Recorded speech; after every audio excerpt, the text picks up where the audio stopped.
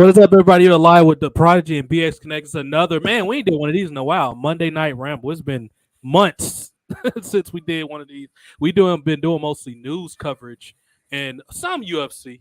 Some UFC in its usual form that we do it in. Man, we got the man of the hour here, man. Strong Island, BX Connect, all the monikers, man. He got more names than Bruce Jenner, but we got him up in here, son. He got the steam onions. He got the beef. Brian is lingering in the comment section with the butter.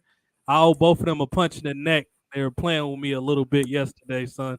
I told them I'm hitting with the word to mother. But anyway, strong guy, what's causing all this, son? What's up, man? We in here. Man. Chilling, man. Raw made it 30 years, son. Can you believe that? It was sometimes I didn't think they was gonna make 30 minutes, but they made 30 fucking years, dude. Raw, we was shorties. I was 2, you was about 7. But Raw, Yeah. Raw made it. I can't believe they made it 30 years, man. And I wish I was a little more excited than I currently am about Raw, but I'm not. And I mean, with the exception of few, I will say somebody that did kill it though is LA Knight. From what I've seen, the clips of LA Knight, yeah, killed it as he always do. Dummy, we had Taker out there looking badass with the bike, the attitude, the black, the attitude era look. I like the look, you know what I mean. But I wish I was a lot more excited. And it's disappointing that The Rock's not there. It's disappointing that I don't know if was Austin there. We haven't seen no Austin yet. I don't think Austin should be there. Go ahead. The Rock, there was a situation that had well, from what they said, Rock was supposed to make an appearance. They had to switch things on the fly. So I don't know what's happening, but yeah, Rock didn't show up tonight, but a lot of people was anticipating The Rock to show up tonight, to make the possible Royal Rumble / WrestleMania type thing go on. But no, they switched the segment on the fly like a couple days, I guess, after they got the news about The Rock, so they switched it because it was supposed to be the ceremony of Roman Reigns, but instead they switched the segment up to the trial of Sami Zayn. So yeah. So no Austin yet. We did get the Undertaker. We got the Godfather. Godfather showed up. Wow. Farouk showed up. Wow. So Farouk and Bradshaw, they had a segment there with Baron Corbin. They went to go play cards. You know the deal. Yeah. So they walked into that old APA office, right through the doorway. You remember? I remember the doors. Yeah, the door. The doorway, but they it seems that they invested into the nice little space they had, and they got themselves like a full blown like casino area there. So that segment's gonna run through the show. Okay. I guess. Who else we got there? DDP was there playing cards. Of course, they were gambling. Bang! Poker. Alundra Blaze. She showed up. She's there. Huh? Yeah, she's there. Yeah, I was a little disappointed. Did she take the belt out the garbage again? She's with the belt. The belt is right next to her. Oh my God! It's funny. It's funny every time I see her show up in a WWE. In the WWE, like in a segment or whatever it is, considering she did that. Yeah. And then it's like, yo, now you're partnered. It's almost like they're going to punish her every single time by making her do that over again. That's essentially, they're going to be petty with that shit, which is like you would think. And she's actually in good company. I don't know if you know, but Russo's writing for Rocky Mountain Pro out in Colorado, which is where he lives at. And Alundra Blaze is associated with them because I know some people that's working with that. And she brought some people to my Twitch once. I wouldn't have thought she would have liked me, considering I call her. She must have a good spirit because I done made all type of jokes about her on here. And somebody was like, one day it was like, Medusa rated your Twitch. I'm like, what? I wasn't paying attention because I didn't notice it. But she sent some people over. Zicky, of course, my homie. That's a good friend of mine. Zicky, she's done it a couple times. But and others. But Medusa, I'm surprised that she's coming back to WWE, considering she's got all these different alternative views on women shouldn't be have to dress this way, dress that way. And she seemed like she got a good deal with Rocky Mountain Pro. I'm quite surprised of all people they brought her back. I wouldn't have been surprised if they would have got Mickie James back before her. But I Oh mean, shit! Look, some $1 demo. Million Man is here. The $1 Million Man, Ted DiBiase. Please tell here. me he got a decent lapel for the jacket. Because last time they gave him the kindergarten glued on construction Oh paper shit! dollar sign. IRS is out here IRS is too. there. Bray Wyatt's father. Oh shit, son. Is he bloated like he was last time? Was he keeping he aging gracefully? What he got going on here? It seems That like he's man all was right. He's aging all right. Okay. He seems all right. This man IRS. We ain't seen this man in forever. Now at least you know He what? got a little high water jacket though. His jacket is a little high waterish. The sleeves are short. Oh damn. It's young. You got the young jacket on. Yeah. At least they Ted bring back got the people we haven't title. seen in a while. Word. The $1 million belt. Ted brought the $1 million belt.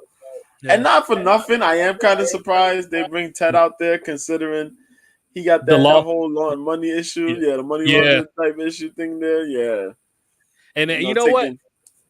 That shows you Vince is about loyalty and he don't give a crap about nothing else. This man Vince is doing business with the Saudi with all the bad press that they got right now. Apparently they hacked some dude up and put him in 15 suitcases. I don't know if you heard about this, but that's why Cena don't really, because for people that don't remember, Cena's done business with UAE with one of the first crown jewels. He stopped going after, what's that guy named Jamal Khashoggi, that journalist that was killed. Yeah, yeah. That's when Cena stopped going. So he was thinking, which I don't blame him. He was thinking what was in the best interest of the Cena brand, and he stopped going over there after that. And I think somebody who else doesn't really go over there anymore. Is it KO? Sami Zayn don't go because of his religious reasons. Libya. Yeah. Kevin Owens doesn't go because of the same because he supports Sammy and the issues over there. Bryan Danielson wasn't going over there when he was with WWE. He wasn't going. I forgot there was somebody else that wasn't going. Like one or two. I was thinking more like the Legends people or whatever that would couldn't. Oh, go. Legends? Well, I was thinking. I don't know about Legends that don't go really. I'm not sure. Okay. Speaking of Legends. Hogan, I'm sorry. Go ahead. I was gonna say Hogan. Hogan was out there. Oh yeah. I saw Hogan. He opened the show. Yeah. It's good to see Hogan. That he was one of the people on the advertisement that I'm not sick of seeing. You know what I mean? He's one of the people that I'm actually not sick of seeing. I'm tired of DX. I'm tired of, Teddy, bro, the sticks getting old. We know you're going to come out and make a tag team match. Like, you got to freshen. Unless he coming back full-time as the GM or as what I would prefer to see him as the manager of whoever MVP's the opposite of. I don't want to see Teddy Long like that. Like, we already know.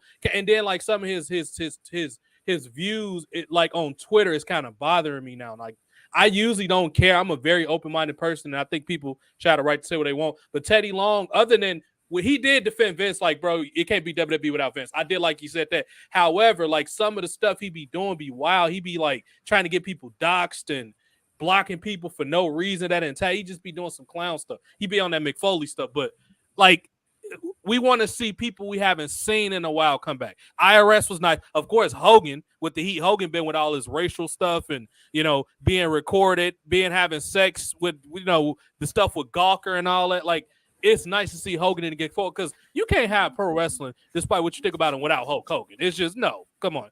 Like, I'm willing to, like, I don't even really care about all that race stuff because the media pick and choose who they want to punish now. I got my views about it, but it's just like I'm thinking about Hogan the wrestler. I don't really care about what he thinks as the man. I don't ever have to be around him like that, so I don't care. You know what I mean? But you can't have wrestling without Hulk Hogan. You know what I mean? That's like if Savage was around. Savage, honestly, was the only legend that when he left WWE, he never came back. And that should tell you it's something going on with him and Vince that was personal. I don't know. Vince probably found Stephanie trapped in the closet or something for what I heard. I don't know. But and also, it's nice to see Hogan back. Hogan and Kurt Angle. I'm saying Hogan and Kurt Angle and IRS of the Legends are the people that was a surprise. It's nice to hear that they were back. Even though Kurt Angle out there looking like Benjamin Button, that man is what's going on with Angle, son? This man Angle is he hasn't aged too well, son. I want to see Kurt Angle looking better. That man out there looking like old man Angle, man. Angle getting old, man. But then you gotta realize, man, that man's body's taking a beat between the neck surgeries and the opioids and shit like that, man. Yeah, so drinking all that vodka. Yeah, the amount of vodka that man said he used to drink is scary to fathom. You know what I mean? He said he used to Shit. drink like a half a gallon of vodka a day, which is I don't know how that man's alive right now. You know what I mean? Like I done had Yeah, my that's days when I done strong. drank enormous amounts, but not no half a gallon. That'd take me like 3 or 4 days to do that if I was trying to Yeah. drink a lot. But you know what I mean? It'd take me a month to drink that type of liquor or whatever. A shot here, shot there, I'm good. But I don't know, man. I feel like with this Raw, I like the surprises JoJo just mentioned and the people I just mentioned being here, but something just feels kind of off. It seemed like this is kind of a blown up house show or something like that. It don't feel like a really like a third like they've had anniversary in the past. I was like, man, but a 30 anniversary, that's a big monumental number. Like a lot of TV shows, a lot of brands minus the NFL and NBA hasn't even been on Yeah. TV that long without getting canceled. You know what I mean? So that's a Yeah. feat in itself, but it should feel special. It don't feel like we still don't have no Hall of Fame inductions, which I tweeted out. Like, how the hell it's January 23rd? How have we not had one Hall of Fame announced? Are we even gonna have a Hall of Fame this year? Is it gonna be like when it took that 10 year after Andre was put in? Like we haven't heard anything about it, you know. And I want to backtrack real quick before I bring JoJo back in. Something he said about The Rock. So from what I heard about The Rock is The Rock, but I take all this with a grain of salt because dirt sheets just make shit up half the time, or they just speculate. But what I heard, and this seems somewhat plausible, was The Rock felt like he wouldn't have enough time to get in shape. And I'm looking like, Rock, you can fly out whatever dietitian or whatever you want. So I'm kind of like, I don't know about that. I'm starting to think maybe Hollywood or something told him he can't do it. I still think they working us a little bit, and The Rock going to show up probably like a week or two before WrestleMania, which to me is not enough time. But I mean, it is The Rock. He can make a miracle work. I prefer that it get announced like around the Royal Rumble time. But I got a feeling we gonna get a surprise Rock in California, and it's gonna be an impromptu match. Roman Reigns gonna win that first belt, and he gonna retain whoever he's going against. It's probably gonna be against Cody Rhodes. He gonna retain that first belt on Saturday, and then on Sunday, The Rock gonna be a surprise, and The Rock gonna beat him. That's what I think gonna happen. I don't know what they gain from having him as a secret because you need to sell as many tickets as possible. Like California is a big market. Like a lot of people, like with this recession stuff, money is kind of scarce. If you want people to get out to California, you better announce that Rock stuff soon. Don't wait to March 23rd or March 15th. Like, come on, that's way too late last minute to get flights and all that type, especially to California. Come on. So, The Rock, what the segment was supposed to be, I don't know if JoJo heard about this. It was supposed to be an acknowledge me segment. I think The Rock, the Rikishi, the Wild Samoans, and The Rock's mother was supposed to all acknowledge Roman Reigns, and that was supposed to lead to the thing with The Rock saying, "Oh no, you're not going to disrespect the family and all, step up type thing." I don't know if it was travel issues. I don't know if it was Hollywood. This whole thing about The Rock not being in shape. This man just got in shape. Did y'all not see him in Black Adam? That man looked like he ate like 3 cows. Like, what are you talking about? You're not in shape. I don't buy that. You know what I mean? I mean, he can go to Dr. Tom's school right now in Knoxville and get the cardio in. I mean, that's probably what he's not in cardio shape probably. That takes 4 weeks to when you have the type of physique that The Rock has, who's already a physical action actor, his cardio is going to be decent. He just needs to get in ring shape. So I think it's a little more to that. I think it has to be some Hollywood stuff or some stuff he needs to iron out with Vince. Vince is going to get Rock to be at WrestleMania. He going to call him, "God damn, Dwayne, we got this money for you here. Shit. Can you do it for your old pal?" You know what I mean? Speaking of which, I want to take a quick just pause from Raw. We're going to get back to it before my fault, hold up. But Ric Flair just entered the arena. Is he looking like a boiled lobster? Is he look? He got Ric Flair out here in a yellow and black suit right now. Oh man, he looking clean. This man got the yellow and like is this black flowers or some shit? But yeah, he's out here. Nate's doing it. Yeah, real quick about Nate. I was listening to his podcast with Conrad, and I liked Mark Madden better, but him and Conrad got a certain type of energy because they're actually kin to each other. But I like Mark Madden's type of questioning better. But I watched one the other day because I was interested to see what he thought about Vince. And he made some good points about Vince. Similar to Tito Long, you can't have WWE without Vince. But one of the things that stood out, I didn't realize him and Bischoff still got beef. I'm like, bro, didn't y'all squash that shit like 10 years ago after Ric Flair was backstage? And I'm sure JoJo heard about that. This was like early Raw when Bischoff first showed up in WWE. Flair found out Bischoff was there. You know, they got heat because he publicly embarrassed him. He tried to stop Flair from going to his son's wrestling meet and all that type of stuff. His son, who since tragically passed, Reed. he tried to stop, and Flair was like, F you. He left Thunder and got on a plane and went to his son. His son was in a big race. It wasn't no just a duel. It was a tournament, like a big tournament. And Flair was like, you're not going to stop me from going to see my son. I told you about this weeks ago. F you, Eric. He got on the plane, he left Thunder, he went to the meet, and then Flair got taken off TV for a while for that. And that's when he came back when the Horsemen had the dinner outfits on. They had the Monopoly suits and shit. Ric Flair's out there going, fire me! I'm already fired. Flair was like, he was on one. That shit was funny, son. I didn't watch a whole lot of WCW, but I definitely watched that. And oh shit. He tried to basically fast forward to 2003. Flair tried to take Bischoff's eye out. There was a bunch of people that had to get him. Imagine a wild drunk Ric Flair trying to gouge your eye out. That's what Bischoff had to deal with. So it's still beef with them. And one of the funniest 10 or 15 seconds I've ever seen in my life, it was Ric Flair on Conrad Thompson podcast was saying the best thing Hulk Hogan ever said about Bischoff is if he ain't meet Hulk Hogan, he would have been in Minnesota chopping meat. Ric Flair was slapping you. Google it. He's telling Conrad, Google it. That's what Hogan's. It was fun. It was so nice to see Nate happy because you can tell he's kind of been depressed a little bit lately. But he was. It was hilarious. Like y'all got to go check that out. It was fucking hilarious. Were you about to say something that you said all snap? Did Flair just do something? No, Charlotte's here on Raw. Nice. I might go back and watch some of these clips. Good.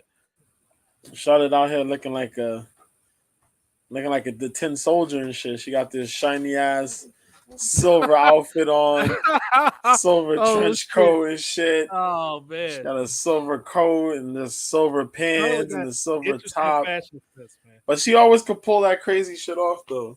Yeah, pull some of the crazy shit off. She looked good when she came back on New Year's with the purple. Yeah, she looked good.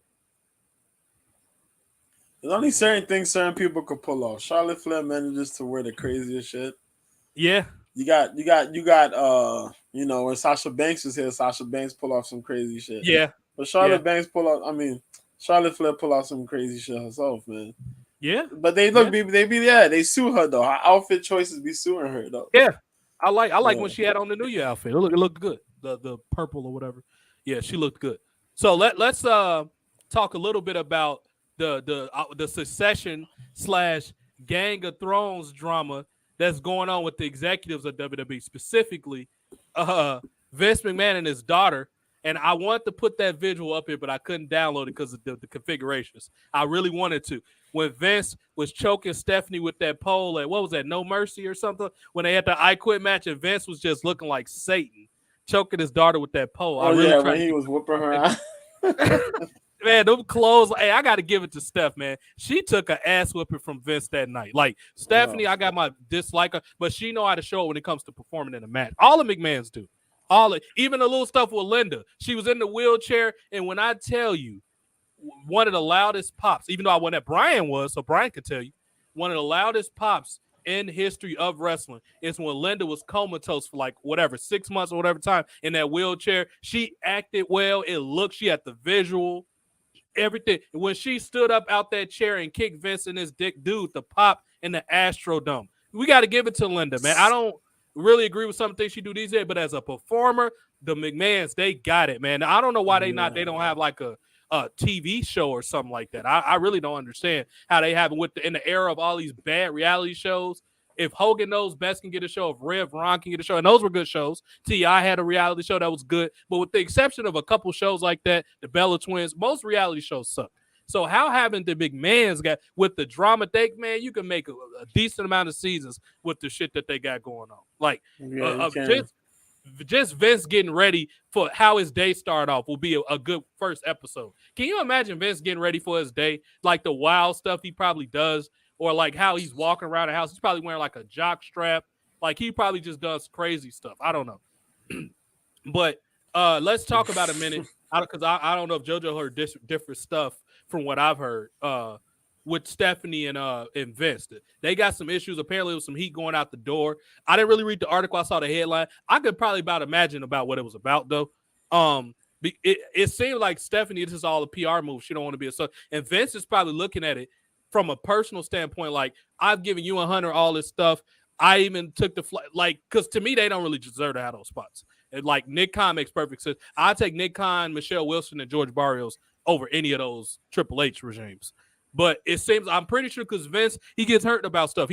Vince got this like deflective type attitude in his ego, but Vince get hurt about stuff. He got hurt when Ultimate Warrior left him. He got hurt when Hogan left. He got hurt when Savage left. Like he gets hurt when his people that he really liked. He took it personal when Rock and Austin left. That's the reason we get these stars we get now. This is why we got Bronson Reed on TV. This is why we got goddamn Johnny Gargano. Because Vince is afraid that if another big star get good, they're going to leave him. That's why he don't want nobody to be bigger than the brand, pal. It's best for business. Well, this is why we got this now, because Vince took that personal when Austin and Rock decided to leave. Now, Austin is understandable. This man had injuries. But Rock was like, fuck y'all, I'm out of here. He left Hollywood. But with all of that said, I don't know if JoJo heard anything differently. Did you hear any specifics or any type of articles from reputable sources about this issue with Stephanie and Vince? Did you hear anything about that? Because I just looked at the headline. No, I didn't really hear anything much. Cope, what up? Cope up in here. Other than other than the fact that she left. She wanted to leave. She didn't, no issues really, and she didn't want no like a bigger situation to come from it. So she just decided to just go ahead and just resign. Right. They didn't want no lingering issues, no bad. You know what I mean? She just said, "All right, cool." She didn't want to have and be involved in no other situations moving forward. Yeah. So that's why she opted to leave, because she left. All of a sudden, the other lawsuits started coming again with the property, with his 81% and the whole. He settled the other cases and some other stuff. So they're just like, yo, she said, forget it. I'll just leave. I don't want to put my dad in the light, I guess, and all that other stuff. And she just opted to leave. I know she went to go get surgery to handle some stuff, some lingering injuries she had, but other than that, that's all. Yeah. I don't fault her. I don't fault her. No, and I'm actually happy that from a creative standpoint that WWE has been in a desperate shakeup for a long time with creative. They need some new eyeballs, and give it up to Bruce Pritchard. He's worked with the crap that they've given him. I don't like everything Bruce did. Like the Firefly Hunt front house is popular with certain people. It's not really my jam, though. I don't too much care. It's too goofy, especially considering that Bray Wyatt is not really in a position right now where he's in a bad enough spot as it is. You can't give him more goofy stuff to work with. To me, the highlight of this Wyatt stuff has been Alexa Bliss. And Bianca been doing their thing with this. But other than that, Bray Wyatt, the stuff he's been given, it's been pieces here and there with the Uncle Howdy stuff that's been somewhat intriguing. But it's just, I don't know, man. It's just, it could be a way better material with this stuff. You know what I feel is a problem with Bray coming back. This long time he's been where he's just doing all these promos, these segments. Yeah. And now we got to wait to see him wrestle. Right. I don't think we would feel this way had he wrestled just a few weeks into his return. It's because this whole story just keeps lingering, and we're not seeing his match work. We're not seeing the ring work. We're not seeing him beat nobody to help this story continue on. Okay, he's fighting these guys. Let these characters come through and all this shit. Like how he had it before he left. Because now it's just him talking and him. The segments look kind of lackadaisical and shit. Yeah. So it's going to be like, yo, now you got to see, is he going to perform? Is he going to look good in the ring? And what if this match is a blunder? Then it's like, what the fuck? We had him on TV doing all these stupid ass segments for. I feel so bad. Right. My friends. And I love y'all. What the hell, man? You know what? It's a lot of truth to what JoJo just said there. And you know what? I have confidence because Bray Wyatt is an amazing athlete, especially for his size. For a guy that walks around with a belly and all that, he's quick. First step. I think he's going to be fine. But JoJo just made some good points. It's like he could at least squash a jobber or something. Like, who just worked with a jobber? A female just worked with a jobber, didn't it? I just saw somebody work with a jobber. I'm like, damn, they got a jobber on TV. And they beat him quick. No, it was LA Knight, Friday. He worked with a jump. Yeah. LA Knight went out there and beat the job up really quickly. Something I think that's very underutilized because in the early days of Raw, since we talking about Raw 30, that was most of the matches. You didn't get a feature match in your house or one of the pay-per-views came up, which I think an hour or two of Raw should be like when you build specifically when you're debuting or rebuilding a character. Ryback benefited from that when he got called back after the various injuries he had and Nexus and all that. When he finally got on TV full-time in 2012, Ryback benefited from having those enhancement matches. I think guys like Omos and Bray Wyatt now would have been better if they, or even like somebody like Gabe Stevenson, who's still kind of limited, but you want to keep them on TV and stuff like that. It look like we got somebody in the chat here. Word. We got Brandon P. Hard to Trick.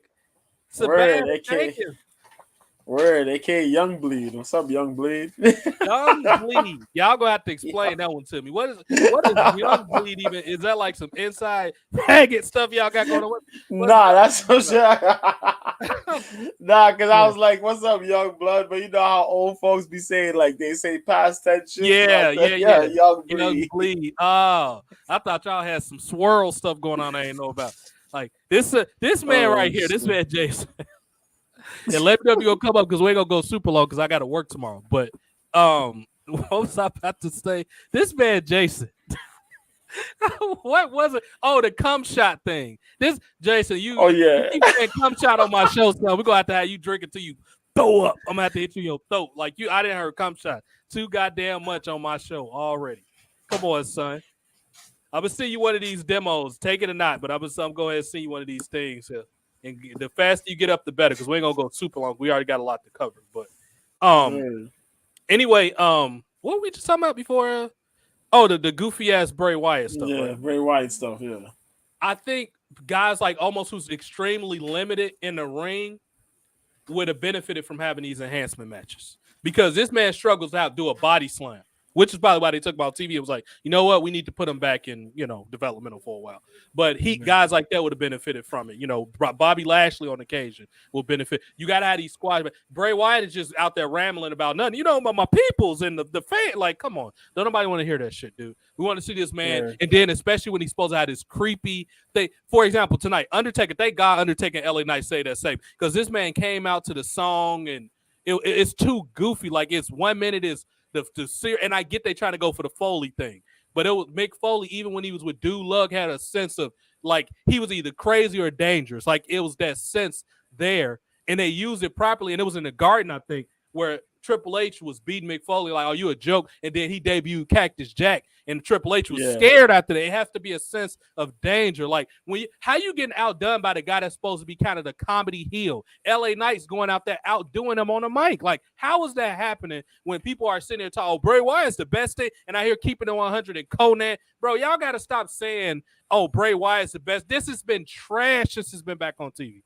I'm so sick and tired of these people. Conan, yeah, bro, it's garbage, dude. It's not what y'all saying it is, especially considering the amount of money that Bray Wyatt makes from. Come on, dude. It's already bad enough they got Braun Strowman with the cuck nipple piercings and the white pants. Like they come on. But yeah, it is very true though, man.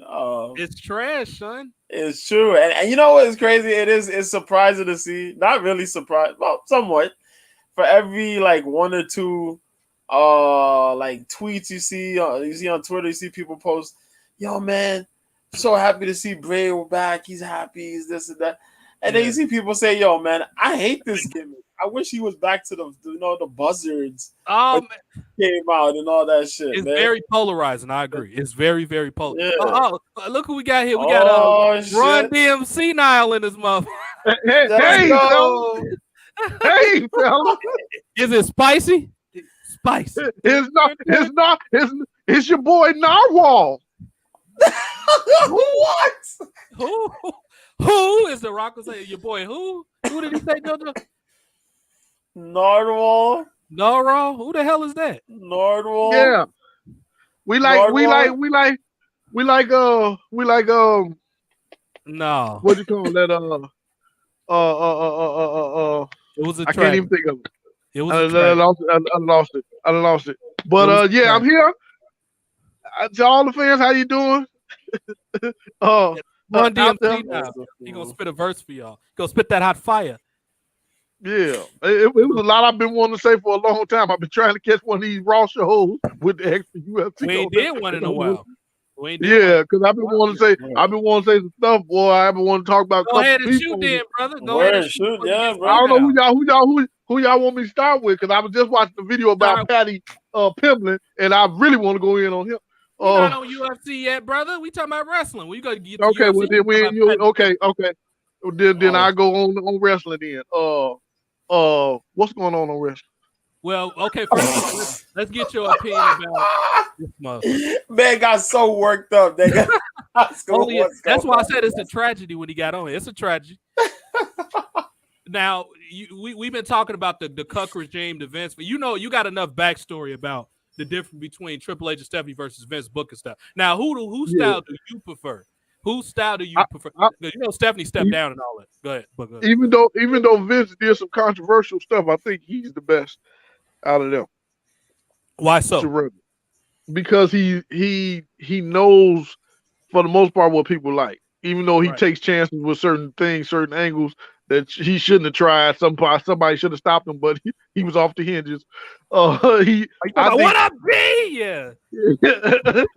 But with the entertainment part, I would give him a 90. And as opposed to them, they low. They like 50 or lower, because they don't. I think they trying to copy their father's success, and that's not what it is. And not in a good way either. They copy it in like a bad, like they think giving Johnny Gargano a bunch of bad lines is good TV. Like that's like I was listening to Keeping It 100, Conan's them podcast, and only reason I listened to it because Disco Inferno be like giving them good arguments that they try to get mad at him about, but it'd be good arguments. Like Conan as well, bro. Like when he be talking about we got to get used to just a new style of wrestling and kicking out and all that. Conan, no, we don't have to get used to that. We didn't get used to it when it was happening. We not gonna get used to it. Go ahead. Now, I don't mean to cut you off, but I don't want you to go too far on your rant.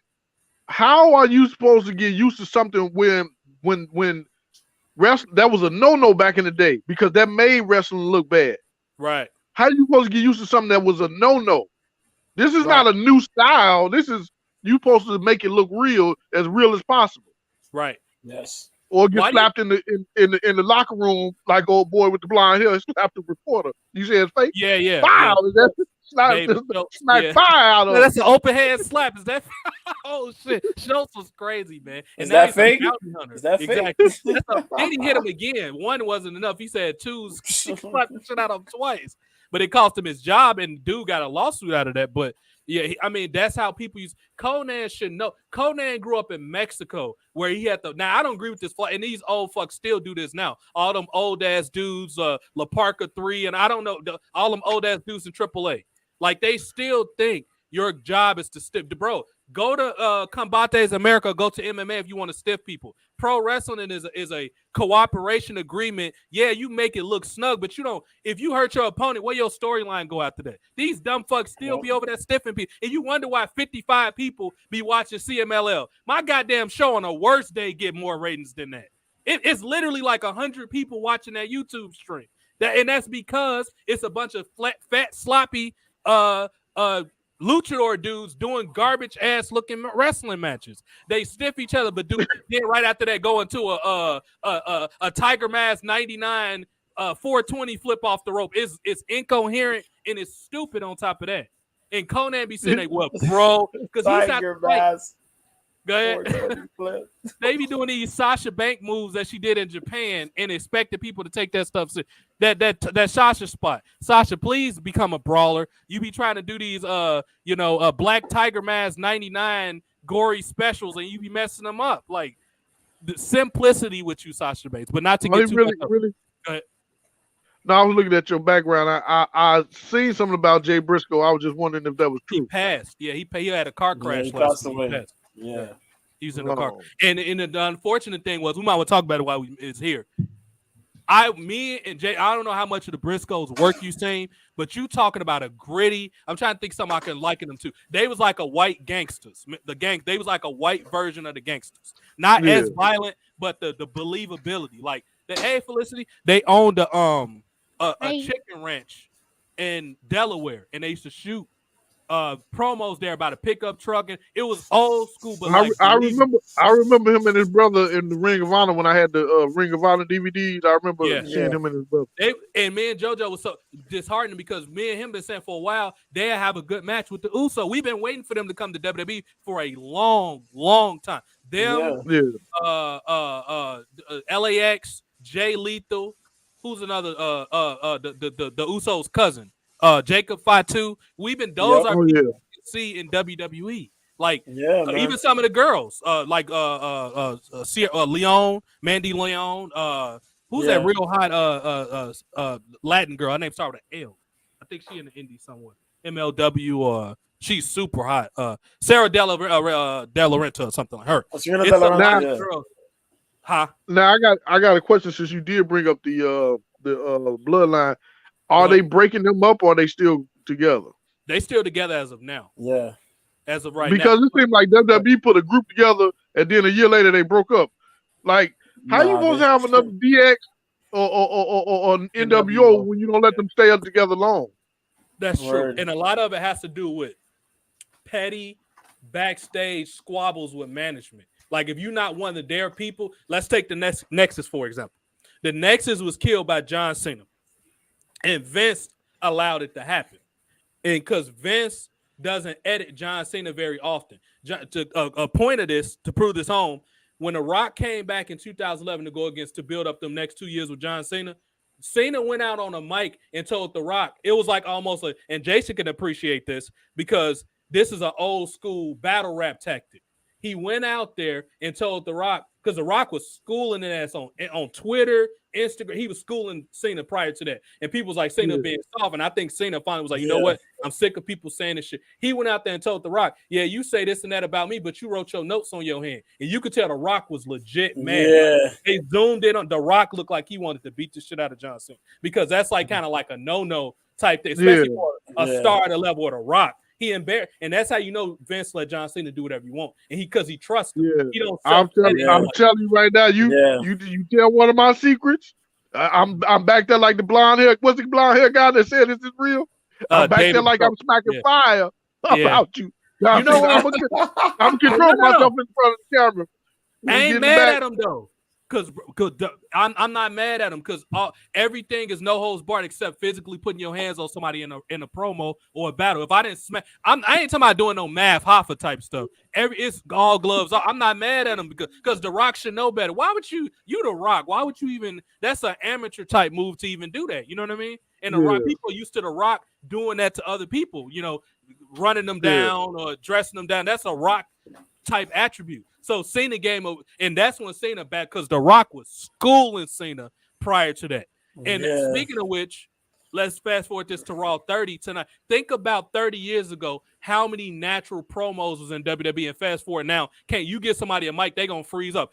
Roman Reigns is the top dog right now, but Roman Reigns even not fucking with John Cena on the mic. You could tell because remember that time when Cena when they fought 18, 19? Cena chewed him out? Yes, when he was like, "You're not even ready to take over," and you could tell Roman Reigns was embarrassed.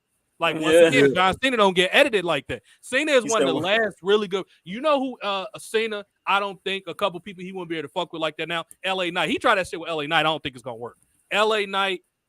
Come on, help me out, JoJo. I'm sure you got some people. Bully Ray. I don't like Bully Ray personally, but Bully Ray is a good promo. I don't like him because some of the coward shit that he does, and like him injuring.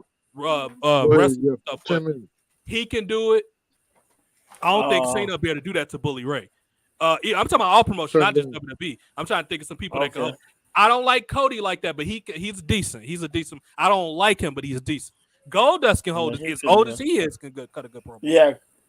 Yeah. I think if they let John Cena go out there unedited and they let some of these other wrestlers, like you said, they can't really mess with John Cena go unedited. Some of them probably could mess with him. If they didn't edit Goldust, he probably can mess with him. Sure. If they let him say what go on, say what you want to say. We're gonna let y'all both say what y'all want to say. Right. Whoever get the worst insult, go ahead and do it because I always thought Goldust was good on the mic. They just made him a goofy character. Yeah, he was. Even as Goldust, he was good. With the material they gave him, he was good. Yeah. who was I thinking of? Because this is kind of important. R-Truth. R-Truth can you imagine a serious battle rap between John Cena and R-Truth? How good it'd be? R-Truth knows how to rap. He's got a bunch of songs out, like actual songs that were published. Like he got a trap song out. Now, some of these people, when they try to be trap, like The Game. I like The Game. The Game first, all his albums was either good, very great, or listenable. But The Game is his own problem. And I know we're talking about wrestling, but a lot of this stuff is linked to wrestling, y'all. Promos is the backdrop of all entertainment. It's supposed to be. Even in politics. Why do you think Donald Trump became the president? Because he knows how to talk. Politics is entertainment. Almost all the good. Obama, look up. Obama was a good. What did he do before he left? Didn't he drop the mic? That's a pro wrestling thing to do. That's like battle rap type. That is entertainment. Politics is partially entertainment. Like if the ones that don't do good, you look at Joe Biden. Joe Biden is his ass white bread boring. That's why don't nobody take him serious. He is senile ass old, decrepit old. People like you gonna write that check. He be it's a tragedy. Anybody that DL Hughley said it the best. Anybody that trip up the stairs, I don't take no serious. How you gonna balance the budget when you can't balance yourself? This man fell up the stairs. Like, come on. Like, don't nobody. Hey, hold on. You telling me you ain't never missed a step? I missed a step, but and landed on your shit. My phone. He was walking too confident to miss that step. This man had the pimp walk going on, and he now when you paying attention, you're not supposed to miss that first step. Now there's a couple times I wasn't paying attention. Go ahead, Joe. And he didn't miss it one time. He missed that shit like a couple of times. Come on, man. Oh man. Let's try to rein it back a little bit and try to get some specifics about wrestling. So the whole Stephanie Triple, we got his opinion on that.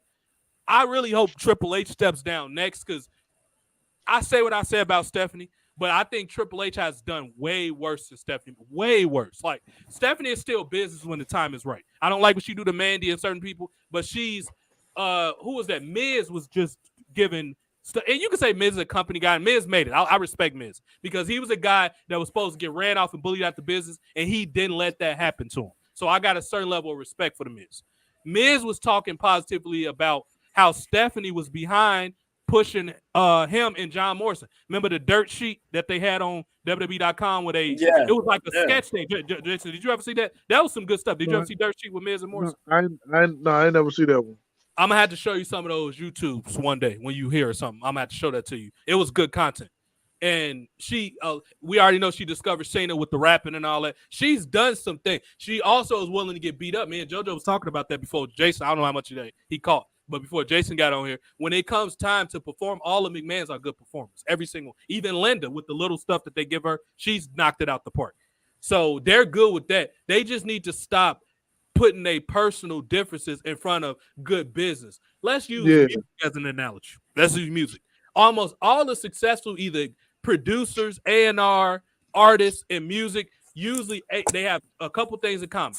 They know how to adapt to the times, and they know how to do business when the time is right. They might not like something personally, but they get on that, do their little piece, and still stay loyal to their. Nas is a good example with this. We were just joking about Spicy when Jay. That's two young guys on there. Well, A$AP Ferg ain't that young. He's been around for a little while, but he's still young as far as he ain't like sold out on records and stuff like. Nah, he ain't did that. He still got some stuff doing his career before he's considered a legend. Now Ferg is good, but he's still and Fabio Foreign. Fabio Foreign is killing. JoJo can tell you he's from New York. Fabio Foreign is the hottest shit in New York right now. One of them. It's probably a couple people, but he's the hot. He's taking over all this 6ix9ine wave and all that. 6ix9ine don't matter how much he trolls. Skills will always cream will always rise to the top. And people getting tired of all that, bro. You and Lil Pump and all those dudes, bro. Y'all are flash in the pan, and they expose you. It's even worse when you a snitch. Like people don't take you serious. All that I'm tough and all that. When you get exposed, you done after that. That's been a hip-hop since the beginning. You're done. Fabio Foreign is not only a good guy. Yeah, he got the street stuff, but he take care of his community too. He take care of his family. That's why people mess with Fabio Foreign. I like Fabio Foreign. So I like that Spicy. I don't know those young guys and did that thing with Spicy. You said what? Just I like that Spicy song though. Oh yeah, that was cool. I was enjoying himself. He doing a little dance. Yeah. I like that one. He was. Yeah. Nas has aged gracefully. Oh, JoJo, have you ever been to a shoe store, midnight, late night run? You ever been there? Oh yeah. It's some good stuff. Are you a sneaker person? Do you like shoes? Yeah, I like shoes. I don't like go crazy like compared to like when I was younger. Right. when I was younger, yo, I used to be around and just be like, just sitting there chilling and shit. Dude, I'm about to say but then that, it depends on what sneaker. It depends on what sneaker because you can't be out there. There are certain places or certain times because certain sneakers come out, and you know how it is over here. You got a pair of sneakers, and people started jumping you for your sneakers. Yeah, right. Store for your sneakers. Right. People was getting robbed and shot. Nah, man. So it'd be like, yo, certain sneakers, like, I'm cool. The other times, like, yo, I'm home. I'm good with that. And when you in the streets out there, you gotta have on the have on the PF Flyers, Jason. You gotta have the PF Flyers, the Shaqs on. No. I was just wondering how fresh JoJo was when he choked that boy out at his chicken ring. How fresh his sneaker game was then, boy. Hopefully he had the good shoes on, getting blood on him. If you want to know, at that time I had a fresh pair of Kevin Garnett's. Nice. I told you they were fresh. You hear me? They were fresh. Yeah, I always say, they were fresh for the 99 and the 2000. Absolutely. The blue, black, and white joints. The Kevin Garnett's when he was still in the Timberwolves. I remember those. Yeah, those were decent too. I had them joints. I got a funnier question for since we on this. Remember Brian when we was on Haps? He did this man brought out the JJ Watts and the Skechers. He was bogus as hell. Do you remember that? Brian, wherever Brian is, get your ass on here. We're gonna circle back to the topic. I know we're going all over the place. I didn't want to cut too far in, but since we still talking about wrestling, I had real quick. So, because we'll put this part to bed and go back to what you said real quick. What do you think Brian had on if he go choke somebody out? What you think type of shoes Brian gonna have on, Jason? He gonna wear open-toed sandals, man. Open-toed sandals. Oh, okay. He gonna have a Birkenstocks on. Talking about, I told you I'm gonna fuck your ass. Like that's what. No, Brian lives in Texas. He gotta have some type of boots on. He probably gonna have some boots on, some hot ass boots. Hey, no, I was this is a wrestling thing that it's not a question, but this is me appreciating something. Sure. I was watching the Eddie Guerrero versus Dean Malenko match. This was WCW. I don't know if it was the first match of the show or whatever, but you know how they used to have like 3 guys on the commentating table. Yeah. Mm-hmm. All 3 of them were talking about the NWO and whatever Nash or whatever was going to do later. They stopped talking about whatever was going to happen later in the show because I know the matches that lead up to the main event, they always talk over the matches. Mm-hmm. Eddie Guerrero and Dean Malenko made them take notice of that match where they stopped talking about what was going to happen later on in the main event. They stopped completely talking about it at all and started talking about all the moves that they were pulling off in the ring. And that made me appreciate them even more because that's how good they were in the ring. That the commentators didn't have. They were supposed to talk about what the NWO was going to do, but they had to stop them. Like, oh no, oh yeah, he did. You see what they just did? I like that. So that's I was appreciating. Eddie Guerrero and Dean Malenko. That was when they started getting Mike Tenay on there. Mm-hmm. Mike Tenay became the third man on there because I think they had. Mm-hmm. Yeah, they had. It was Sabisco. Was it Sabisco and Shivani? Then they had Heenan. I remember, it was Heenan. Yeah, then it was Heenan and Shivani, and then they added Tenay. So Tenay will always try to get his info shit in. Absolutely. Now, we made a couple good points, and I want to pause because all this stuff is important. You talking about a couple things.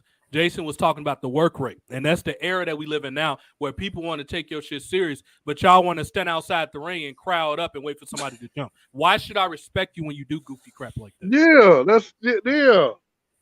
If they were just watching Eddie Guerrero and Dean Malenko match, you see that there was no wasted energy. There was no waiting. Let me see if he's going to drop kick me. All this and stuff. They be waiting, and it looked like they waited. That's the worst thing you could do is look like you waiting on the drop. Like, hold on, he about to drop kick me. Hold on. Let him climb. Hold on. Give him 5 more seconds. Give him 5 more seconds. Hold on. They be over there making dinner plans in the crowd. They be huddled up talking about, we're going to go to 5 Guys afterwards. They be out there making dinner plans. They be sitting there talking, we're going to get the grilled onions. Now, real quick, let me sidetrack. Grilled onions, yo. So, JoJo and Brian, did you see the group chat? So I don't have to waste breath. Did you see it, Jason? No, I ain't see it. Okay, so they want to fuck with me midday. Yes, I'm enjoying my day off. They want to fuck with me. And Brian, you know, Brian always got it. Brian's new nickname is the Catalyst. He always got to kick shit off. So Brian sent a text, but I can't see because I got to hit. You know how I say load? You got to tap it. It wasn't like yeah. So and he was like, TJ's wife. And I'm like, I already know this is going to be fucking Bailey or Sasha Banks. So I click on the shit. Lo and behold, the first one was Sasha. Then a couple more, he said it was Bailey. So I'm like, Brian, when I see you, I'm going to punch you in the neck. So JJ come in later like, yeah, TJ love this. And I was like, okay, I'm going to punch both of y'all motherfuckers in the neck. Yeah, you got to say he loved that Monet. He loved that Monet. Yeah, he said, I love that Monet, which is Sasha's name in Japan. And her name is Mercedes Monet. Yeah. That's what her name is in Japan. So, and we're going to get your opinion on that too, because I don't know if you saw the picture of what her hair looked like. And did you see what Sasha looked like? No, now y'all going to make me look it up, but no, I ain't seen it. She had the Swiss cheese spoiled hairstyle. Like it looked like spoiled blue cheese. So, you know, she always wear wacky hair colors. When you get a chance to look at it, they'll tell me. But anyway, so my response was, after I said I'm going to hit both of them in the neck, I was like, you know what? This is what I'm going to specifically do. Before I hit JoJo, I'm going to put some grilled onions on my hand and hit him in the neck. And before I hit Brian, I'm going to take my fist up Triple H style, because Brian loves Triple H. He met him before. That's why he liked him so much. He signed everything. So I was like, before I hit Brian, I'm going to wrap my fist up like Triple H used to do, and then put my hand in some butter and whack the shit out of him. So that's what. No, see, that's what you went wrong at. You supposed to dip your hand in sweet cream. I don't want sweet. I don't want to be close to sweet. None of that. This man with this sweet. Let's get back on topic before people get mad at us and cancel the damn. You supposed to roll it in there like this. Yeah.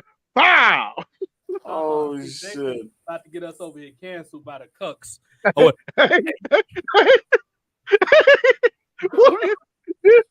dip your hand in sweet cream and like, I ain't gonna punch you, Brian. I'm just gonna give you a nice massage. Oh my god!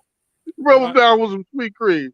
You need to stop disappearing, because I be wanting you to get on my reports, Jason, about all this Hollywood stuff. You be with R. Kelly. You be disappearing when I be needing you.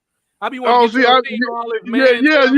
I always catch it at the wrong time, because I remember whatever your last show was. I was like, they lied. I went on there, it was off. I was like, I missed it. Yeah, that was I missed it by an hour. About a week and a half ago. Yeah, about a week and a half ago. Yeah.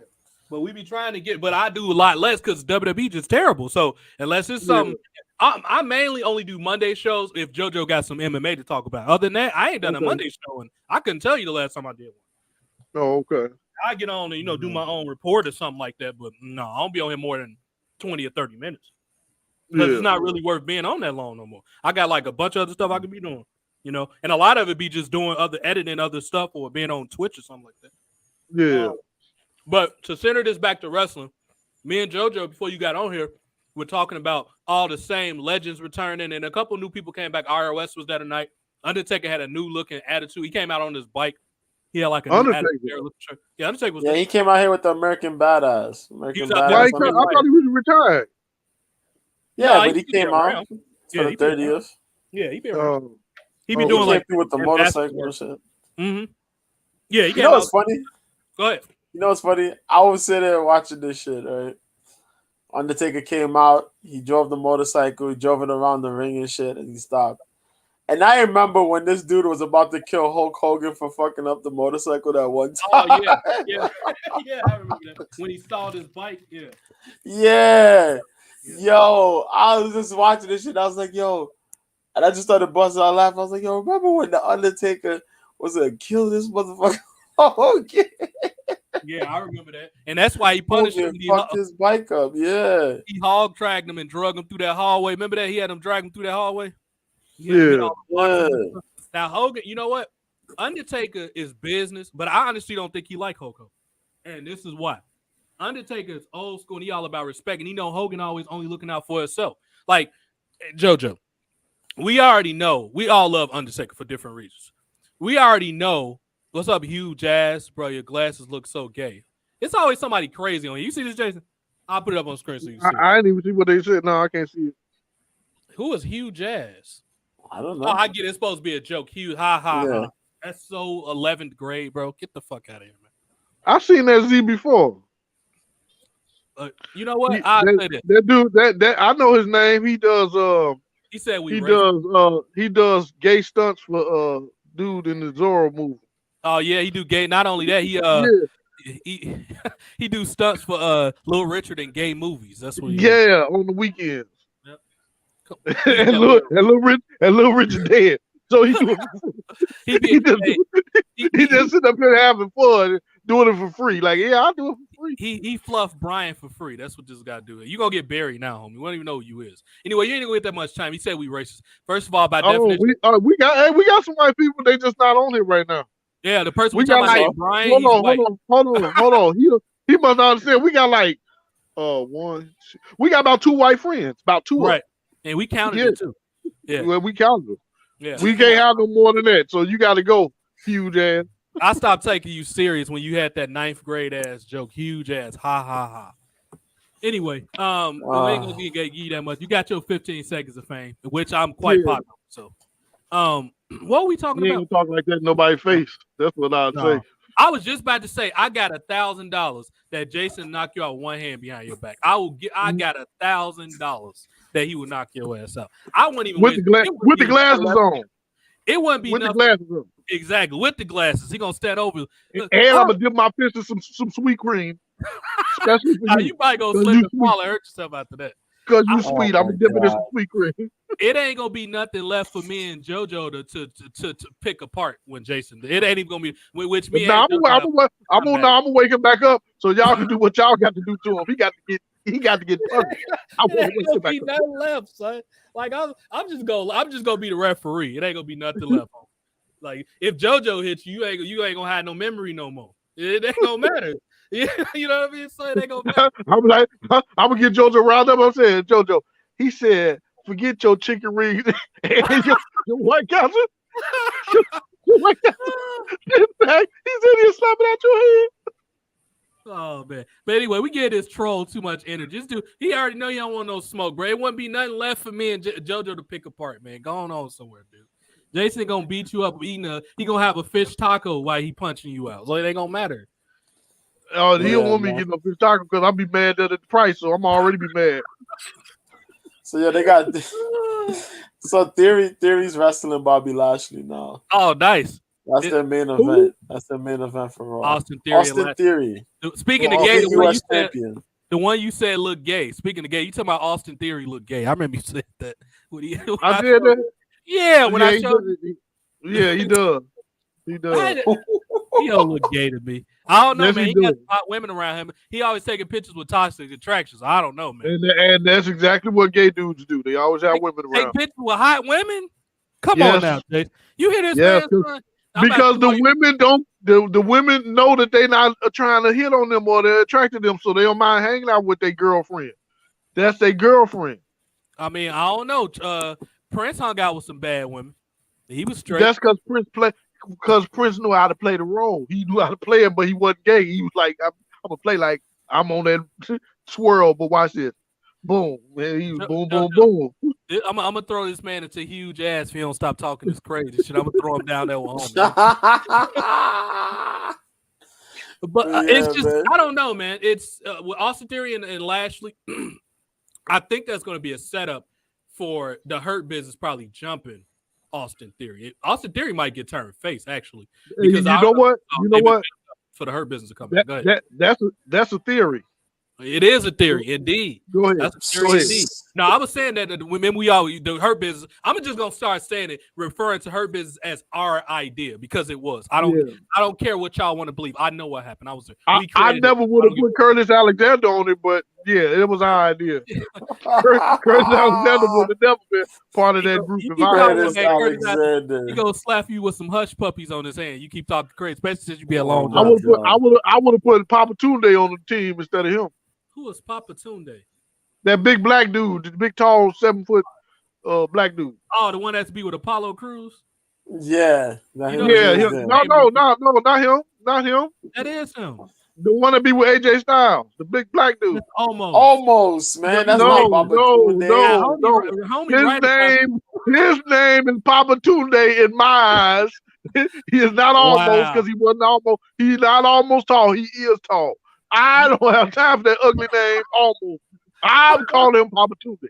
Well, now I gotta Okay? hit you in your neck. I'm gonna have to put the tartar sauce on my hand and hit you in the neck now because you talking. Why I gotta get tartar? Why I gotta get tartar sauce? Because you always eating fish tacos. Don't they put tartar Why sauce? Why can't be pizza Hut marinara sauce? Nah, that's gonna burn your eyes. You can't put that up. That's gonna hurt your throat. You can't do that. I can't do that.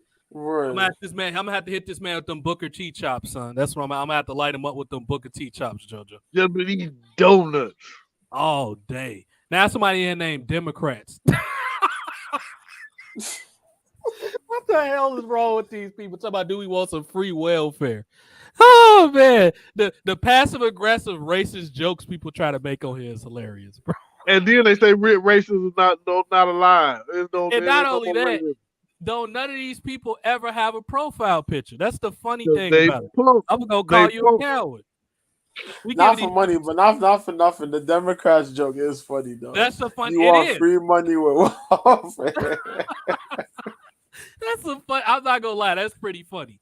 That's pretty funny, man. And the funny part about it is people don't be knowing that. I'm gonna leave it at this. There's more white people on welfare than black people. That's common sense. If they 70% of the population, don't you think it'd be more of them on welfare?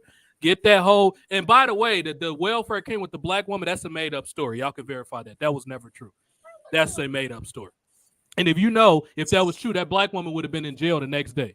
Black people go to jail when they commit a crime. Everybody else don't. I'm just saying. And you know what else black people do when they allegedly committed a crime? They gotta wait in jail till they found innocent. White people get to go home and chill for a minute till they found guilty, and then they got 10 days to turn themselves in. Get out of here. Some of them get taken to Burger King for shooting up churches too. I'm just. There you go. Yeah. Yep. So but anyway, let's get back to get these troll people. They don't matter. I'm gonna be right back and put this down for a second. All right. So BX, you know what? We're gonna go ahead, Pat. Go ahead and talk about a little MMA. We'll talk back and jump back into wrestling when Jason gets here. Go ahead. All right. There was a fight Saturday, pay-per-view. UFC 283 was Saturday. Good fight. That jump was kind of crazy. Fire card. They went back to Brazil. First time they had a UFC event in Brazil in 3 years. Which is kind of crazy when you think about it. The last time, what's crazy? The last time they were at the UFC, at Brazil. Mm-hmm. Yeah, it was during 2020, and I freaking stepped on that stupid shit, and I ended up having to go to the hospital for that shit. And I came home. When I came home that Saturday, that was the last event that they had. That was the last event they had. It was headlined by Kevin Lee. Kevin Lee versus Charles Oliveira. Oliveira got the submission win. After that was it. Then the pandemic happened, the lockdown happened, and then there was no UFC, and then UFC, UFC was in the UAE and all that shit. Fight Island. Fight Island, Yas Island in the Emirates. Then they started moving back to doing shit in the States and, London. They did a lot of the London cards. But this is the first one they did in Brazil, man. And that shit was dope, yo. I saw your tweets. You was like just exclaiming. That's how I knew it was a good fight. I'm like, if JoJo is this highfalutin, that means it was a good fight. I knew it was a good show just from following. Yeah, good main card. The prelims were fire. A lot of knockouts, a lot of finishes. Mostly really good fights. If the fights went to decision, they were pretty damn good. But mofos got knocked out, man. One of the high prospects that came in UFC, Terrence McKinney on the prelims, he got knocked out by a debuting Ismael Bonfim, who is one half of the brothers that both fought on the card. Ismael and his brother Gabriel Bonfim, two cats from Brazil who are pretty solid fighters. They both got their contracts last year on the Contender Series to the UFC. Bro, Terrence McKinney was fighting, got that man pressured, and then knocked him out with a flying switch knee, which is almost like a double knee. Homie moved from the first knee. The second knee came, connected him in the jaw. Terrence McKinney got knocked out. His other brother won a fight against Monir Lazez in like 49 seconds. Wow. Dude pressed Lazez. Lazez tried to go for a takedown, got caught in a guillotine choke, locked the legs up. That dude was out. Yeah, that man submitted. They had a crazy height discrepancy fight between height and length. Was it Zara Fern out of France? She fought Josiane Nunes, who's like 5'2" or some shit like that, about 5'1". Was it not 5'1"? Yeah, like 5'2", below 5'6". And yeah, she's short, and she had like a short reach compared to Farron, who's like 5'9" or some shit, like 5'9", 5'10", so, and a crazy reach. And homegirl still managed to get the win in Brazil. She just pressured a lot more. Wow. But Farron fought pretty well. Farron needed to win the fight though. It was a crazy height and weight advantage, but you know, Nunes won that shit. But the main card fights were pretty damn fight. There was a lot of other upsets too.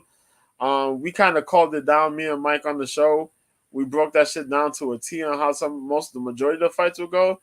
And the majority of the fights did go that way. There was this one cat who made a debut, Bruno Ferreira. He knocked out Gregory Rodriguez, but the setup was clean, bro. I had to rewatch that shit yesterday, actually.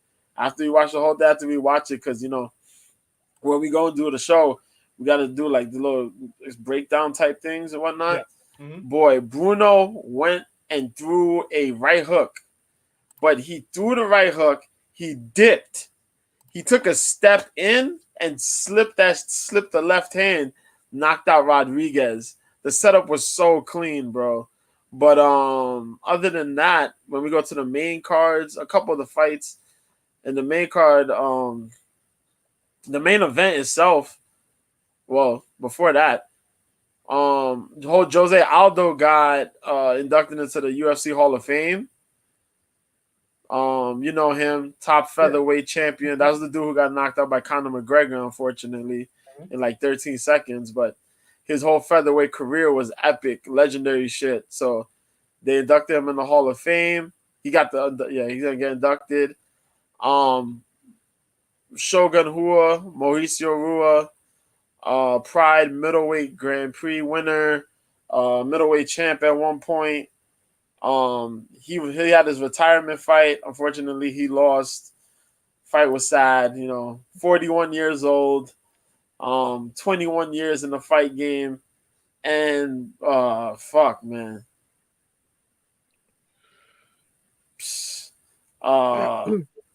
He got beat up in just a few seconds. That shit was bad, man. Yeah, man, we definitely called that shit. Oh, there he goes. What happened, bro? You back? I don't know what happened.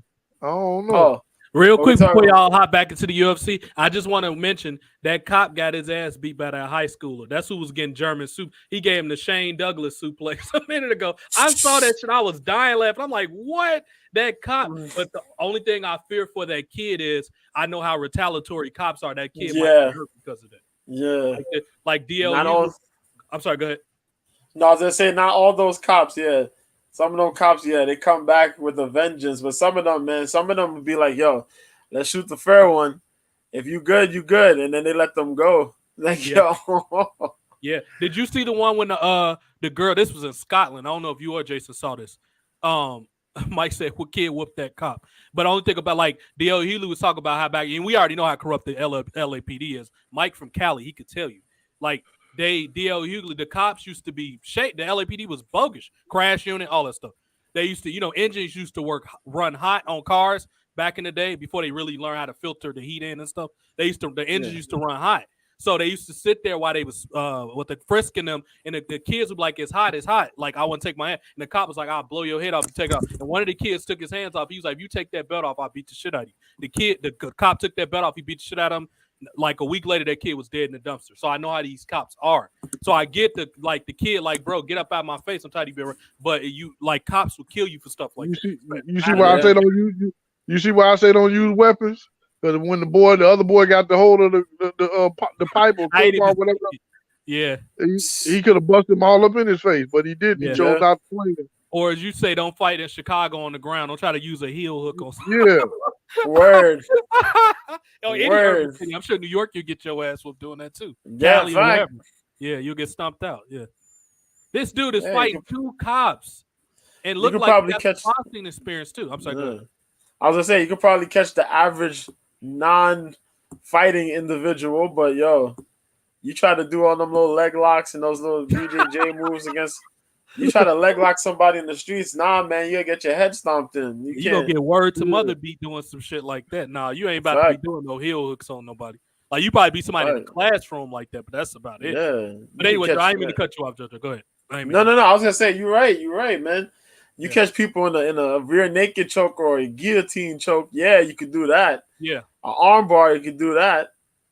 Maybe a triangle, but trying to grab leg locks and shit like that. No, that man's asleep. This man was fighting him. He's done. Damn, he don't even know what planet he on. That why you lead a Comcast worker alone? It's not your fault. It ain't his fault. Your bill high. That man like he work at Comcast or something. That Slam dude. He got on like an electrician uniform or something. Like dude wanted his hit, and his car is just going past. That's the shit. They ain't nobody check on them, man. They just driving and going about their way. And these dudes fighting in the middle of the track. What is up with these people fighting in the middle of the intersection? Damn. Now I'm not with kicking people in the face when you knock them out. You can kill somebody like that. Like I ain't with all that. Once they down, they down.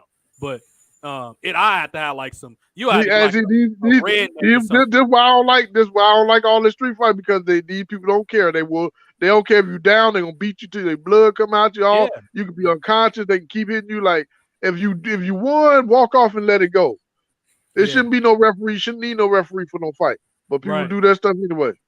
Now, like it was a school thing, and I saw this, and I'm gonna let JoJo get back to MMA after this. But it was a school fighting I saw in Scotland. I don't know if y'all saw this on Twitter, but it surfaced. The girl looked like she played soccer. She had big legs, big calf. You can tell she probably played soccer. So I don't know the backs. I only saw, but allegedly the girl she beat up was bullying her and her friends, bullying her and some of her friends. And the girl finally got mad. She said something to her in class. She got up, grabbed a girl. You know how girls are. She pulled her by her hair, and it was two white girls. She pulled out by her hair, was hitting her in the head, slung her to the ground, hit her some more. But it was obvious the girl, she had a little bit of weight on the girl. She probably had 50 or 60 pounds on the girl she's beating up. But when the girl went down, it was obvious that girl was out. She wasn't even defensive. She was like, balling up and all of that. So she kicked the girl in the face twice, and that's when the teacher stopped it. And I'm looking like, you ain't stopping when she threw it to them.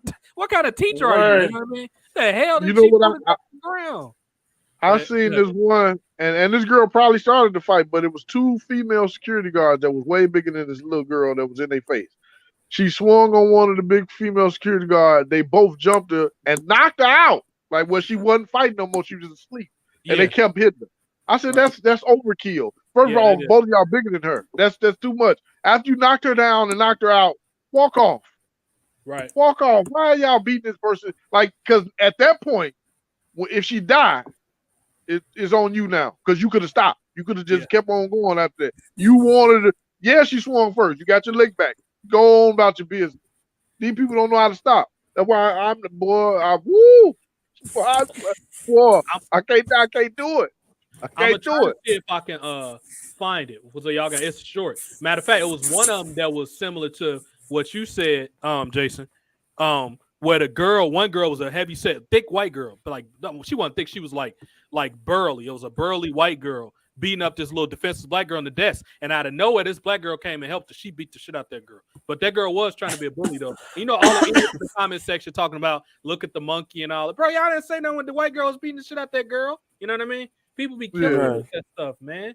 Like, bro, if she's gonna be a bully, I don't care what color you are, you deserve to get your ass whipped. I'm pretty sure she would help if it was a white girl getting beat up too. She was just being a good person. That's all. Yeah. But these people misspeak and all this shit, bro. It's just y'all don't be knowing what y'all be talking about. Let me see if I can find it. I ain't never had no hate in my bones for no other race, no matter how I was treated by certain people of that race. Because I know for a fact, and I always stand on this, one person cannot speak for a whole entire race or sex or whatever you may have you. Because I hate women be like, me, all men and dog. How? When you only mess about 20 same other dudes, that same type of dude. You mess with you attract the same dude. Same type of dude. And you gonna call all men dog. How you make a statement like that? That's a broad statement. You cannot do that to no one particular set of people because of a certain amount of people that made you mad. I went to a boys and girl club with all Mexicans and a few Dominicans, and we would call the N-word every day we went there. We got into a fight almost every day But did I say I hate all Mexicans? No. Right. No, that's not my thought process. Now, Jason, okay, this is kind of not fighting really, but I do want your opinion on it. Shoot. Let me show you this. Somebody in the chat or something? Nah, he's back. Who's that? Brock Lesnar? Brock Lesnar! Brock! Oh, yeah, that's what I meant to say. He was going to call out Lashley. Yeah, I heard about that. He was going to, because remember I tweeted you Lashley Lesnar 3 a couple of days ago. That's what I forgot to bring that up. But yeah, and of course the nerds, man, they want Cody Rhodes to be in the main event for whatever reason. Now, Jason, you asked me a while back. Hold on, I got the wrong thing open. Did I share the wrong page? Hold on, let me see. Oh no, that's the wrong. Let me put the other Twitter up. Yeah.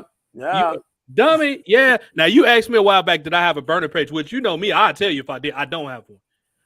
Do you have a burner page? It's somebody named Old School Jason. They birthday around yours. They talk about God and all that type of stuff.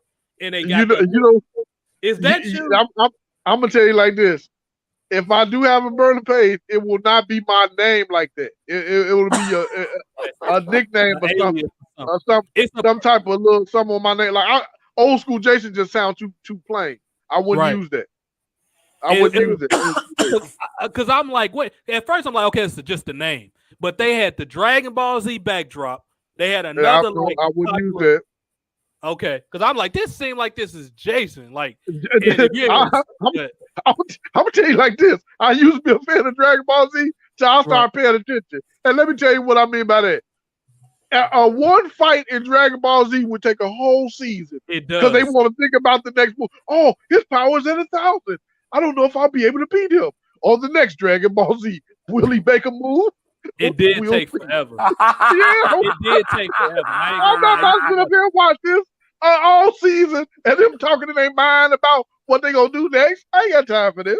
And it's funny you say that because that's why I couldn't get into The Walking Dead, because The Walking Dead, they go in 2 miles and it take them an hour. Like, come on, bro. Y'all just need to, don't y'all got a car or a wagon or something? Why the hell is this shit taking so long? Why you say it like that, though? That shit take... Which one? You talking about me or Jason, JoJo? Both of y'all, man. Have you ever watched Walking Dead, JoJo? I have. You know damn well it used to take them a week to get 6 miles. You know that. That shit used to take forever, dude. I was like, bro, that's why I couldn't really get into it. I'm like, this is too Now, if this was in the 1920s, okay, I get it. But in 2020, why you gonna believe it in the 20s? But not in the because they ain't really had the technology back then. They ain't had the technology to go fast. But you could have got a goddamn hoverboard and went the distance they went. Like, come on, I could have ran that amount of time in 30 minutes. It used to take them forever. I'm like, bro, I understand y'all trying to make it dramatic and all that, but that's unrealistic. Like, that's not gonna take that long to do that. Like, come on, man. Now, I'm about to say, speaking of hoverboard, they never came out with them cool looking shoes that Michael J. Fox had on in Back to the Future too. There was some cool looking shoes. They should have came out with that. Give it some time. Kanye West probably gonna make some Yeezys that look like that. Just give it some time. He made some ugly shoes. I ain't got time. Them shoes are ugly. Like, I couldn't even believe it, especially considering Kanye West actually has a good taste for fashion, generally speaking. That he came out with plain ass looking shoes. Like, bro, then people be, bro, I got some Yeezy. I'm like, them shoes must be comfortable because they definitely not fashionable. Kanye West dressed like a kid that mama sent him out just in case it rained. Yeah, he got a raincoat on, rain boots, rain splashing mud. I ain't got time for that bull with the stuff he be wearing. I'm not about to be all big. Now you, and that's Jason Cousin and he talking about. Now, can you see this thing I'm hovering over, Jason, on the screen? Can you see that? I don't see what. Do you see the name? I see the lady on the screen, but I don't see where you hovering at. Oh, old school Jason. I thought okay, so it's a couple things. That made me think. His birthday is October 11th. He's always quoting like God and stuff like that. And he had the Dragon Ball Z, and he was talking about that anti-cuck stuff. I was like, that has to be. It took me a while to notice because they didn't follow me to reach. I'm like, Jason must have made another pay. I thought that was you. It was two similarities that I thought that was you. And y'all got similar sense of humor too. They got very similar sense of humor. And I was like, I'm not a big Dragon Ball Z fan, so I wouldn't put that as my backdrop. Now, let's get to this. Y'all probably ain't gonna be able to hear this, but matter of fact, let me put this in both of y'all. How can I do this? Let me send this both of y'all because the audio not gonna pick up on the mic, so I got to put this to y'all in the box. I'm gonna send this to y'all on direct thing. I'm gonna listen to it and basically translate. It's only a couple seconds what she said. Now this is relevant to wrestling and some other things. That's why I wouldn't be talking about other ones. It's sort of kind of relevant. We can connect it to. So this lady right here. Let me go back.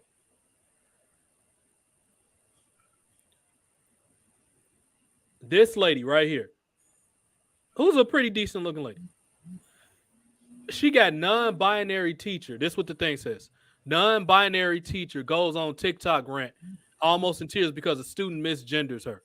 So she was basically, first of all, you should be happy that you got a job. You know how many teachers having a hard time getting a job for like being black or being, smarter in the system or whatever. Like you got this made up title that people justify this illness, whatever y'all non-binary, whatever that crap is. It's sorry. It's a mental illness. It's a mental illness.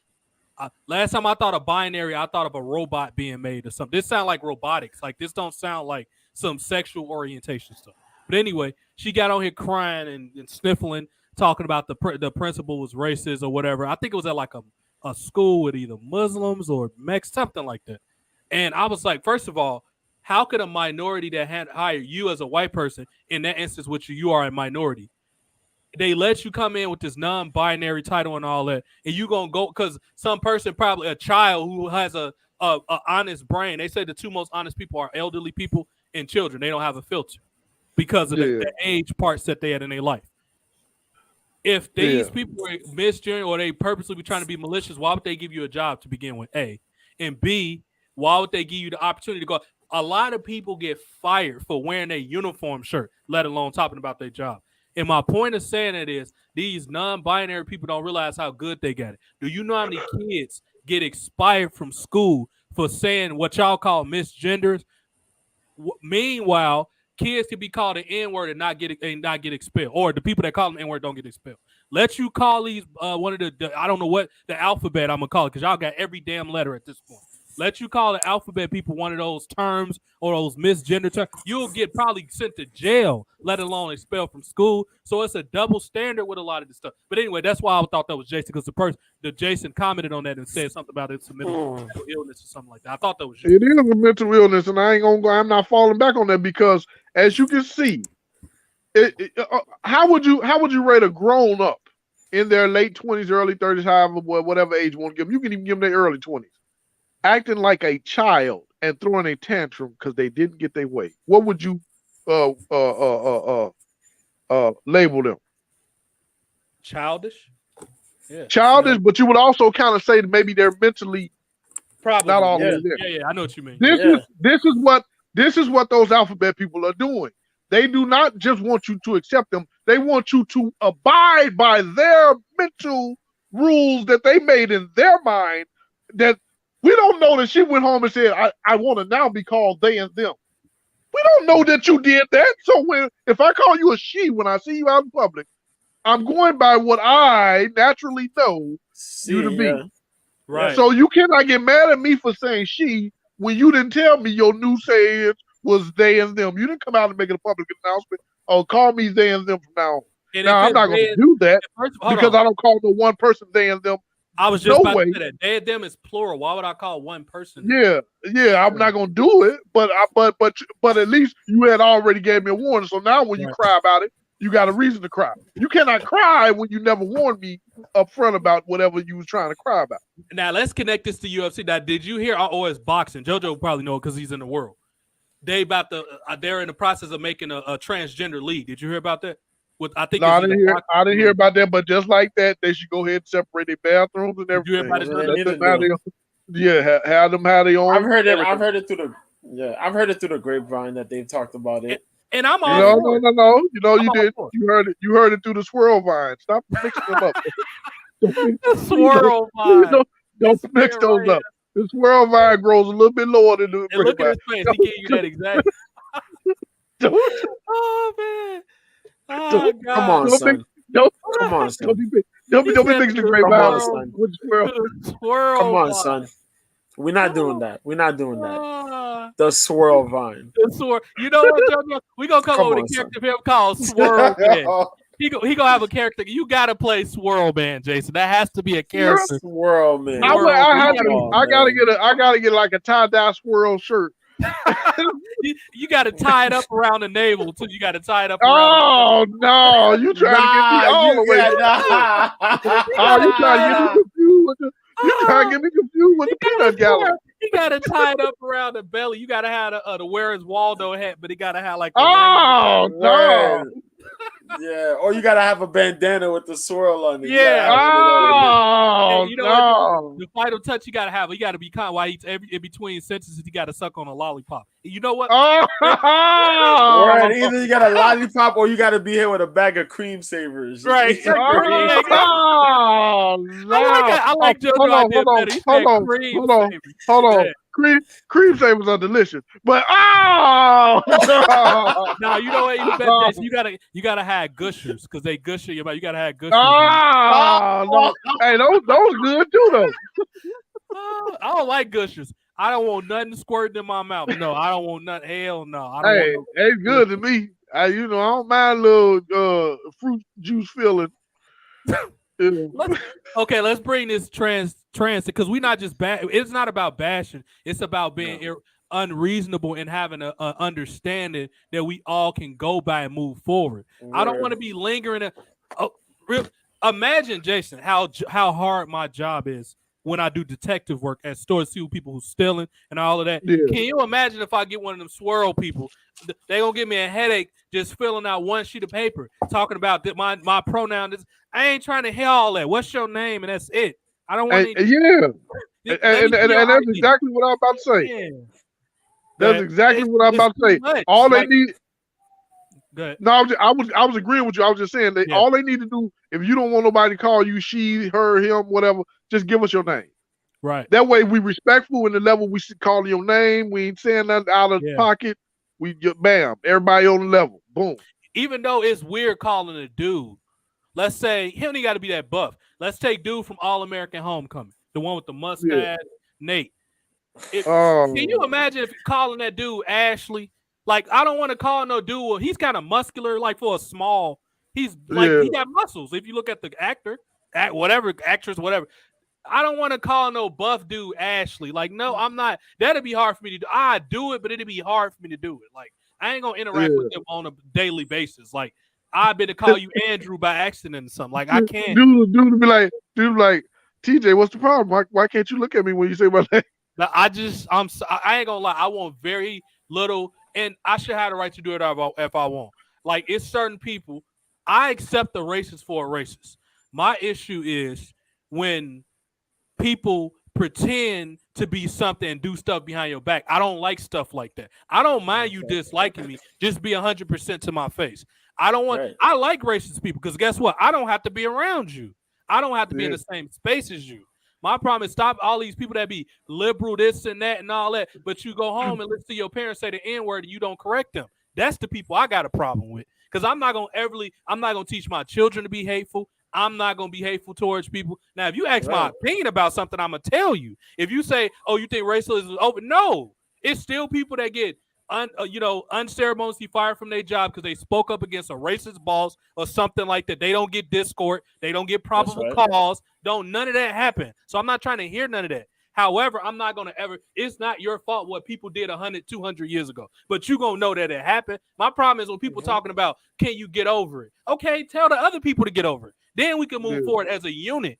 Don't be sitting there only specifically telling blacks or Mexicans. No, bro, and it's in our face constantly. What people don't understand is you don't have to constantly, specifically with men, and I'm going to put Latino men up in here and Native Americans. I think Mike is like Latin and Native American. I'm going to put them in there too. They got to explain themselves sometimes to the cops. Everywhere we go, why are you wearing that hoodie? Why I got to fill out a goddamn questionnaire to come walk to the store? Like, I like this hoodie. That's why I'm wearing it. And then they ask you dumb question, why you got a hood on? Because it's 40 degrees out? Like, what are you talking? Anyway, it's just like this stuff be bothering me because people don't understand what it's like walking like us. We got to explain ourselves all the time. You know? Respectfully, yeah. I mean, one time I was doing a food delivery when I was a little young on a bike. I clearly had a bag on that said the company that I was delivering for. And I was going through Beverly. Jay, that's a nice neighborhood. We got, by the way, in Chicago, we got an area called Beverly Hills. That's where all the wealthy black people and minorities live. It's actually not Go ahead. You actually bring up the neighborhood. My car just stopped over there about a month ago, and I had to come back and get it. It didn't necessarily stop running. I just had it had to stop accelerating. But when I started it back up, I was like, let me get it about here before I get towed, because all the while I was parking right there when my father was coming pick me up, the family that was staying there was a white family, stared out the window at me leaving my car right there. So I was like, nah, they're gonna call and get this towed. Yeah. So I got to move my car. So I was like, I made sure I came back later that night and moved their car. They would have been like, help, I've fallen and I can't get up. They would have been scared running from Jason and tripped and fell. They were like, Faison Love is outside the house. They would have thought you was a gangster. No. Oh my God. They thought Gangster Love was outside. And think about this. Jason literally, I know Jason. I've been out places with Jason. Jason is the most non-offensive black person. I'm more I can understand if somebody look at me a certain way, because it's just certain stuff I'm not gonna do. Like, if I know you disrespectful, I don't care if you my coworker, I'm not gonna be around you. I'm not shaking your hand. I'm not call it what. It's just I'm not gonna be disrespected by people like that. Because I come to everybody with the same understand. I'm gonna respect you if you respect me. But if I see you doing petty stuff or you trying to undermine me, I don't got no time for you no more. Jason would take more crap from people than I do. So for somebody to think Jason is a threat shows you how deep racism runs. Jason is literally the most non-offensive black person I've probably ever met. Like, he tries to be understood. Even when he ain't really comfortable with the situation, he gonna try to be understanding. Like that time with the 7-Eleven stuff. That's where me and Jason differed a little bit. When he said the lady went to get your plates or something, I was like, you know what? I'm putting this back. I'm not ever shopping here. That would have been the end of it. No, I didn't buy nothing. I just left the store because they didn't have what I was looking for. I went in there because I had a taste for a donut or a Danish or something. And then Danish. That's what I wanted. So I walked around looking for the drinks. Like, I'm like, where are these drinks at? I'm like, normally they have some big gulps and stuff. So I'm looking around drinks. So I'm guessing I'm looking suspicious to the cashier, because she stopped ringing the white couple up and started looking at me. And I'm not paying no mind because it's quiet in the store. So I think she's still ringing them up. They just quiet. I get to the first, she looking at me like, how you doing? I was like, I'm doing all right. How you doing? You know, I'm like, why are you looking at me? Like, yeah. So I kept on. And then I thought about it. I walked around the second time. I said, this lady actually watching me? I said, I came here, went right to the donuts, and you looking at me? I said, oh, no. So I left out because now I'm offended. So then the old lady that she ringing up gonna come look out the window at me, get in the car, and look down at my plates. So I'm like, are they taking my plates too? I said, oh. And the police station was down the street, so I know they'll be there in a second. Yeah. So I like, let me get up out of here before. And I took a way around where if the police did come, by the time they got there, I'm going somewhere else. I'm in another suburb already. Yeah. I'm out your jurisdiction. Right. So I was like, no, I was kind of offended, but I just let it slide. And I think we was on the show that day. I don't know if you had the show that same hour or whatever, but I was mad at everybody. Like, why you mad? I'm like, because this lady could have got me killed. I'm like, just because I came there looking for a Danish. Right. That's all I want. A cheese Danish. They got tired of you asking about did it have cream filling. That's what they call the police. I ain't asked the lady no question. I just went in there and looked around. I'm looking, trying to find it my own self, because I know how 7-Elevens are built, but this one was kind of funny built. So I'm trying to get familiar with it. Generic ass 7-Elevens. That was 7.6. You weren't in no motherfucking 7-Eleven. That was I just got up out of there and hold on. And this was in was it Oakland? I was just about to ask you where you was too. Up and down Beverly Hills, where we say we got a Beverly Hills at 95th. Yeah, 95th. Yep, 95th Street.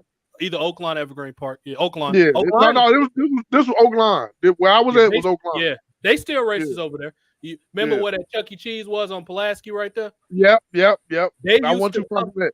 My cousins and them used to go take their kids there. This was in early 2000, late 90s, early 2000s. They used to take their kids there. And I've dealt with this in 2014. And I was like, if I would have had my pistol, there would have been some dead people. But anyway, we ain't gonna put crime on. I'm just saying, if you run up, it's gonna be you. I'm gonna give you what you asked for. But with my cousin, them, they used to take their kids to that Chuck E. Cheese. Yeah. And if you out there, you familiar with the term sundown time, right? Yeah. Jason. Yeah. So it's that Oak Line is still one of those communities. Like, it's still a part of that. It's gotten better over time, but it's still the old 40, 50-year-old sick. They still think like that. So one day, my cousin was out there waiting on the 381, that bus that runs to the red line. So they was out there with their kid, and this shows you how insensitive. You got kid, you still doing. They pulled up in the truck. It was like, y'all N-words about to be out here by the next time we loop around, or it's gonna be a problem. They still treat it like a sundown town over there. Like, you can't be out there certain hours without getting harassed and all that. One day they pulled up on me, and I was like, bro, you better go on about your business. It's going to be, if I'm going down, you are too. Both of us ain't going to go home. I can guarantee you that. Go on about your business, bro. I'm waiting on the bus. Go on somewhere. They didn't walk up on me before. They pull up and turn. You know how you got the walking man on the thing when you crossing the street, where you got the pedestrian. They turn in front of you like rude and raise the window down. Get your this and that out the way. Get your black this and that. And I was like, bro, slow that car down and say that. Go ahead and slow down and say that, because I'm gonna give you what you're looking for. I'm not gonna play them type of games. I'm not gonna treat your people bad. You're not gonna treat none of mine. I'm telling you, either we all going home or ain't none of us going home. That's how I am. That's how you got to be. I'd be that if I was with Mike, with JoJo Brown, wherever I go, people around me safe. I don't play them type of games. I just don't do that. That's not how we supposed to be as people, and I'm not gonna tolerate nothing like that. I didn't stop people. Mexicans getting bullied at sites. I mean, when I was at Ford, I told you when they used to not, and I was like, y'all can't be talking fast because y'all know they don't speak English. Explain it to them in the way you want somebody to. If somebody come up to me speaking Czechoslovakian, I don't know what you're talking about. You better write it on some paper or something. I don't like what people do. Hey, bro, when we in here, all us speak English. You speak, I don't care what it's about. I don't know what you saying. I don't know if you put my life at danger. You be sparing. You speak English. I didn't get into it with people about that. But I don't let them misspeak. Mexicans, Chinese people. When I notice somebody can't understand the conversation, I'm like, hey, y'all, they don't understand. Matter of fact, give it to me and I explain it to them. Because some people just rude. I'm not like that. You know what I mean? I don't bully, and you're not going to bully me. We don't play them type of games around here, you know? Anyway, that's my sermon for today. But hey, that's how I feel too. It's just I'm not gonna play them type of games, bro. You're not gonna bully nobody I know, and I'm not gonna bully your people. You know what I mean? But like all that slick stuff, and I know me, and I had to, as I got older, I had to stop doing this. But I was that type of person that would have told that cop, take that belt off and let's go back there and fight. I would have beat the shit out that cop. But I know that's dangerous, and if I'm not only putting me in danger, I'm putting my family in danger. Because if they see somebody I'm with, they're gonna target them too. So I'm like, no, I'm just gonna go ahead and not only that, but remember you said they like to get vengeance. So if he lose the fight, once he put his belt back on, you in trouble. Yep. All right. That's why now don't get me wrong. This is not no anti-cop thing. Like it's a lot of good cops that do good work of all colors. I've seen it happen before. However, it's this influence of Blue Lives Matter is bringing the racism back out of them because they feel like everybody against them and stuff like that. So I have to be clear when I'm around cops, which I don't have too much cop issues anyway because of the type of work I do. I kind of do similar work. I work with cops. That's part of my job. So I don't have that too much of a problem with them, but I see them do it to other people, and I say something about it when I do. I'm like, bro, you doing too much, man. I will tell them and not care what they think about it. If I got to go take your back, go to your district or report you, I will. Because that's not going to happen on my watch. If other people want to ignore it, that's them, but I'm not going to do that. You know what I mean? But anyway, getting back to this MMA thing, and I think the transgender league, I don't even, we probably going to cancel. What is it? Whatever it's called, I think that league is a good thing because it's essentially men beating up women. That's all. Yes, Ashley, what's her name, beat Fallon Fox. She did. But that's an exception to the rule. That don't happen as much as people think it does. You still unless you took the hormones and all of that, you still have the physiology of a man. You still have the strength of a man. So they need their own division. It's just that simple. If we're gonna be doing this stuff, get them their own division, get them their own bathroom. What's that? Just my only problem with transgender MMA is who gonna watch it. So I guess transgender's gonna watch it. People or whoever they don't watch this stuff. It's like the whole comic book movie film industry. Gays and stuff were never in the comic books. They was too worried about putting makeup on like women. They're not into that type of stuff. So when you hold on. No. Okay, I'm not saying 100% of them are not, but a small percentage of them are into these type of action or sports entertainment or Right. even MMA. They're not into it that deep to where you can make a full league or full movie pointed aimed at that one particular group, because they're not into it like that. This is not where you make your billions of dollars. Right. So again, I ask, who's going to watch it? Because when guys watch women MMA, yeah, it's some skilled women out there, but they still checking out their booties, they still checking out the other little features on them and everything like that. I don't care what nobody say about me saying they look at women like that, because men look at women like that. What's your problem? When they watch men fight, if for the martial arts, but who's going to watch a trans? Because a straight man not about to sit up there watch a transgender fight like, ooh, he looks good. Hold that thought. Hold that thought, Jay. I don't want JoJo to miss. Okay, go ahead. Hold that thought. While you do bring up the good point of, dudes watching female MMA, women mixed martial arts and all that stuff, you also got to understand too, in the world of mixed martial arts is successful regardless of what you're going to put in there. The thing is, you have to make it fair. It has to be a fair, leveled playing field for you to watch. Yeah. That's the whole thing. Because you could say that we had a lower level league. Fallon Fox made headlines fighting other women as a transgender. Nobody cared about the league, but everybody cared about Fallon Fox enough that shit literally became a real news headline. Like, nigga, Fallon Fox as a transgender man fighting women became more interesting than most of the stuff we seen in the MMA news at that time. Dude, it got so big that we even had the UFC commenting on that joint at the time. Now let me just interject before y'all go ahead, because I'm gonna let y'all, because this is y'all expertise. It's two schools of thought with this. Yeah. Either Fallon Fox is really popular, which only you or Jason can answer that. I don't know enough about this individual. Or this is the media jumping on something because it's topical and newsworthy and it's positive press because the person's transgender. Now I'm gonna let y'all. I just have to put that. I'm gonna let. I think it's a mix. That's a mix of both. It's a mix of both. It was a big topic of interest because, of course, it was a transgender fighter. It was also something weird because for some odd reason, like people were disgusted about the fact that here's this trans fighter fighting female fighters, there were people who were like really going to the events to watch this transgender fighter fight these female fighters. Like the areas where they were at, where they were selling tickets, they were selling tickets to watch this transgender, to watch Fallon fight women. Like this shit is crazy. And even when that smoke finished, where who was it? Ashley Evans Smith beat Fallon Fox. Bro, people were posting up like, yo, I'm at this event. Fallon Fox is fighting again. Fallon Fox is fighting again. And it found its way through social media. And people were still like, yo, Fallon Fox is fighting still. And it became a big deal. Fallon Fox became, you want to know how big of a deal Fallon Fox became? We had all that news about Fallon Fox, right? A few years later, we had Alana, what was her name?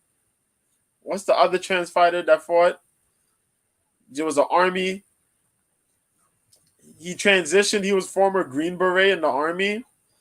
And then became Alana McLaughlin. There you go. Nice world. For Combate, right? Mm-hmm. And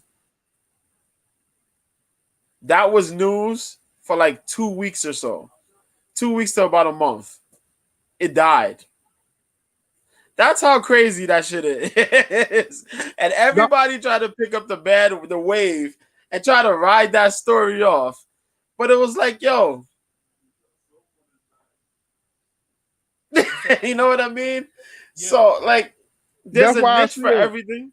There's a niche for mixed martial arts. And if you're gonna have a transgender league for combat sports, people are gonna watch it. It may not be a big audience, but people are gonna definitely watch it.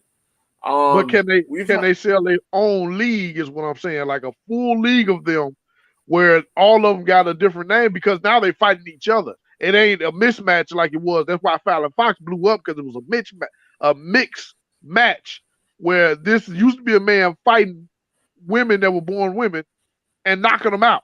So that's the only reason, because Fallon wouldn't have got big if it wasn't a mixed match. It was like if it was trans on trans, you know. That's why I'm saying, can they hold that? You know, I think so. It won't be big. It won't be as big. It will take time to grow, of course. Yeah. The thing is, how big could it really get? That would be the thing. Let me give you an analogy. Because let me give y'all an analogy. Do you think it can get, if we compare it to wrestling companies? WWE is obviously WWE. Can you think it at least can get to the level of Impact where it's a competitor to the bigger company? That would take time. That would take a lot of time. It would be like a regional company. It would take time, like real time, and like former fighters to invest in it and other stuff like that for it to really be something that big. It would be like a big regional thing, but it would take a lot of time for it to really blow up to be like, we're here. I'll tell you how crazy, how crazy this landscape is. You see how big Bellator has gotten? Bellator was big. Bellator is super, super big. Bellator is now like the number 3 or number 4 company right now. PFL has beaten Bellator in ratings and views. You know why? In the short time, but in the short time the PFL has existed. You know why? Because Bellator has stopped doing their shows like they used to do. It used to be more Bellator shows, and when they started the tournaments, that brought so much interest until the COVID hit, and then it kind of like put a big old pause in between the tournaments, where people was kind of like forgot, they did have a tournament, and they took so long to come to get their shows back going, and now they doing one show every 5 months. It's like, y'all not trying to get your fans back. You see what I'm saying? They kind of lost their momentum, and they never grabbed it back. I can also tell you the even bigger reason why they kind of died out. They're only on Showtime. They're nowhere else. They're only on Showtime. They hopped off the Paramount deal for some strange reason and only put themselves on Showtime. That's crazy. Yeah. And now the event for what is it? The February 4th show, the show that we have to watch. We can't miss it for anything. That takes place in Russia. Ryan Bader versus Fedor Emelianenko is on CBS Sports. When was the last time anything was on CBS Sports? Strike Force was on CBS Sports. I think Scott Coker, look how successful that was. I think Scott Coker has a loyalty to them. Yeah, so this is their saving grace, their only way, because word on the street is Bellator may be up for on the chopping block for sale. It might go up in sale for this year. Wow. Yep. Because ratings are low, and I know that they're giving people contract extensions. I know who's it? AJ McKee signed a multi-fight deal back with them again. But they might be on the chopping block. We got to see how this February 4th show goes. Well, let me interject with this. A couple things. I don't know a whole lot about MMA, but I know how TV distribution and deals work because I do this type of stuff when I'm researching for WWE, and I know people that's actually involved with stuff like that. First of all, we're gonna watch that show whether I got to work or not. If we got to do a late show, we will. I'm hoping I work early that Saturday, or I'm just hoping I might be off. I won't know until it get closer to February because my schedule only 2 weeks out. Matter of fact, I do know. I can look at my phone in a minute. I got my schedule. That is 2 weeks from now. So the thing with this is, first of all, Bellator, what it sounds like is they having some executive issues with TV programming. Hey, if they're getting sold as low rate, because Bellator it's not like they don't have the talent. They have the talent. The problem is on the management side of things. The management side of things is the problem. The confusion with distribution, when this fight gonna happen, everything y'all just said is part of this problem. This is the issue. If these people gave up a deal with Paramount, which you can watch Paramount for free with ads, you have to be out of your mind. First of all, CBS, Paramount, and Showtime are all on the umbrella. They're probably the Paramount universe. Or technically, CBS owns all of it. These people are insane. Whoever are the big decision makers in Bellator, if you got off Paramount and went to Showtime. First of all, if you know anything about Showtime, Showtime is having a bunch of drama with the program executives right now. And I know that because one of my shows got canceled and I was pissed. The show is called City on the Hill with Kevin Bacon and all this Hodge. Yeah, that was a great TV like that show. And it got canceled after season 3, which it ended on a high note. I was mad. And I should have knew something was wrong when 2 weeks the show was a week late. I was like, okay, something is wrong because I'll have it ready on Prime and it wouldn't be like what the hell is going on? I go to Reddit or something and they say it got knocked off. 1 week they knocked it off for Jackass Forever and I was so pissed. I was like, people could go watch that shit on goddamn Paramount. It's already up on Paramount already. You gonna air that in the time slot with City on Hill, which was a popular TV show? That's how I know that it's problems going on with the sale because it's a bunch of infighting with the people at Showtime because I did my research and I found out. So these people are insane. If I had to guess who's going to buy it, the same people that's going to buy everything else, the United Arab Emirates, they're probably going to buy that. That's who's probably going to buy it. They already got on UFC. They're in the process of buying WWE. They're probably going to buy Bellator too and just get a total monopoly over combat sports. They're involved. And that's the worst thing to have is a monopoly because now you have no competition because you own everything. That's true. Yeah. That is very true. Yep. And that's what it sounds like what's going on. You can't make money. Yeah. It's very unfortunate. It's very, very unfortunate. But that's because I know how big of a fan Jason is. And of course, JoJo loves all MMA, or combat sports in general. But I know how much y'all like. And I enjoy it, depending on who's fighting.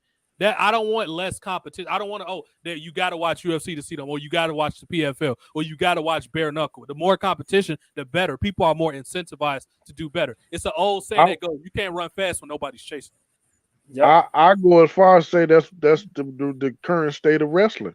It is. That's the reason why all these spot monkeys are doing what they're doing because they're copying the indies and they're not forced to do better because they don't have competition to do better. Like they got better ratings than us this week. We got to do better next Monday.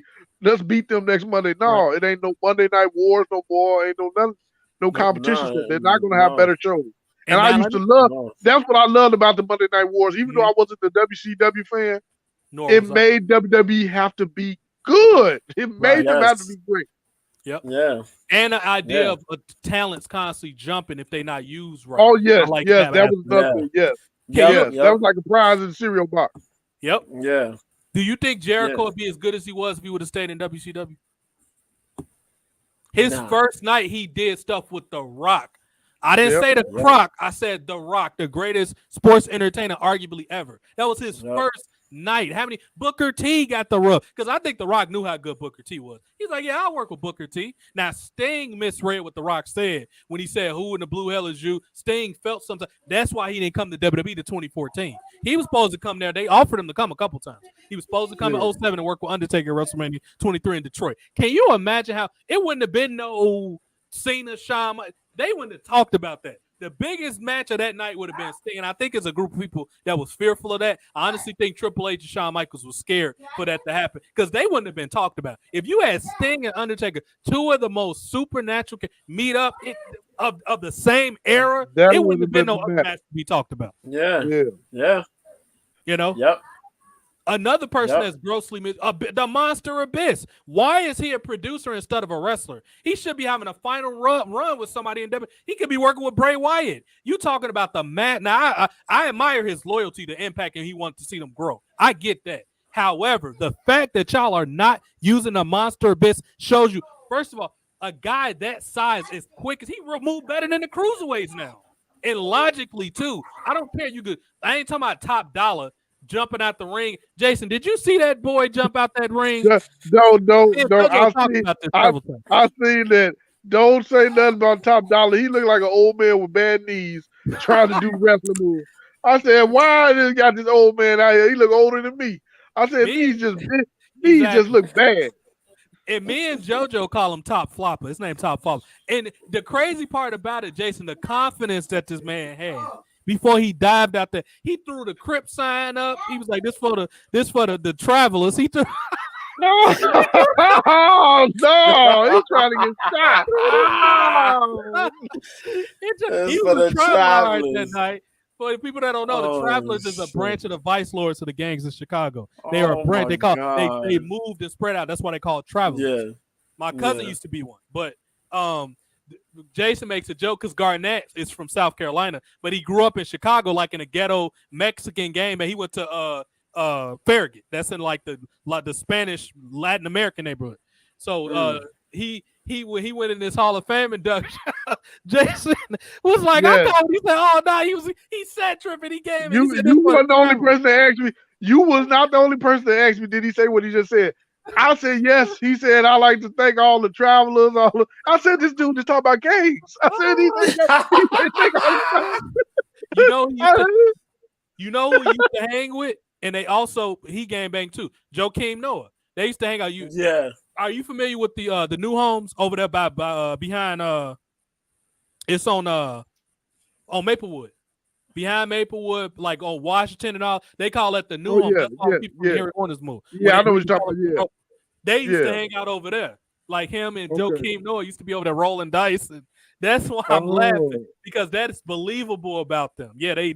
But he said, but Jason, get back to Top Flopper. Top Dollar was this man thought he was ricocheting somebody. He was like, this for all the travelers. He looked in the camera. He threw the game banger sign up. It jumped his ass out and didn't land on the bro. When you got Brie Bella looking better than you, something wrong, man.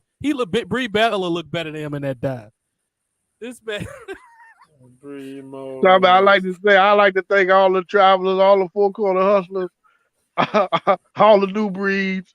It's funny. GD. I only can imagine in some of these spots, if you and Jonathan was on commentary watching this stuff, that'd be the funniest shit ever. Jason be like, "This is terrible," and Jonathan would be on the side talking about, "You got to show decorum and all this." This man, Jonathan vocabulary. Why is this man not like a You know why? Or something? You know why? Even though Jonathan speaks some of that slang, both his grandmothers were teachers. I remember, and they did not allow him. They did not allow him to speak like that when they was around. He got popped. My mom was sort of like that, not to that extreme, but she did try to say, "Don't say gat" and all that. But I didn't listen to it. Yeah. I didn't listen to it. I don't care how much gat you got. That money, you can count it. So I don't have to conjugate verbs when I know how to make money. You know what I mean? So you got that money. So I was more of a math and science. I didn't English. I used to go to that stuff was boring. I don't care about a comma nowhere unless it's on my paycheck. I don't give a damn about no comma. It's just, so, but Top Flopper was It's no. With this era, because we're talking about the unprofessionalism, and this goes to Raw 30. Look how terrible Raw 30. It was no buzz around Raw 30 at all tonight. It was garbage. You had the same old man, and then not only that, JoJo, they did the same copy and paste stuff that they did from what was that? Was it Raw 25? When they Raw 25. Bro, they did almost identical. And I was like, y'all, this shows you how lazy Triple H is, because I'm sure Vince was probably looking over business stuff. He probably didn't even see this stuff. Triple H. I got a question. Cronies went out there, the same spot with the British people and the tag team. Go ahead, Jason. Who showed up tonight as far as like cameos? You said Undertaker was one of them. JoJo, take the floor. Undertaker, Hulk Hogan. I don't want to finish. We had Godfather and Farouk. Alundra Blaze showed up. DDP. We had IRS, the $1 Million Man, of course DX, Kurt Angle, Jerry the King Lawler was there, which was hilarious. He did commentary for the 6-man tag match, and he was making fun of the other dude, that guy on commentary, the Irish guy, the English guy, Irish guy. Patrick, I know you're talking about Patrick. Yeah, he was just cutting ass on him the whole time. As he should, because that dude is. I don't got nothing against that man, but like, come on, dude. Like he's a great backstage interviewer. He's a great interviewer, but a commentary, People could barely understand what he's saying half the time. And he has the energy. He tries, but anyway, go ahead. Yeah, he tries. Yeah. That was it. We saw Ric Flair. Ric Flair was there. Yeah. Yeah, that was it pretty much. It's two people that they missed it, and maybe they'll come on Raw 40. Maven and your boy Kenzo Suzuki. This man said Raw. Yo, shut up with Kenzo, man. Wait a minute. Shout out to Izzo Wyatt. Go ahead. Oh, Kenzo. And Maven is living his best life. Oh, Maven living his best life right now. I didn't realize he had a drug addiction when he had left WWE. He had like an opioid addiction or something. He good now. Yeah. He suffered with that. Yeah. No, and Jason is joking, but in all seriousness, people I want to see there that's from the ruthless, like the old school. Dr. Christopher Nowinski don't get enough credit for how many people's lives he saved. Not only that, from a pro wrestling standpoint, you talking about a blue chipper. If he didn't get concussions, he probably would have been like the next JBL because he used to get heat or a bigger Miz, a big, tall, athletic Miz, basically. Yeah. He used to get so much, and then he did whatever you asked him to do. And ironically, I watched the match yesterday, the Royal Rumble that Brock Lesnar won, that he got hurt in, that started his injuries. Rey Mysterio and Edge was teaming up at the time. This was when they was the SmackDown 6. They both tried to come off the rope with a missile drop kick, and Edge missed time that his whole body, his torso landed on Nowinski's face, and that's how he messed his nose up. So that's what but he saved so many people's lives, and he don't get enough credit. He needs to come back to why is he not in the Hall of Fame? Y'all gonna put goddamn Pete Rose and goddamn Drew Carey up in there, but people that actually save people's life, not enough. If you're gonna have like a charity section of the Hall of Fame, how is Dr. Christopher Nowinski not in it? That don't even sound right. He's literally saving people's lives, dude. Then the gobbledygook gooper or goop make it in the Hall of Fame. No, I don't Pack think this fucking guy up, man. Pack this guy up. I'm gonna hit this man in his throat, make him throw up, JoJo. What is wrong with this guy? This is talking about the gobbledygooker. No, you know what? Another funny thing that Jason said, but that's actually real. My homies on the other show, they got their podcast from San Diego. They say Jade Cargill the same way you said. And I was like, JoJo was getting on. They said the same way that Jason said. They say the car grill. And I was dying laughing because I was listening to them earlier. And they said Jade Car Grill, just like you said. That's her name. Her name that is her name. Cargill. Not no, y'all know, y'all reading it wrong. Bow Wow and Miss Cargill got into it over her Cadillac grill because he had crashed into it. That's why. JoJo, can you imagine with Jason first? Can you imagine if Jade Cargill, her character was, they put her at top dollar out there and they was riding and they kept focusing on the car grill. That was like their gimmick or whatever. They was throwing up this for the travelers and they was in the car. That should be hilarious if they actually did that. We be trying to get WWE good ideas, but big ups to Cargill. Yo, what the hell? She's beasting up and doing her thing, man. Big ups to Cargill. Cargill, car grill. It don't matter where you put the R. Just make sure you say the eel. You hear what I'm trying to say? Now, Jason, would you dislike her if her name was like just the regular way? The Cargill, do you still dislike that? I don't like neither name. I think they're stupid. Right. I think she should have came up with a better ring name. Right. But Jade, I like her. I like Jade. I like the name Jade. But I think the Cargill I can't get into. But that's her real name. But I get what you're saying though. But yeah, is she fine? I don't know. I gotta watch her in-ring skills to really judge. She ain't nothing special in the ring. She get what she need to get done. She not like Natalia or nothing. That's not. Yeah, she's more like Bianca Belair or something like that. Yeah, she got room for improvement. Yeah. And you know what? I don't harp on stuff like that because Goldberg wasn't a polished wrestler. Look how much money. But I like the one you just named, Bianca. I like her. She's like her. That's who Cargill. She's the AEW Bianca Belair. That's all she is. Yeah. She talks a little, and I would say Cargill might talk a little better on the mic. Maybe she's a little more because they keep her stuff succinct. It's short and it's succinct. Like Bianca's good. Don't get me wrong, but she might be slightly better, slightly, not by much. They like 1 and 1A. They're in the same league. Yeah. But yeah, she's like that version of. And you know, another thing since we talking about this cross promotional invasion stuff. Something I also don't think they do enough. The opposite show don't call wrestlers out no more. Like it don't have to be malicious, like friendly competition. Like when they had Platinum Max Caster. You seen him before, right, Jason? The rapper in AEW, Black Max Caster. Co-named. He be doing the one that always come out freestyling. Yeah. You would think that he will be cutting promos a lot more on the people in WWE.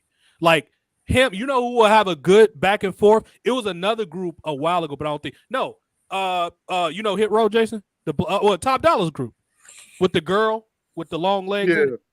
Yeah. They should be going at them. He should have been made a promo. We not flopping like that guy on the other show. He should have made a rap at him. Yeah, he should have made that, but he would have been taking a chance because right after his show, the Vice Lord probably would have been looking for him. You know, they travel all over.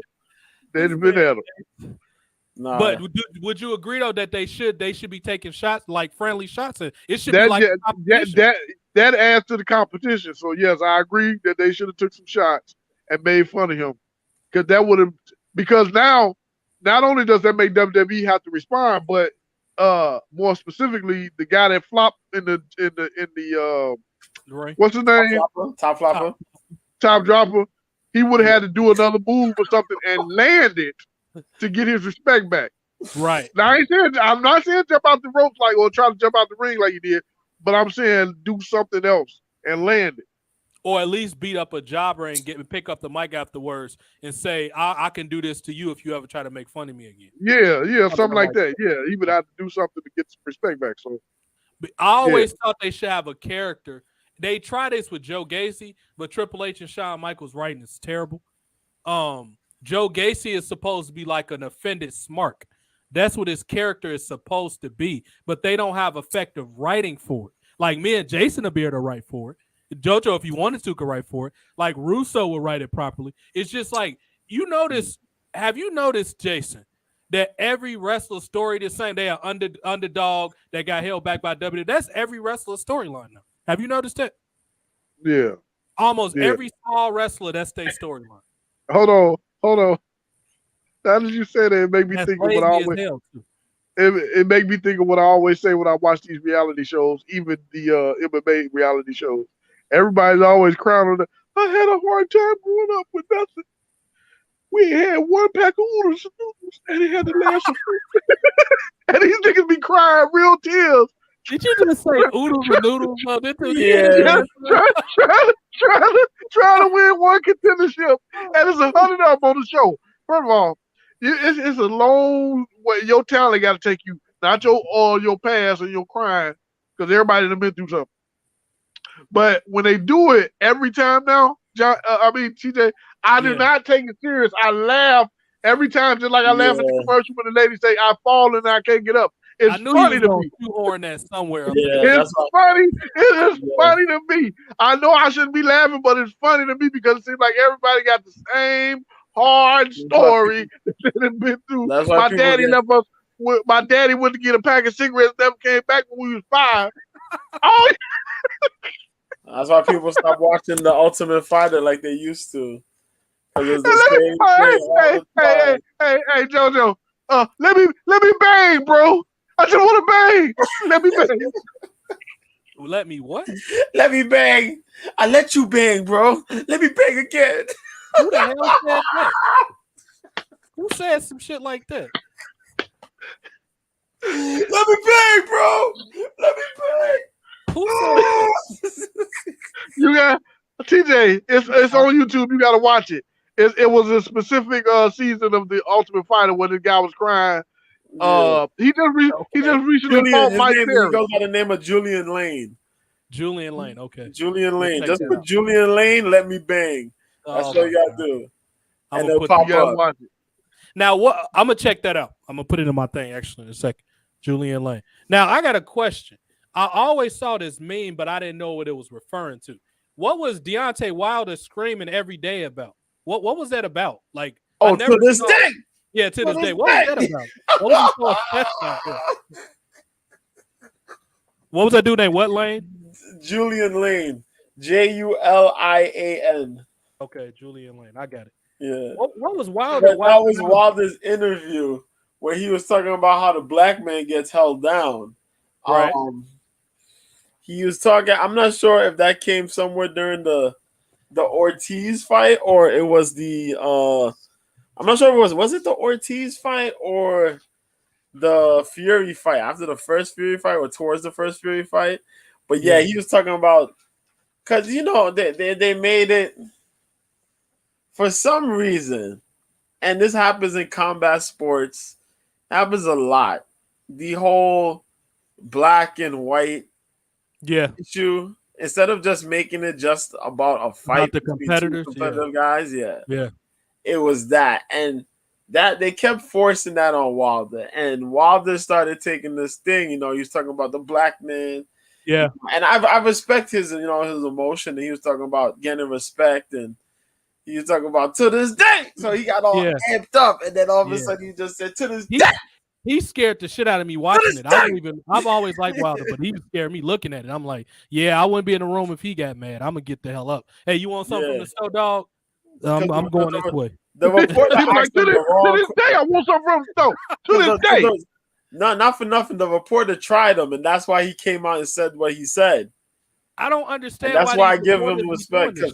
The reporter tried him, and that's when he came out and said what he said. And then when somebody knocked their head off, they want to go play the victim on the Instagram live or something like that. When they get the shit smacked at them, bro, I don't care a fighter or not. They people just like you are. It's only so much stuff they gonna take from you. Yeah. Like they be doing crazy stuff, recording it without their permit, bro. All you gotta do is, hey, so and so, is it okay if I get a picture? If they say no, move on with your life. You don't want to be recorded after that. You don't know what type of day he having. He could be sick or something. You know, and people think they're entitled to. No, they're human beings just like you are. You ask their permission before you record them. You know, unless you want your head to go into orbit, then do what you want to do. You know what I mean? But yeah, it's just like I don't understand these reporters that be trying to get like these people after a while they're gonna put their hands on you. Like go ask go ask old dude from CNN that David Schultz. Like go ask John Stossel. I bet his ear's still ringing right now. He's still listening. He was listening to Dr. Dre before that song came out. Just keep their heads ringing, ding, ding. It's funny when It's funny when they had him on the bikes. He was talking about it. How emotional he sounded when he was explaining that shit. He hit me. I couldn't believe he hit me. Now, I don't know if you know the backstory. JoJo might know it. I'm not sure if Jason. No, the back that shit was funny though, and you bringing it back to my head as you said it. But I don't know if y'all know the backstory. Basically, Vince baited all the wrestlers into doing it because his goal was this happened in like January of like 82, 83, something like that. So none of us was really barely thought of. Jason was like a baby, but his goal was to create a smear piece on NBC that wrestling fake. So he went back to try to interview them, and they told him before the tape roll, you can ask us any question, but do not ask us wrestling fake. They told that man that, and he did it anyway. So Vince came in the room, was like, if somebody take that dude out, I'm going to have something for you. Guess who was going to do it, Jason? See if you remember. Guess who was going to try to do it?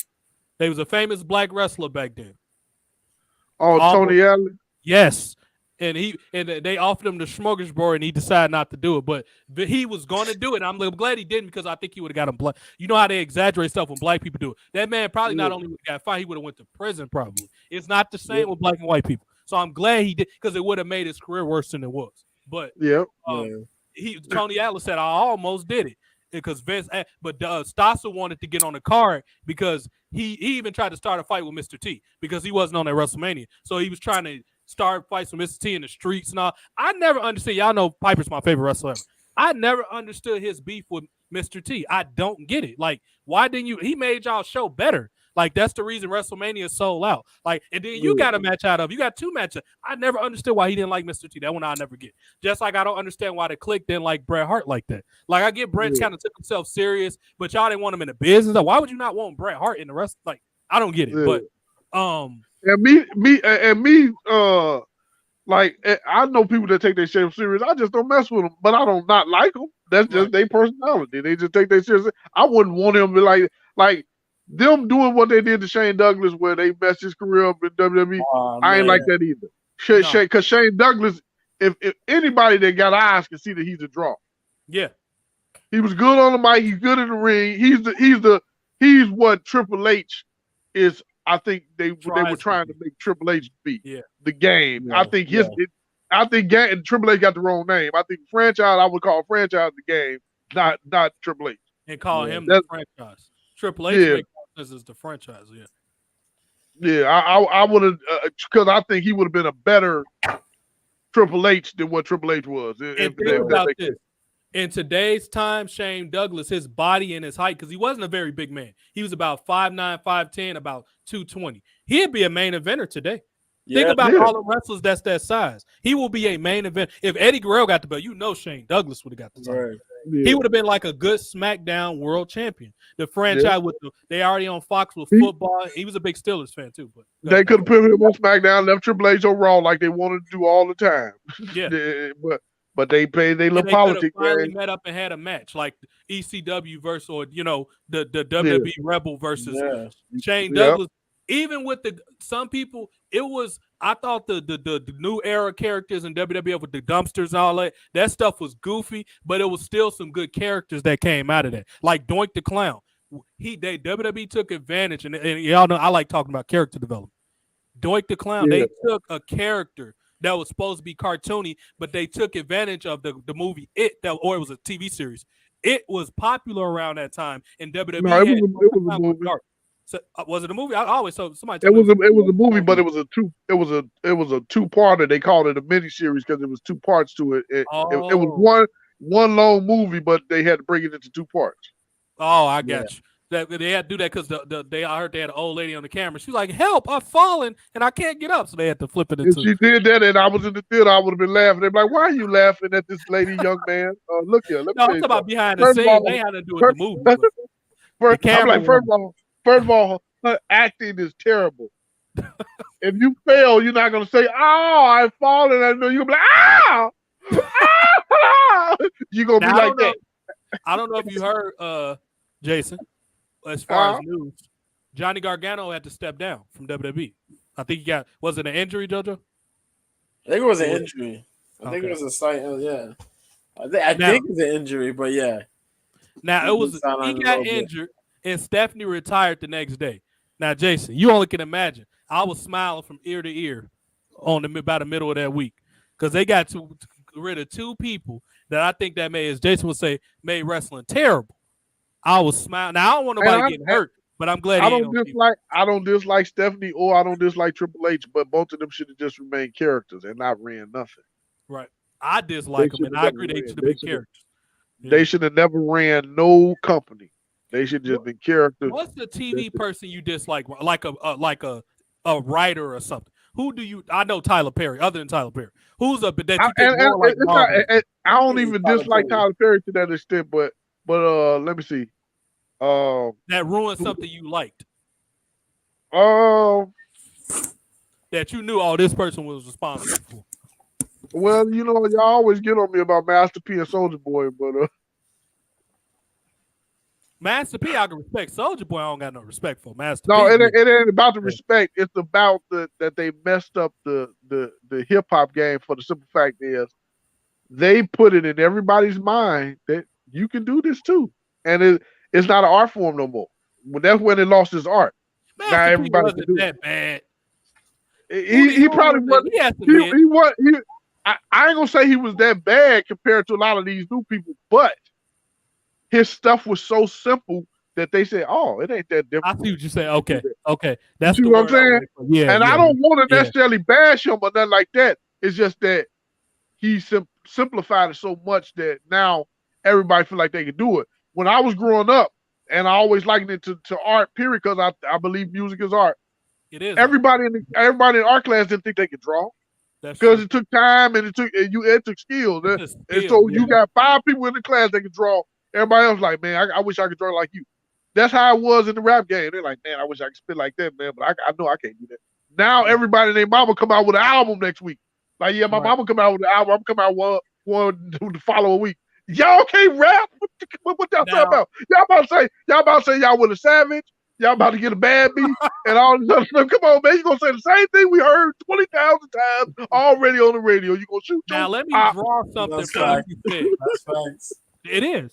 Now let me draw something what you say, and this applies to combat sports, WWE, music, Hollywood. This all is circles, so we're not off topic. I disagree with a lot of stuff that Faison Love say because he's a hater, and you could tell he hated Bernie. He's a hater. He didn't like Bernie Mac. Bro, so what that Bernie Mac brought a lot of stuff from Robin Harris. So did you. But anyway. I don't think that's my problem with Faison Love. That part is a lie. He didn't borrow nothing from if anything, I'm sorry, Bernie Mac had more stuff than he did. Robin Harris. Robin Harris died, to be fair. He died. Yeah, he did die before his time, but I think Bernie Mac was funnier. But not only that, this is the reason why they sounded the same. They're both from the Chicago.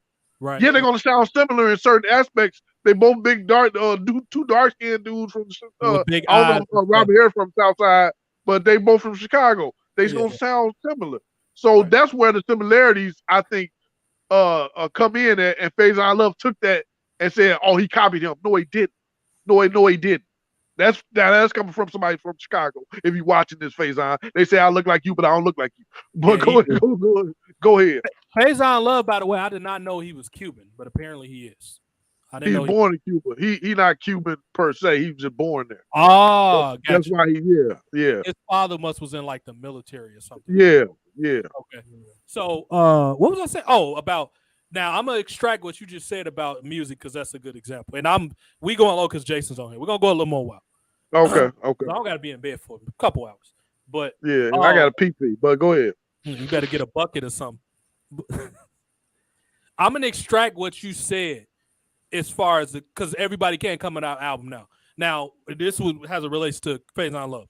One thing I really dislike is people say, I like 21 Savage. I got a certain level of respect for 21 Savage, but you got people comparing him to Lil Wayne and Tupac already. Now, okay, slow your brakes. I like Savage because he do good stuff for his community. I've done my research. I know about him. And especially Whack 100 made me like him more because Whack 100's a bitch for what he tried to do to him. If that man got a court case, that ain't nobody business but him and his family. The fact that you put that out there, if I see you Whack 100, and I got respect for the game to a certain extent.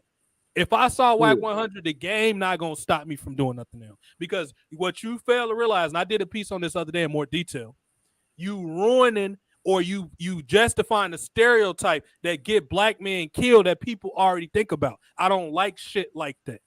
And you out here trying to do this for some ticket sales. You could have got that man, A, because he was born in London. You could have got him deported, putting out false information or speculative information that have been confirmed. And B, you could have got him killed. So stop that, bro. I don't like stuff like that. So if I ever saw Whack 100, I would spit on you, bro. I have no respect for you at all because that's some clown shit. That's straight clown stuff. I don't like stuff like that. And then Young Chop, huh? I'm about to say, why don't you just smack fire on him? Oh yeah, and I like the game, bro. I don't think the game like him like you used to. Because Whack 100, bro, he's a gossipy woman. Like this man always talking about who was snitching. Look what he tried to do to Freaky Zeke. JoJo from New York. He was trying to tell people Freaky Zeke was a snitch. Bro, stop putting that's for other people to find. Let them that particular coast handle their own politics, bro. People gonna handle that. You gonna get people hurt putting snitch jackets, bro. We from big cities. Like this is what I don't like about people from California. And I like Mike, obviously, from California, so this is not everybody. This is what I don't like about the game beggars from California. First of all, y'all only tough when y'all in California. Y'all don't talk that bullshit when y'all come to New York. Y'all don't talk that shit when y'all come to Chicago. When y'all go to Texas, y'all don't do that bullshit. Like, I feel like Chicago and New York people can go anywhere. Why? Because after a while, New York and Chicago gangs went to those separate cities. It's blood since, GD's in Chicago. That's what Pop Smoke is, ain't he? And a side note, the guy that just died, Triple OG, that everybody be talking about, Triple OG. Mm-hmm. He's from Chicago. Is he? I don't know much about him. But he was from Chicago, and he ran a certain section of the game. Yes, he's from Chicago. Coach the Ghost is a GD. The rapper Coach the Ghost, he's a GD. GD is a Chicago gang. You ever hear about Larry Hoover? That's what the GDs are. And Pop Smoke is a Crip. So my point of saying it is, bro, keep that LA stuff. Stop trying to put that on everybody. We don't have the same lingo as y'all. We don't dress the same as y'all. And we be LA dudes be trying to like be disrespectful. Like, bro, y'all got to stop doing that. You gonna run to the wrong person. And then the thing I find ironic about LA is y'all kill more of y'all own rappers than any other city do. All the top LA rappers got killed there. Like, come on, man. Stop trying to tell people how to act when y'all don't got y'all house in order. So Whack 100, he perpetuate that bullshit. I don't like that, bro. You can be using your platform to do way more. Now, when them dudes who is in a part of this old set, because what's his name? I was talking about Pyru and Blood, this and all that. He always talking that crap. Your own people don't even respect you in Pacoima. So get up out of here with that. Did you see the one when them dudes found out where he lived at and he got scared? They was like, yeah, send him over there too. They found out I think it was his place in New York. But some dudes got on the radio station. They was like, bro, you talking and you don't know who you be talking to. We know where you live at. Yeah, and they put the thing on and he was sitting there acting crazy. You gotta never know. That's a video? Is out? Yeah, it's on YouTube. I sent it to you. Okay. Yeah. It's only like 10 minutes. I sent it to you. They put a spot out, yeah. Yeah. But dude was like, homie, stop playing. Talk to P, man. Talk to P. I was fucking laughing because dude was like, bro, I know some things about you, man. Because Whack 100 got a dose his own. He do that to other people. He be trying to dox people and they got him back. That's his problem, yeah. Yep. The wrong, because I'm telling you right now, you put up anybody I know, I'm getting on a plane, I'm coming to holler at you. We're going to have a problem. I'm going to send somebody to come holler at you. I don't play them type of games, bro. Don't put my family in there. I'm not going to put yours up there. It's the reason I hyphenate my name. The people that need to know it know it. It does start with a T, and I don't even mind to hide my name. I do it because these crazy wrestling fans, other people try to dox people. I don't got time. If you dox me, you're going to get doxed. I mean, I don't play them type of games. I tell them like I tell the dudes on YouTube, even the MMA fans that I get into it with, you see my face, and I live in Chicago. You know what I look like. Just come looking for me. If it's that bad, come looking for me. And I already know they're not about to put the money in, and they're not about to put the time in. And even if it just so happens that we run into each other, they only tough on the internet. They are not tough in real life, because what I've realized is this generation only talks well on the internet. When you get them in person, they quiet. They don't know what to say. They're unless like, I'm type hold on. What's your number so I can type something to you? See it. Like you sit right here with 10 or 20 people with them, then they get tough. It ain't gonna be no tough.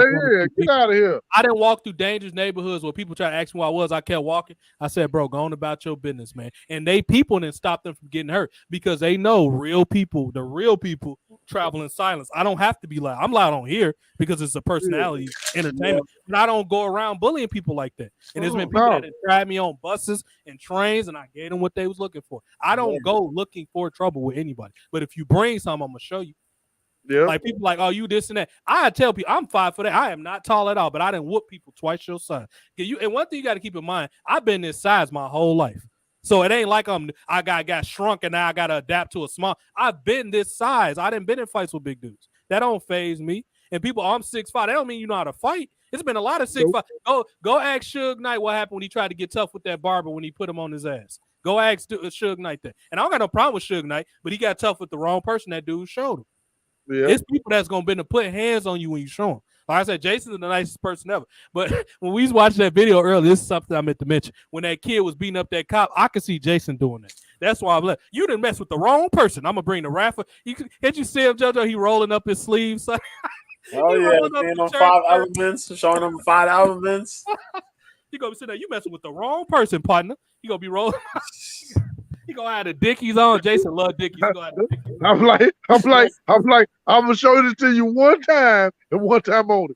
5 elements. Watch closely. But anyway, what was we talking about?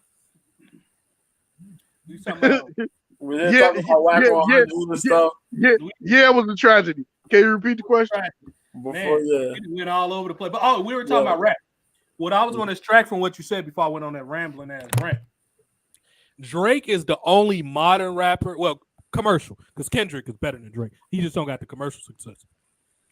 Drake is the only rap, and I know Jason got the writing hang up. That's understandable. I look at it different, but I get it. When I listen to people's argument, more and more people, I get that that's a rule in hip hop. You got to write your stuff. I understand it. However, Drake is the only one that I think that actually deserved the credit that he be getting. That because he got in the lane. You got to keep in mind, Drake came out when a lot of great MCs were still active. Jay-Z was still at the height of his prime. Lil Wayne was dominating music. Who else? Some other time? Eminem was still making stuff. Who? Yeah. Kanye West. Yep. He came in Now- the game with this goofy commercial stuff and made it some type of way.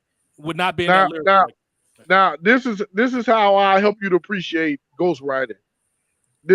Remember when you said Conan said we gotta accept how wrestling is today, and they doing all these spot monkeys making it look fake. Yeah. We not supposed to know that a rapper got somebody writing for him. We not supposed to know that. That's a secret that's kind of like supposed to just been in the background that we didn't know. But you see what I'm saying? rappers expose it though. The rapper, yes. They the ones that put it out there. Yeah, they the one that put it out. The ones that feel like they're not getting shine. Like I respect Gilly the Kid and all that, but he put a lot of that out there. Like I like Gilly, he's good, he's talented, but and he does deserve the credit. But him and Wack got into it. I don't know if you saw that. Him and Wack got into it on air because he hang out with Wallow and Gilly the Kid. That's Wack. Yeah. They hang out together. Well, I don't know how much now, but at one point they did. And Gilly got real emotional on camera when he was saying, because Gilly are 100 type of dude. He's from Philly. That's how them East Coast dudes in general. That's how they are. They just 100. But just like Chicago people. But he was saying we hang out with nothing but real dudes, and Gilly was like, "Bro, no, you don't." And Wack was like looking kind of shocked, but that's how Gilly is. And he was like, "Bro, he was like, I ain't gonna say no name, but there's people right now," and he eventually said the name. But he was like, "It's people that's with us right in your camp that's not 100." And then he started making the bird sound, and you knew he was talking about Birdman. But he was like, then Gilly, he was like, Bird and got a lot of dudes' money, and Gilly, that's what he got mad. He's like, I don't give a fuck about no money. He got mad. He's like, man, them dudes ain't real. Or whatever. Then they was trying to say he's salty because Birdman took his masters. And what you got to understand is, give that man his writing credit and give him his royalties if that's what it is. You can say all at the end of the day his sales was low. That's one aspect of business. Yeah. But as a content creator, you owe him money. And Birdman owes it. Why do you think and we was joking about this. Oh, this is nothing, me and Joe. This is wrestling related. Well, me and Joe, see, Jason, when you be gone for a long time, we be having so much stuff to tell you. But when Vince McMahon got back with WWE at the beginning of this month, when they announced that he was coming back, first of all, it was a meltdown online. The Cucks and stuff was mad. And me and JoJo, that first episode we got back together, like 2 weeks ago or whatever, we was talking about how funny it'd be if Vince came out with the do-rag to that Birdman song, what happened to that boy. He was making fun of Triple H. He's like, yeah, about that. Yeah. Can you imagine that, Jay? That shit would be hilarious. But anyway, and he gotta come to the ring and make it do tricks. That's the only way to end that whole segment. Oh my God. Yeah, he does. Yeah, and to keep in mind, none of us are drunk right now. I haven't had nothing to drink. Jason don't drink. I don't think JoJo's drunk nothing. None of the, like you would think all of us are drinking, but we haven't at all. Or I don't smoke weed. I can't speak for them too, but I know Jason though. I don't even smoke. I smoke cigars. That's about it. But yeah. Anyway, the purpose of me mentioning that song, I forgot the Neptunes produced that beat. But when you listen to it, you can tell it's a Neptune beat. That what happened to that boy? That's Pharrell them. Oh, who's their in-house producer for Neptune, Jason? Was it the Asian dude? Who's the producer? Yeah, I think so. It was him and Pharrell, because there was 3 of them. And I believe them 2 was the musical 2 out of the group. I don't know what the third dude did, but they was the ones kind of. I thought Clips was part of Neptune. The Clips. No, they were signed to their. Yeah, they were artists. Yeah. Oh, got you. Where is Pharrell from? What coast is he from? Is he from down south? Where's Pharrell from? It kind of a mixture of East Coast and down south. He from the Carolinas? Virginia? Okay, Virginia. Yeah, it's from Virginia. They're from Virginia Beach. Virginia Beach. Okay. Yeah. What about the Clips? Where are the Clips from? They from Virginia. Are they? Okay, so there's a Virginia thing. Okay. Remember, yeah. Okay, because the Clips is Malice and what's the other one name again? The more lyrical Pusha T. And people were saying Drake. And I like Meek Mill, and I thought he had some good verses. People were saying Drake. I think Drake just used more clever lines than Meek Mill. Lyrically, from like an actual lyrical standpoint, I always thought Meek Mill's was way. He doesn't get enough credit for how he's a good wordplay person. He doesn't get enough credit for how good he is. Like for a person that is supposed to be like a drill or gangster type rapper, Meek Mill is actually quite lyrical. Him and Rick Ross. Rose is too. Rick Ross can rap. Yeah. People be saying, "Oh, he can't rap." No, he just pick and choose when he raps. He know how to rap. Rick Ross can rap. I give him his talent. Yeah, Rose can rap. He keep trying to be everybody but himself, and I can't get with that. Like who? Who you think he's? I think I'm Larry Hoover. I think he named every gangster that he could come up with. I'm Big Meat. Yeah, big beats. And I'm like, come on, man. Who is? And then Rick Ross not even for that old ass song, but so what is his real name? Because I want to ask that person. William Robert. William Robert. I'm like, who is William Robert? Who is that? The real person? And you know the funny part about it? Ironically, Meek Mill's name is the opposite of his. His name is Robert Williams. That's Meek Mill's William. Yeah. Oh. Now Meek Mill's mixtapes were fire. Oh yeah. You know what happened? What's it? Meek Mill had the problem that what is it? Tiger had. What's that? Where they had all their best work on mixtapes. Yep, that's true. You know who else fall under that category? Ace Hood. Ace Hood. Yeah. I like Ace Hood too. Ace Hood is, you talking about fire. That dude can rap. If he didn't get in that situation with DJ Khaled, he would have had a much better career. Yeah. But, Jace, you like Ace Hood? That dude is cold, man. I ain't hear much from him, so I can't say. You ain't never heard Starvation? Ace Hood is fire, man. Oh man. If you had a Starvation DJ Khaled ruined him though. Yeah. He had too much. I like Khaled music, but I can't stand him. He's the best. Yeah, he's so Khaled music. Khaled just make beats. Yeah, he just makes he's corny. He's corny to me. Songs, but yeah, he's mostly a producer though. Yeah. He's like a real cornball. Like he like you can make corn stew with all the corn you get that from that dude. We be talking about with Brian being a butter. This man, DJ Khaled, be eating shrimp and butter all day. That's all. All day. That's all he be eating all day. And donut. And donut. You see that man? He's the most confident, heavyset person I ever seen without their shirt on. My man got caught up in Snapchat. That was his problem. He got caught up in social media. That's why Ace Hood died, man. That's why Ace Hood was gone from music, because Khaled got caught up in himself. He was doing all the social media promoting stuff. Right. Yeah. And they didn't pay no attention to that man. Poor Ace Hood was in the corner. Honestly, I think Ace Hood would have been better if he would have signed with like Ace Hood from Florida. So the South is kind of over. He could have signed with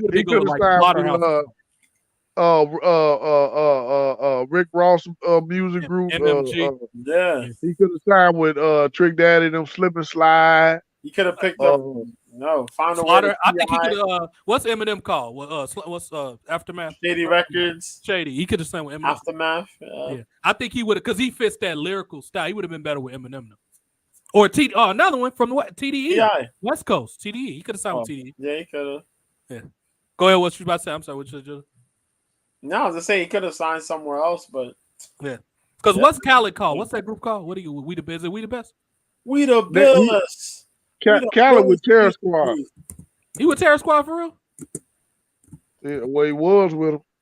Terror Squad. That's Busta Rhymes, them, right? That's Fat Joe. Fat Joe. Okay, no, Busta Rhymes Flip Mode, right? Flip Mode. Yeah, Flip Mode. Terror Squad. I didn't even know Terror Squad still produce artists. Nor did I know Slip and Slide still produce artists. I didn't know they still. They probably don't. I was just naming some places. Unless they under something else, like I don't know, Slip and Slide. They biggest star was Trina and Trick Daddy. I don't remember nobody else coming out. We the best. And Terror Squad was Joe. Who else was Remy Ma? Remy Ma with them? Remy Ma with 12. Terror Squad, Big Pun. It was Fat Joe, Big Pun, Remy Ma. What's that dude? Sunshine. That dude Sunshine. Cuban Link. Cuban Link. There was the other rap. That's the dude with the real heavy voice, Puerto Rican dude or Cuban dude. Yeah. Oh, The one okay. that got cut. The one that got the $150 on his face. Oh, I got you. Okay. They said Fat Joe sent the henchman to go cut that man. Was Glasgow Grin? Yeah. Yeah. Now, why do they call it a $150? I still don't get that. Why do they call it that? It's a slash, man. I'm saying, like, what's the 150 and slash got? Yeah, what's the correlation between slash and $150? You know, honestly, that's a gang joint. I would have to ask one of them. Your best bet is to Google it, honestly. Your best bet would probably be to Google. Okay. So we don't get nobody indicted here or whatever. But no, I'm just trying to see where it came from. Like, I'm like, is it the shape of $1.50? What are y'all talking about? You know what? It could be. You You know, New York is kind of like us, Jason. I think this is if I remember, I think it's it was a what you call it. It came out in prison. It was a prison term that happened. Like sagging. I think it has to do like when somebody get cut. What is it? I think it's the stitches. I think that's what they're talking. Oh, the amount of stitches, maybe. It's a reference to the amount of stitches. Probably you got to get. Okay. I would have thought. I can tell you firsthand, not firsthand, but firsthand in seeing it because I used to visit folks in prison. Like motherfuckers get cuts from like here down here, like as if somebody was getting a surgery or something like that. Yeah. Or like here, like from like there out there, where like to the point where you could see inside your cheek and shit like that. Yeah. That sounds. They just be cutting bars up in New York. They be having razors. Everybody got razors. You ever see those Rikers Island documentaries? I've heard about them. Yeah, when you go to visit, they have a poster when you go, and you go through the search. Mm-hmm. When you go inside and you get to like the certain areas, the little sections where they're at, there's a poster, and it says warning, and it tells you don't bring nothing in here, and this is what happens if you giving people certain items or sharps or whatever. Yeah, and that's what it is. You see pictures of people's stab wounds. They will cover the face, but they'll show the cut or the stab wounds or what will happen if you give somebody. Yeah, or if somebody got gloves, because if you are like you're a danger with your hands, like you're quick to grab sharps, you grab a pen, or you grab like a toothbrush.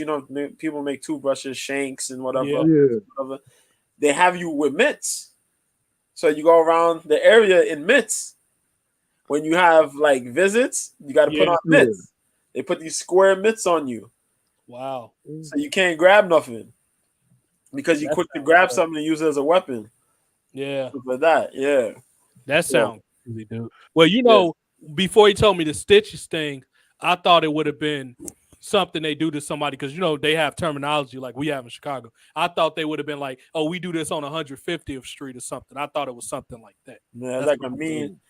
I was remembering because for a period of time, like the early 2000s, early 2000s, late 90s, early 2000s, when the blood started popping up for real, people were getting slashed in the middle of the street, like for initiations, and randoms would get slashed up.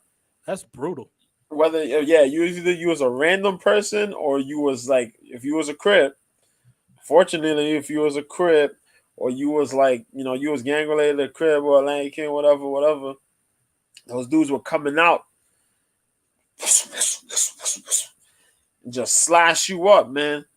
They give you one mean slash and they gone. If you able to get that done, then you gang initiated. I think that's a bit extreme. But then your first move is like, you got to go do this.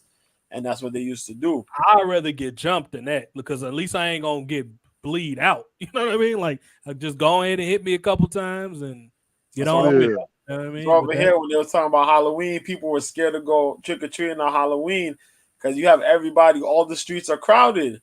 So if you commit a crime, ain't nobody going to stop you because, look, you got parents and you got kids out there.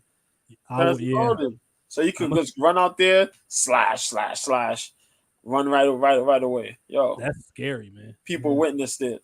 Yo, you did that. Yeah, that's some scary stuff. Now here in Chicago, Jason, they got the what the Pumpkinhead special is, don't you? I know what Pumpkinhead is. Yeah, Pumpkinhead, same thing. So that's when you get violated by the gangs.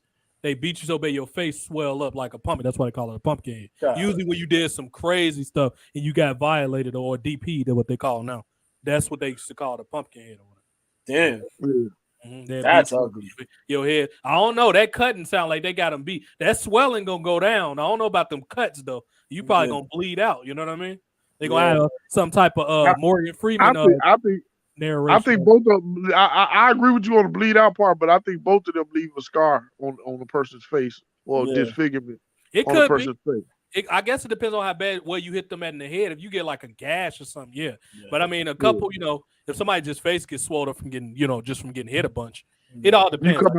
You come out look like Martin talking about. I don't want to fight no more. Oh yeah, when he fought that Tommy Hearns, he fought. Yeah, Tommy Hearns beautiful. I won't fight no more. But nowadays, like with gangs, like over here is a lot more the younger kids.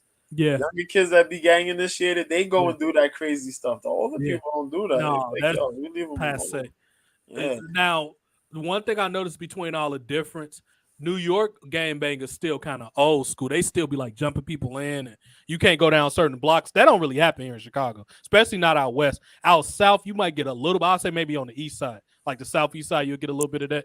But that don't really happen in Chicago. That's like, like I think the Mexican gangbangers might still jump people in, but that's with black gangs. They don't do that shit here. Like they all about respect, and long as you don't disrespect their dead homie. Talking about you smoking on Pookie or whatever they be saying. As long as you don't say none of that, you ain't gonna have too much done to you right there. They all about business and stuff like that. You ever seen the Chicago? You ever seen the Chicago Triad? They probably in Chinatown somewhere. I seen them before. You sure it was a triad with a dude with a suit? I was driving through Chinatown at 2:00 in the morning, and it was a restaurant open with some dudes wearing suits. You tell me what's going on at 2:00 in the morning. Word. They could have been eating a delicious meal, Jason. Look here. Remember I said what time it was? 2:00 in the morning. Ain't no restaurant. Ain't no Chinese restaurants in Chinatown closing like 9. Yeah, they do that. Yeah, you got a time where they close. Yeah. And why ain't going there and say hello? I wasn't taking no chance. I already know they don't like black people like that. The 5 elements, they would have respected you for showing them the 5 elements. I could have showed them, but they would have brought their actions out and gave me all kind of $150s. I'm like, I did. You would have shown the 5 elements. They'd have gave him 25. I would have had to do them like what they did on Kung Fu Hustle. I got to stumping their toes in. Stop playing with me. Hey. Yo, that's dead funny. That was dead funny. Man said, yo, he stopped their feet and ran. You ever seen Kung Fu Hustle? Yeah, I saw that before. Okay. Yeah, I thought it was a bit corny, but a lot of people liked it. I saw it before. Now, I like Pootie Tang for a corny movie. Pootie Tang with the action scenes was funny, even though it was corny. But I like when he was hitting people with that belt. Yeah. Now, Jace, why is JoJo trying to be humble like he don't know martial arts? Them triads ain't gonna be able to get out. JoJo gonna get out. JoJo, they like 5'2". You'll be able to get out like 2 or 3 of them dudes, man. I'm not playing no triad, cat. Triad is different. That's a different type of warfare. That's a different type of warfare. What you think he is, Dolph Lundgren? Yeah. I don't know. Somebody that know all his MMA. JoJo will be able to. This dude's little, man. He gonna take about 2-3. Nah, bro. That's that's a whole different type of person, yo. Some triad cats, those are different people. And not only that, if none of them know how to fight, remember they still a gang like the mob, so they gonna do something to you. Even if you beat them up. I'm talking about a fair fight. I ain't talking about where you got weapons. I'm talking about you squadding up with 1 or 2. Yeah. You see people that are in triads, those people got a rap sheet. Yeah, they like got bodies. They got a rap sheet. They got bodies. I don't want to deal with none of that. I'm good. You know what's messed up, JoJo? You know how when you was younger? I'm not JoJo, but Jason. You know how you was younger? We like black kids. Like you grew up in certain areas. Like I'm from the Henry Horner Projects. We ain't see Asians till we went to like Cermak. I ain't see white people till you ain't see them. So it's crazy when you saw one of those Asian people and you automatically thought they knew karate, even if they look nerdy. You automatically thought they knew karate. So you know why, TJ? You know why, TJ? Because 90% of them do know it, and they try to play like they don't, and that kills me because I watched the special. On China, and it was showing that all the kids every morning get up and go train kung fu, and then they go to their regular school. So you telling me that 90% of y'all don't know kung fu? 90% of y'all don't know. I ain't saying all y'all know it, but 90% of y'all know it. You see what I'm saying? Yeah. I don't want to hear that. I don't want to hear that. Man. Go I want to hear that. I want to hear that. That's probably in China. That's probably in China. Right. They do it here too. They do their same traditions when they get to America. They do their same traditions. They do it here too. They just don't show it too tough. Yeah, wildin', man. We did used to think because we didn't see Asian people we didn't see them till we went to a certain part of town. We didn't see no Asian people. I will give you an example. I went into this one Asian shop that sold like a mixture of things, but they also sold like weapons. And so I got in there, and the girl behind the counter, she spoke real good English, like she was Americanized or whatever. Yeah. But I had to ask her, and I didn't care about what it sounded like. I said, "Do you know kung fu?" Because I'm like, "You got all the weapons behind you." She was like, "Yeah, but I don't use it." I said, "I knew it. I knew it. You ain't gonna tell me 90% of y'all don't know it. I knew it." I bet Jason, a kid taught him the 5 elements. It was a little boy, a little wing thing. No, I learned from a white guy in Indiana, but still, a white guy in Indiana. I know the 5 elements. Brian been missing too many shows. I got a bone to pick with Brian. He missed too many shows. I know the 5 elements. I know metal. I know water. I know fire. I know wood. I know earth. 5 elements. Oh my God, this man with this 5 element stuff, son. Can you imagine? Can you imagine this man? I'm more inclined to use the metal than anything else because I get to chop you up. Oh, it's a chop thing. Okay. Yeah, chop you up. Yeah. Oh my God, what is wrong with this? Did you hear about that karate dude? He was a black dude. I mean, like Bruce Leroy, I think. He beat up that dude in front of what park is that? This was out by Mabel, right behind Mabel Manning, that park right there. By Mabel Manning. Used to work at Mabel Manning. Behind Mabel Manning. You know that park, Victor Herbert, where that park at right there, whatever it's called. I think it's called Victor Herbert. That dude beat up all them police officers. He was like Bruce Leroy. He beat the shit out them dudes. Did you hear about that? That black dude? I hear about it. This was like the early 2000s, late 90s. He beat, I'm talking about dude looked like, what's that character Martin played that's that karate character? You talking about Dragonfly? Dragonfly, but he had the Jerome Afro. He beat the shit out them cops was trying to do some bullshit. It was fun. Can you imagine how embarrassing that is if you beat up 5 cops with gadgets and stuff? They had Batman belt. He beat the shit out them dudes. He with like some old school kung fu or something. He was like setting the moves up. I think they was scared of him, honestly, because my cousin and them saw it and they way to describe it to me. Oh shoot! Now that you said that, you made me remember what I was gonna say about MMA. Now that you said that. No. This is serious now. Okay. Because it takes me back to Comp Shot. I keep going back to him because he always liked to brag. No wrestling. The problem with that is not everybody needs to know wrestling to beat you. And what I mean by that is Conor McGregor, everybody knew that when he fought Khabib, that Khabib was going to use his wrestling and probably dominate him. And he, for the most part, he did. But if they'd have fought a second time, Conor was going to win because I watched that fight over again. And Conor, with his confidence, I think he was too cocky. But with his confidence, he had enough confidence to make Khabib unsure himself. That's all he got to do. He ain't necessarily got to beat you at wrestling. He had to make him not sure of himself. He could have won that first fight, but I think Conor was too cocky, and he was too leading up to it. He was doing too much. If he'd have stayed calm and focused, he would have won that fight. But that's not me jumping on no Conor bandwagon because I still didn't like what he did to Jose Aldo. But I just was looking at that, and it just shows that a true martial artist is kind of like if they're focused, it don't matter what they know. You know what I'm saying? Like, right. I'm tired of wrestlers and grapplers always talking about you need to know this, you need to know that. Well, you need to know striking too if you're gonna be in MMA. So what do you mean? You need to know this. You need to know all facets of it to strengthen and implement your game. To implement your game and to make sure that you set up your takedowns and stuff with striking. So you need to know all of it. So, but with Conor, and I hate that they keep likening Patty Pimblett and all these new flash in the pan people to Conor is Conor used to finish his people. That's how good he was. He didn't just brag, but he finished his people. These people going 5 whole rounds talking about some. I'm the man. I'm the man. You ain't finished nobody. Yeah. You sit up and dancing, and that was a split decision. You sit up and dancing. How you gonna dance with a split decision? Get out of Exactly. here. Yeah. Talk about I'm the people gotta come for me. No, they don't. I think, no, they don't. I honestly think it's just the era of the clout chasing. Everybody into this clout chasing stuff now, and they know the internet go for that type of fake tough stuff. So that's bleeding over to MMA. That's what I think it is. Yeah, they know you can do all that crap and not finish people. I think Conor lost his way though. Conor would have been excellent. He would have been an excellent fighter. He would have been. I think he would have won more fights. Jason, but he lost his way, huh? What's going on with your chat down here, dude? You typing this stuff? I ain't typing nothing. Look at the screen.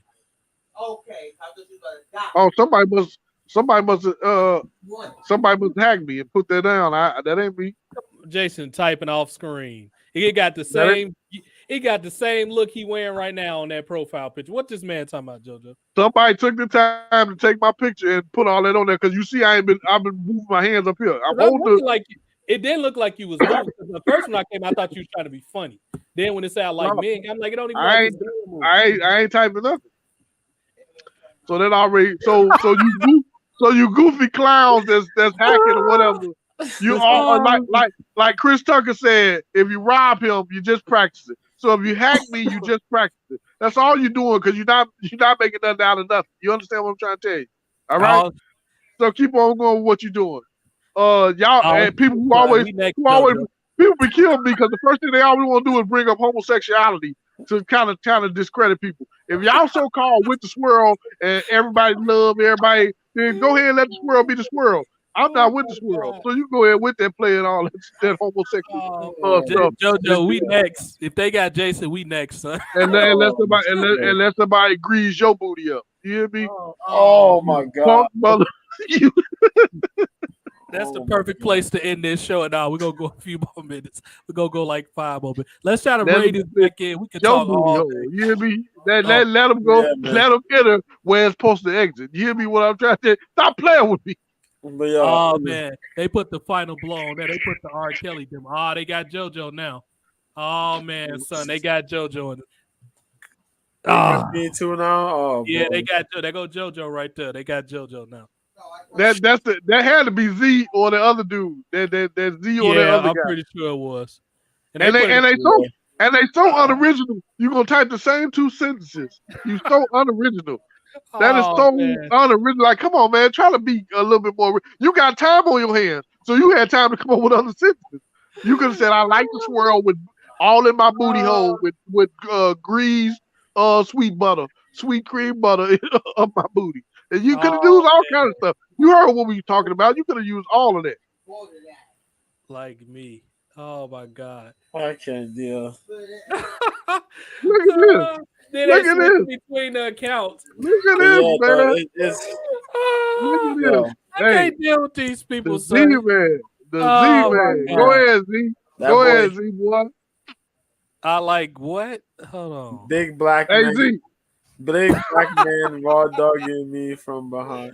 Hey, Z. If you wanted a spot on the show, all you had to do was ask, can you let me up? Now they try to make it seem like it's a conversation. Yeah. and it looks stupid because we talking up here with my fingers all on the screen. Right. You know. Mike. I don't know, bro. This shit is I don't know what to do to typing out here. I think Z is playing. Hey, I get a break for tonight. Hey, Z, show your face. That's the only thing I ask. Just show your face. If you bold enough, show your face. Stop using other people's pictures. Oh my God, I want to get tagged. Tell you about. Show your face. If you so bold, show your face. Oh man, I thought I was the heat mag. Hey, Z, you probably don't live nowhere by none of us, so we ain't gonna do nothing to you. We just want you to show your face. Hey, I already told you. I got 1,000 on Jason. I told you already. It ain't gonna be nothing for me or JoJo to pick left. It's nothing. It ain't gonna be nothing for us to pick the bones. Joe, you ain't gonna be able to get past. I tell people all the time, I'm I'm not just coming looking for violence or none of that, or I ain't gonna start nothing with you. I'm gonna give you a chance to say what you had to say. We can all be funny and laugh at each other, but when you just oh my God. Look at that. when you just on here trying to troll people, it's like, come on, man. Oh my God. I'm so done with these people, bro. Oh God. Oh my God. Now they talking about I'm you. Okay, y'all done. I just want to laugh for a minute. It's a good laugh. These people is out of their mind. They even woke Mike up. Mike was over there feeding the chickens or some shit. They woke Mike up. I'm about to tell Mike I was thinking about coming to California this June. If you do, I don't know. We didn't give the homeboy attention, and now he came back with revenge. It's all good. What we supposed to do? What are we supposed to do? You got one part of that right. Jason is a dick, but the other stuff you're a faggot for saying. But yeah. What y'all gotta JoJo? It's scary how composed JoJo is at sometimes. You'll get a reaction fast after me in a lot of situations, JoJo. That's how I know once that man get his hands on you, it's over with. Did you this person obviously don't listen to the show a lot. He ain't know JoJo choked somebody and made they drink spill in the White Castle and once JoJo get his hands on Z, I'ma purposely go buy a 10 sack and slap it out and put it in his Mr. B's head and slap it out his hands on purpose. Just so he can remember. But he can take him back in the day. So he remember to choke him a little harder than what he doing. Oh my God. Oh my God. These people is out of what? Like yo, one person came in here and made 3 or so separate accounts. That means that person has a lot of time on their boredom, bro. A lot of time. Gives me bored, man. This is let me know. I think I know who it is, but I gives me bored, man. These people. Oh man, they asked me, "Am I down to get dirty?" Yeah, but only with women. My God, these people. I just say everything. Hey, what y'all fail to realize, y'all do realize y'all contribute to my analytics, right? I just want y'all to know that, which is up over 1,000% at this point. But hey, we said it's a special night. Jason back. I'll let this go. We would have been done an hour and a half ago if Jason won. We just kicked. I didn't mean to go this long, and I didn't know Z Master. It's all good. It'll be different. I didn't know Z Master, the Warrior Princess, was gonna come in here trying to act like he was us. Cause I'm like Jason, he must be bored when he typed. When I saw that, when he put out my own, but I'm like, why would Jason talk about himself like that? Like what? Oh my God, Jason, these people. I don't like even talking about that, so I wouldn't call myself that. I definitely wouldn't call myself that if I was. This low key one of those rainbow people that's triggered after what you said. So you notice it started around the time after you said that. That's one of the people you made mad triggered about the pronouns or whatever this stuff is. Now, JoJo, this is the funny part. Jason is usually very humorous and stuff like that, but he gets serious when people start like insinuating if he's old or something like that. Yeah. I don't know if you remember, but this was back in Periscope days. I remember one time, and this caught me off guard, when somebody came in the chat, and I'm pretty sure Jason remembered. They was like, "What's up, old?" They was like, "What's up, everybody?" They said, "Me, my name regular, your name regular, whoever else said Brian or whatever." And then they got to Jason. They was like, "What's up, old school?" Jason got so mad. Yeah, he got so mad, and I'm like, I didn't think it was a big deal, but I don't know. Then again, they weren't calling me old school. Well, I'm gonna say about 10 years ago, I went to go pick up my niece from school, and one of her teachers gonna say, "Whose grandpa is that?" I said, "Point out who said it. Point out who said it. Please do it." He's like, "No, I ain't gonna show you." I said, "Who grandpa?" Oh my God! All right, if I had something in my hand, they would have got hit with it. So you can't let that stuff bother you, man. I wouldn't. Everybody think somebody looked like everybody gonna get old. I understand that everybody gonna get old, but I'm not one of them type of people that like talking about it. You ain't gonna. We about to play these type of games. You're not about to put me in the grave. Y'all lucky I'm too lazy to go over to Twitch because I would block y'all because I don't want YouTube to misread this as you know how they be flagging shit. Y'all lucky I'm too lazy to go over. I'm not in the mood for this shit right now. But oh my God, these people are out of their mind. Like y'all picking the wrong targets. Y'all supposed to say this to me. You know? Like JoJo and Brian, Jason, not even bad people. I get if y'all got hate with me because guess what? I ain't gonna get no fuck. I'm gonna keep making fun of you. I'm the most frustrating person to get in an argument with because I'm just gonna smile at you and wait for my turn and then say, okay, can I say something now? I'm gonna send you home crying. You ain't gonna send me home crying. People didn't try for the longest. People thought I wasn't gonna be here after they got rid of my first page. I'm rich, bitch. I'm still here. See what y'all mad about is I can say drug drive exactly. I can say whatever I want and still keep doing what I'm doing. That's what y'all mad about because I ain't broke to the system yet. Yeah, a lot of these British people that's on YouTube getting all the views on their videos that's sitting there eating cereal, being boring, got the views, but what y'all fail to realize they being fake. I'm not. And then on top of that, if you don't think some of them buy views, you out your mind. Everybody, I don't buy views because I don't want to get the penalties that come with it. But all them people be having bought views. You think they don't? I know how to do research. You could play them games with somebody else. Go ahead, Jason. You know what I don't get either? Well, that's become popular nowadays. Is that I think they got letters for it. They don't necessarily got a name for it, but where they be making little soft sounds and rubbing against stuff and what? You know what I'm talking about on TikTok and stuff like. Yeah, I don't know if you about. Like and they be whispering into the mic. Now, I ain't never seen no weird shit like that, but I get what you mean with and they be getting thousands of views. I'm like, I can see somebody watching this to go to sleep to it, but even then, why? Like, it don't make sense to me. Now, bro, I ain't gonna say no names. I'm just gonna set up the situation because I actually like this person still, and I ain't gonna put his name out there. But leave it to Jason to talk about the person that used to sit sideways and not face the camera. That sounds like some shit he'll do. He might do. Yeah, he might. I ain't gonna put his name out there. I actually like to do. He a good guy. Like, follow me to the 13th floor. where we all over the place. Oh my God! Where donkeys ride flying carpets and pit bulls love Jordans. Follow me. This is a special episode. We usually don't. We let these roll with Jason because this is like what people call a caption. Like these are the once in a lifetime type situations that we caption these. But this man Jason, one of the funniest things I've ever seen Jason do. We're gonna end at exactly 12. One of the funniest things I've ever seen Jason do. Y'all better cherish this. We don't do these all the time. Jason, when he came on that time, this is when we was on Haps and we was kind of experimenting with different topics. We didn't only want to focus on wrestling, but we was like, okay, are we gonna really do this or not? So it was one of them episodes where we was just on that and we had random people on there or whatever. And then Jason came, like, it wasn't that show. It was like the following show that we did that was more similar to this, like music and stuff. Oh, they didn't got me on here now. They just screen capture me because I definitely don't have none of those pictures in my thing. Yeah, they just screen capture what I'm currently doing or whatever. I don't even take pictures in this hoodie that often. I don't even take. But anyway, one of the funniest things I heard Jason say was when he came on that next show, he was like, some of that stuff not even that serious. He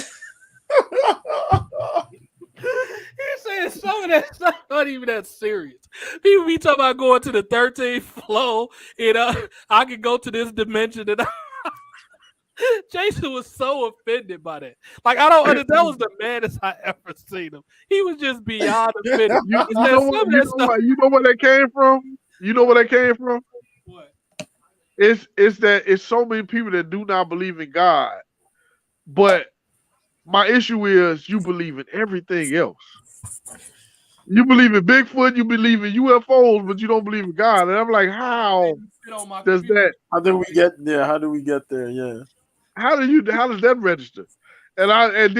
So since they don't believe in God, everybody got to have because they don't believe in the Bible. So that means they got to come up with their own deep sayings or deep meaning philosophies that they be coming out of the blue with, and it always contradicts itself because it's a man-made philosophy. They're like,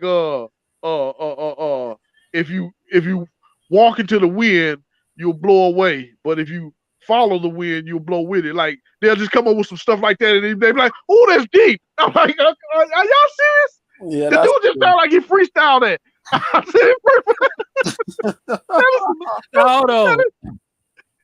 Hold on. Now I'm taking the glasses off. That reminds me of the episode of the Cosby Show. And yes, I'm saying Cosby Show. I don't care what y'all say. When Theo was talking about some you need to like me because I'm a regular person, and maybe I want to be a regular person. I don't want to be a doctor or a lawyer like you and mom. And everybody clapped in the audience, and it paused for a moment. And Bill Cosby looked at Theo like, that is the dumbest thing I've ever heard. I said that was the best comeback ever. Oh, These people. I said that is how I feel when they come up with these human philosophies.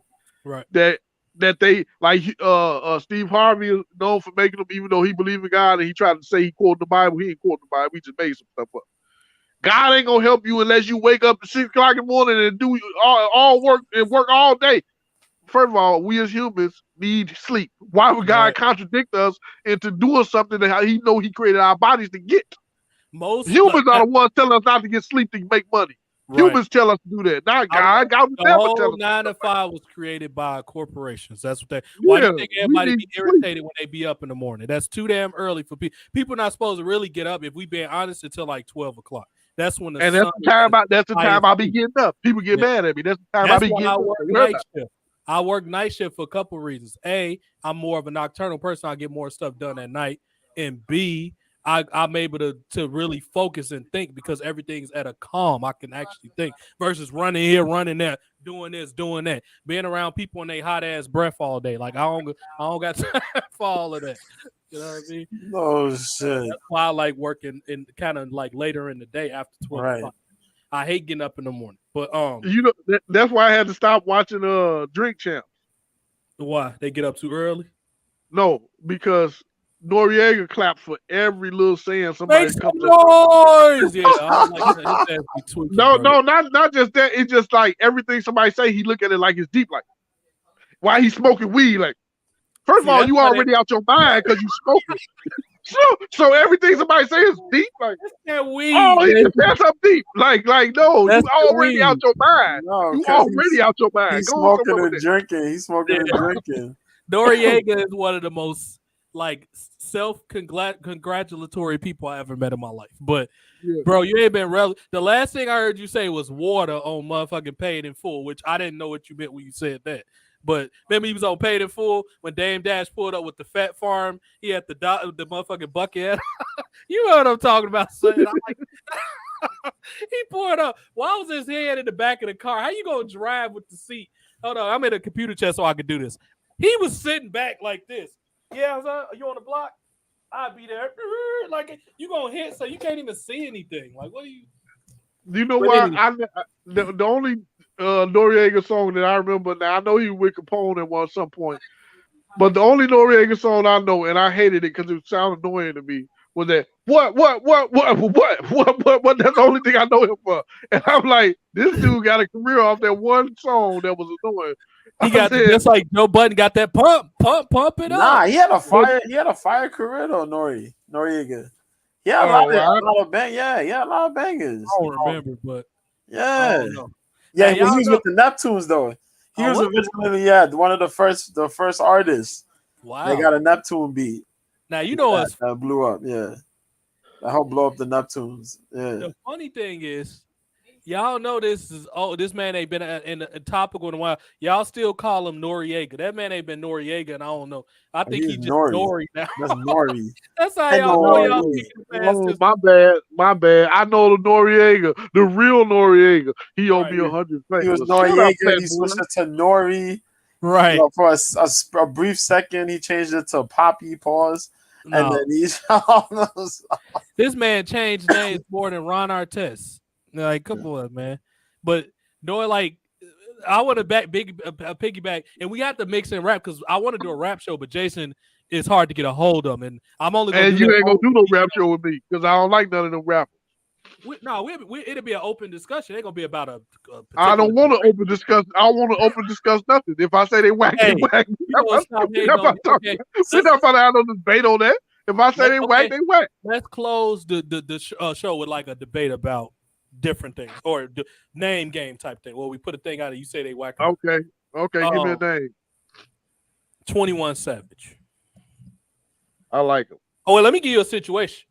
Would you rather listen to a whole Soulja Boy beat or actually album, a whole Soulja Boy album, or watch Sasha Banks matches? You got to do one or the other. Dang. A whole app with headphones. You gotta listen with headphones with the volume more than 50% up, so you can hear. I probably do the Soldier Boy because I can at least dance to it. I can't sit through no Sasha Banks or matches. There's nothing I can get from him. He at least made good beats. Okay, let me give JoJo one. I'm gonna give him his favorite person.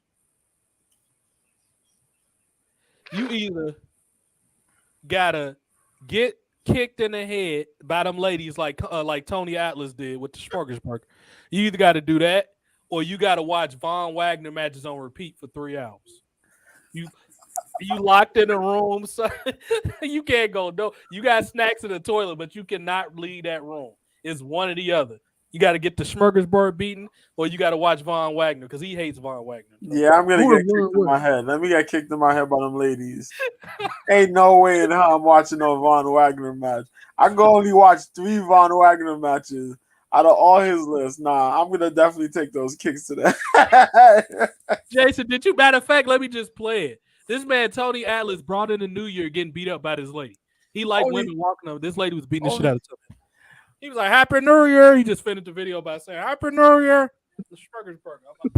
I've only seen 3 good matches, 3 really good matches from Von Wagner. That's all. So fuck it, I'll get beat up by the lady. Shit. Oh man. And JoJo, did you ever finish talking about UFC? I'm sorry, we did like. Yeah, we drifted off. It was what was I saying? Oh yeah, I was talking about Shogun retiring after he got beat up in Brazil. He should have never fought that guy. I don't know why they put him in there with that guy. No reason. They should have gave him somebody his own age or somebody who was near retirement as well. Yep. They couldn't even give him a local. Was it? Brandon Moreno beat this dude, Davison Figueiredo. 3rd round, he became the flyweight champion again. Figueiredo's gonna move up weight. That was pretty cool, but the Brazilian crowd was already pissed. They started throwing shit at him after he won the title and he left. Yeah. Security grabbed him and rushed him to the back. The freaking Brazilian fans started throwing their cups and drinks at him and shit. Yeah. What else? Jessica Andrade beat the stuffing out of Lauren Murphy. Lauren Murphy absorbed over 200 strikes in a 3-round period. Look at this shit. You know it's so when JoJo stopped mid-sentence. Look at this shit. Yo, I still can't believe this shit. He liked women to do this to him. Yo, she had a whole shoe on. I don't care how much. Like, Happy New Year. You a strong man and you're tough. That's cool. Look at how really kicking this man. Yo, you are crazy. This man 5 women to walk on him. That's actually a thing. And you know this shit's serious when JoJo stopped talking about MMA to mention that shit. That shit is crazy. Jason, you know you'll let a woman with clean, brand new shoes do that to you. No. Oh no. Go ahead, JoJo. But yeah, man. Jessica Andrade, she won her match, unanimous decision. They gave, was it 230-25 scores and a 30-26? Yeah. That shit was bad. Lauren Murphy got beat up, bro. She absorbed 200 and some more punch strikes. Majority of those were punches to the head. Jessica Andrade said after the fight, she punched her so hard that she was afraid that her hands started to hurt. She was afraid she might have broken her hands. And in the middle, towards the middle to the end of that 3rd round, I did notice that she started hitting Lauren Murphy with open hand strikes. Like, you know how Nate Diaz be stocked and slapping people? Yeah. Half of those were a mix of punches and slaps because she couldn't punch no more. I don't care. Lauren Murphy's tough, but goddamn, you can't be getting hit like that. No. That was bad. They should have threw in the towel. Same thing with Glover. They should have threw in the towel in that fight. Yeah, he was. Yeah, I understand Brazil crowd. You know, he was in his homeland. He can win the title. but Jamal Hill was beating that man up too, bro. Yeah. Which lets you know if Rumble managed to beat that man up in about 13, 14 seconds with one punch, and it took Jamal Hill 5 rounds, Yeah. that says a lot. That says a lot about the type of people that exist in this world and how tough of a guy Glover really is. And Jamal Hill, as tough as he is, he got some more to work on if he's gonna keep that belt. Yes, he got a lot to work on. Yeah, I agree on that one. Now, if he had one punch power, he'd be okay. But since he went 5 rounds and he hit him in his face several times and kicked him in his face several times, couldn't knock him out. What if you get another person that want to just take you down and that just wrestler? Yeah, that ain't just gonna stop it. A couple try to take down, they gonna keep going. So it's like he got to work on some stuff. Yeah, because he did defend some of the takedowns. He defended some. He did get taken down, but he managed to get himself back up. That 5th round, I think if Glover would have really put his all into that 5th round, he probably could have gotten a submission win. He probably could have done some real damage to Jamal, but Jamal managed to scramble himself and get back up, which is funny because it was almost the same thing that happened to Glover when he fought Jiri. That same 5th round where he could have had it, he took him down and he messed up, and Jiri managed to switch up and get the submission. That's almost what happened there, but Jamal tried to strike him instead still. But I'm happy for Jamal. Word. I'm happy for him too, man. You know, he was wilding out a little bit, trying to defend Dana White from slapping his wife and shit. He tried to defend Dana White on that. You know, that was a little goofy move on his part, but yeah, good for him. Brendan Moreno. I think he's gonna have to fight what's the guy that just fought Jan? Not Jan. What's his name? Ankalaev. I think they're gonna make them two fight next for the belt. They might, but now you got a story too with Alex Pereira. But Pereira's gonna have to fight Izzy again. Pereira's gonna fight Izzy again. I wouldn't want that to happen instantly either, though. Me either. I'm tired of these instant rematches. Like I don't want to see Usman versus Edwards, and I don't want to see Izzy versus Pereira right now either. It's just too soon. Like I know they had the belt for a while, and you owe them an ultimate rematch, but rematch right away. But I was like, just give them a fight in between, please. I just want to see something in between it. Can I see one new fight in between that? Then you give them a rematch. Yeah, that's all I want. I just want one fight in between it. Some new name in between that. Hold on a second. This cat Necro Eric asks, "What did you guys think of the wrestling this weekend?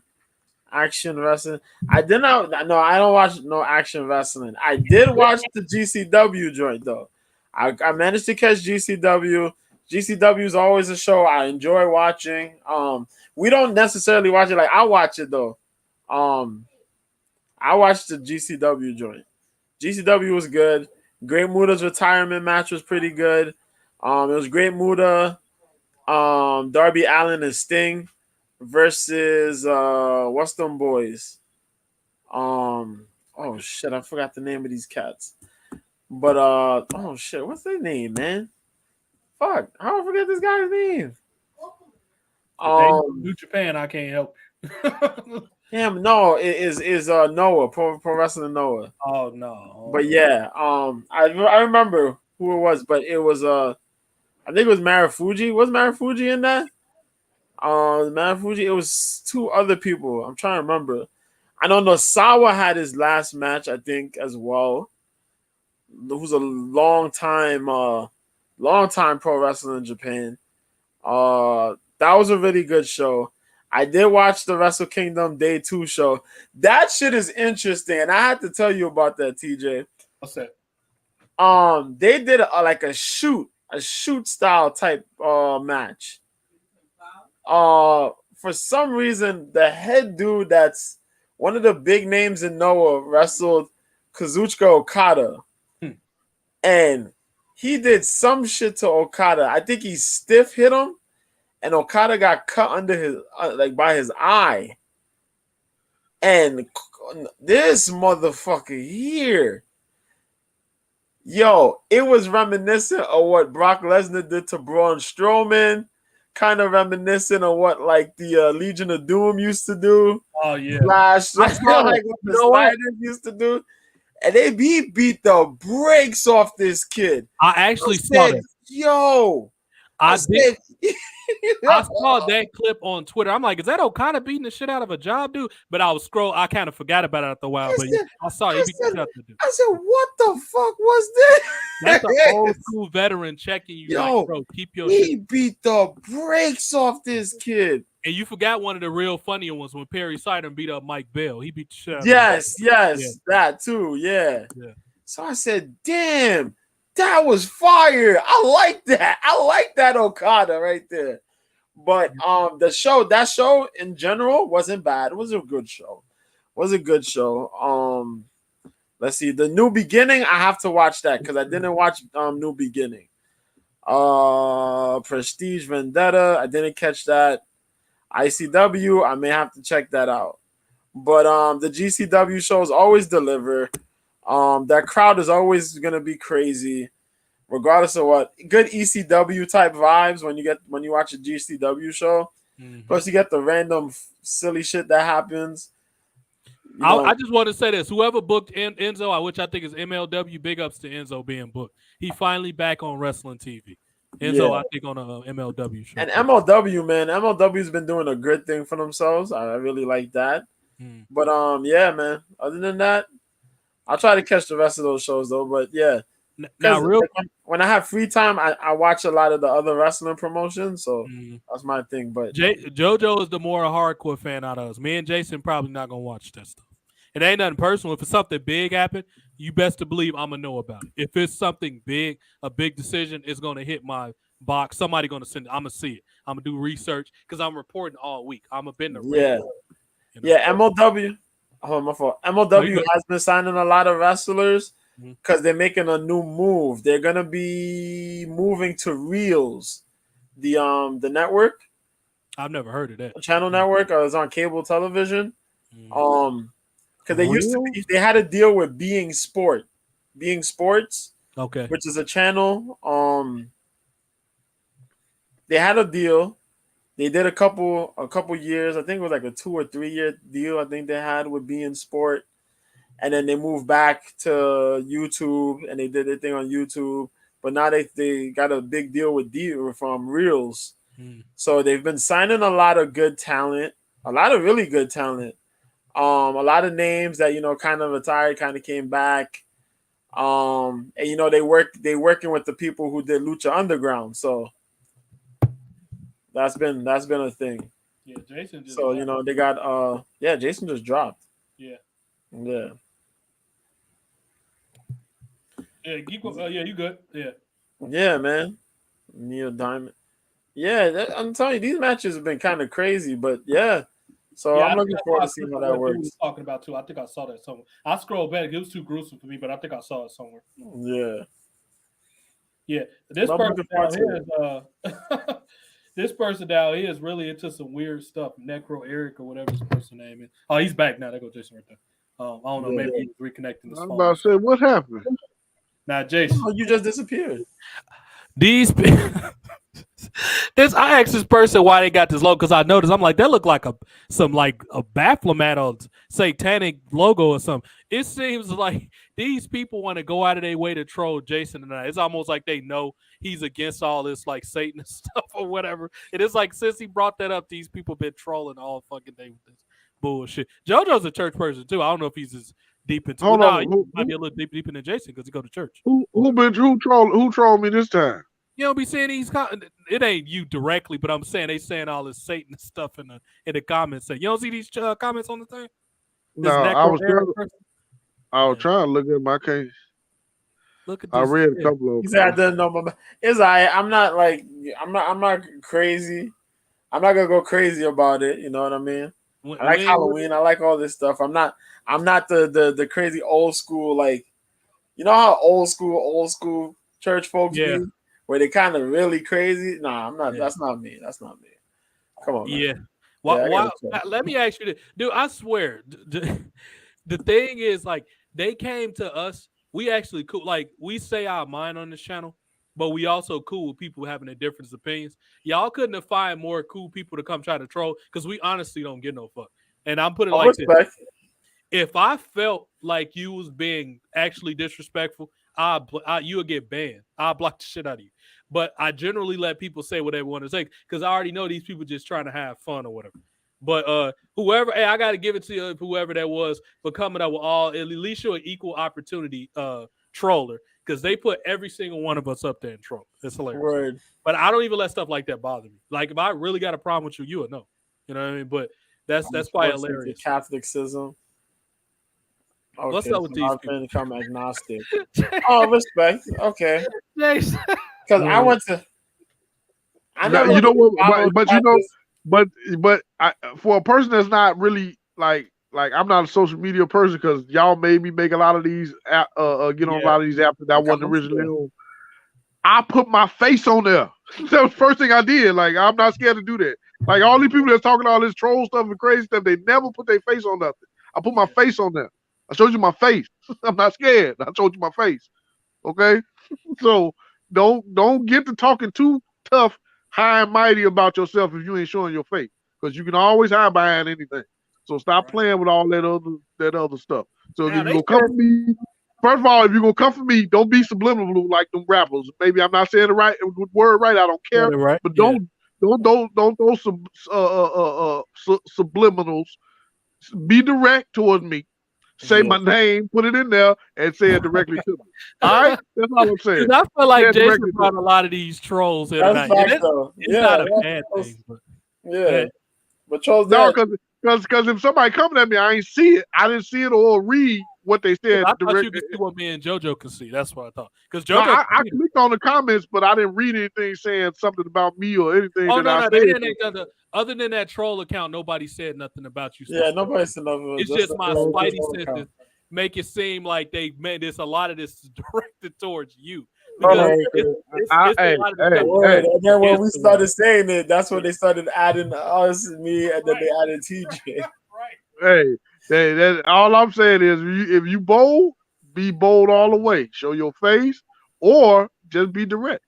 Don't Jason, do all why that. You don't start. You need to start a stream or YouTube channel where you do battle rapping. You should do that. I don't watch battle rap no more. I ain't watched battle rap for 2 years. You doing it. It could be like a comedy sketch type thing. It don't gotta be serious.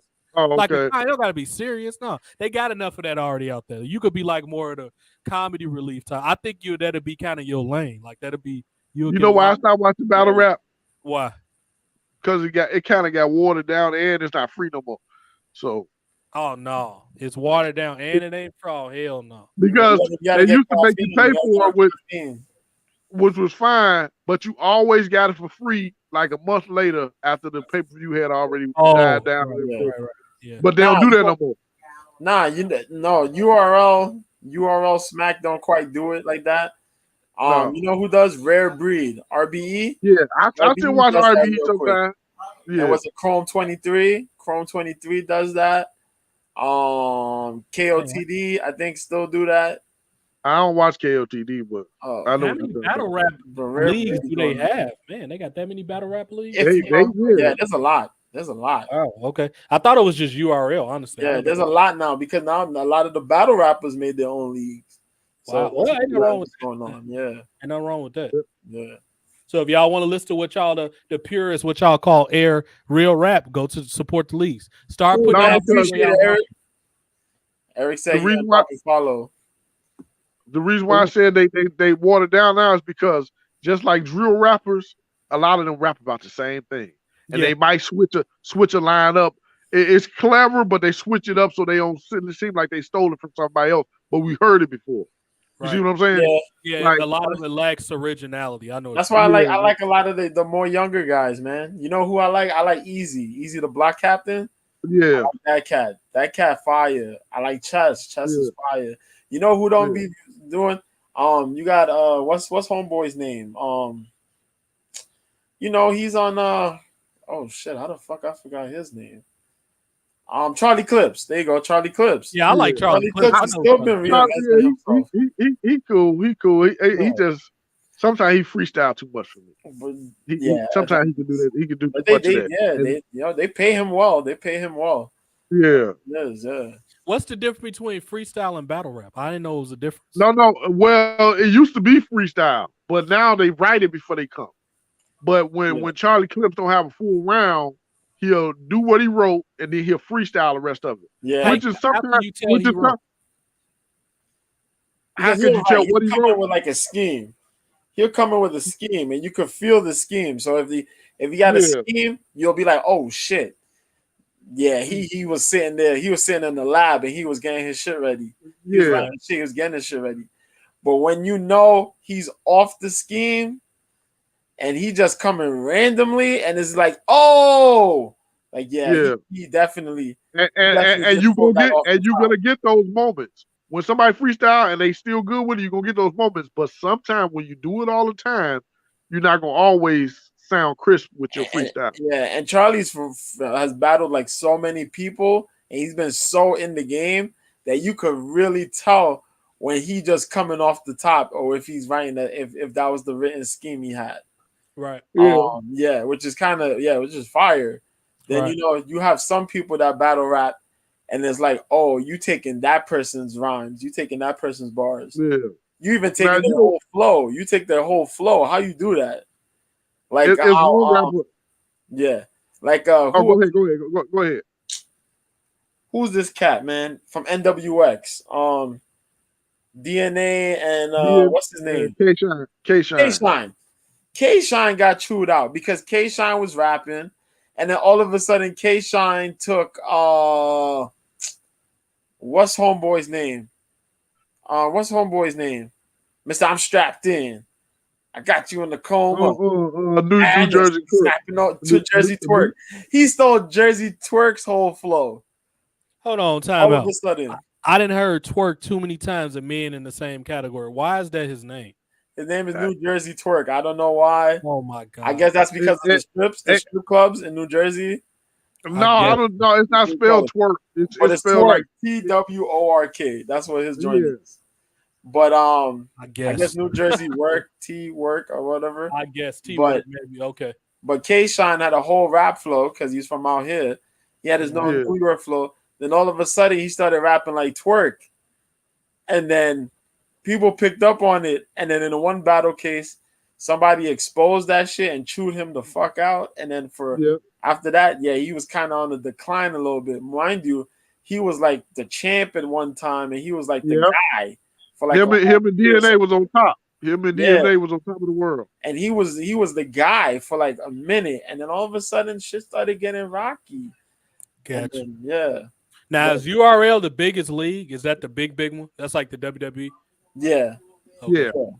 Yeah. Because they've been out for years. They're like the WWE because they've been out for years. Who runs that? Like, who's the main person that runs that? That's Smack. I forgot the guy's real name, but his name's Smack. He bald head. He a bald head dude with a big beard. Can he rap? Nah, he don't rap, but he just know people and shit like that. And he got but you know what he known for saying though. You talking to me? Go ahead and say it, JoJo. Yeah, you say it. I say it. Yeah, me. You say yeah, me. Yeah, me.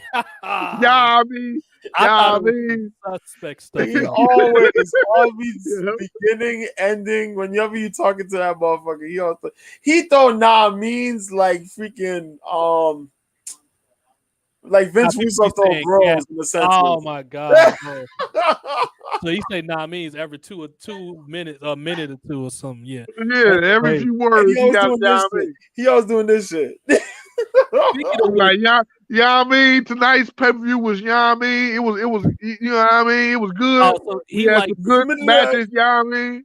He like with this expeditious word. Like you know how we get down, we real nigga time, you know what I mean? We split it back. Yeah, I mean, so we Why did you know T.I. had a podcast? I didn't know that, Teresa. I don't care about T.I. got a fire podcast. I like the podcast. Expeditiously. Yeah, that's what it's called. Yes, I don't care about words. Yeah. Why you don't like Tip? You this coming from a T.I. fan.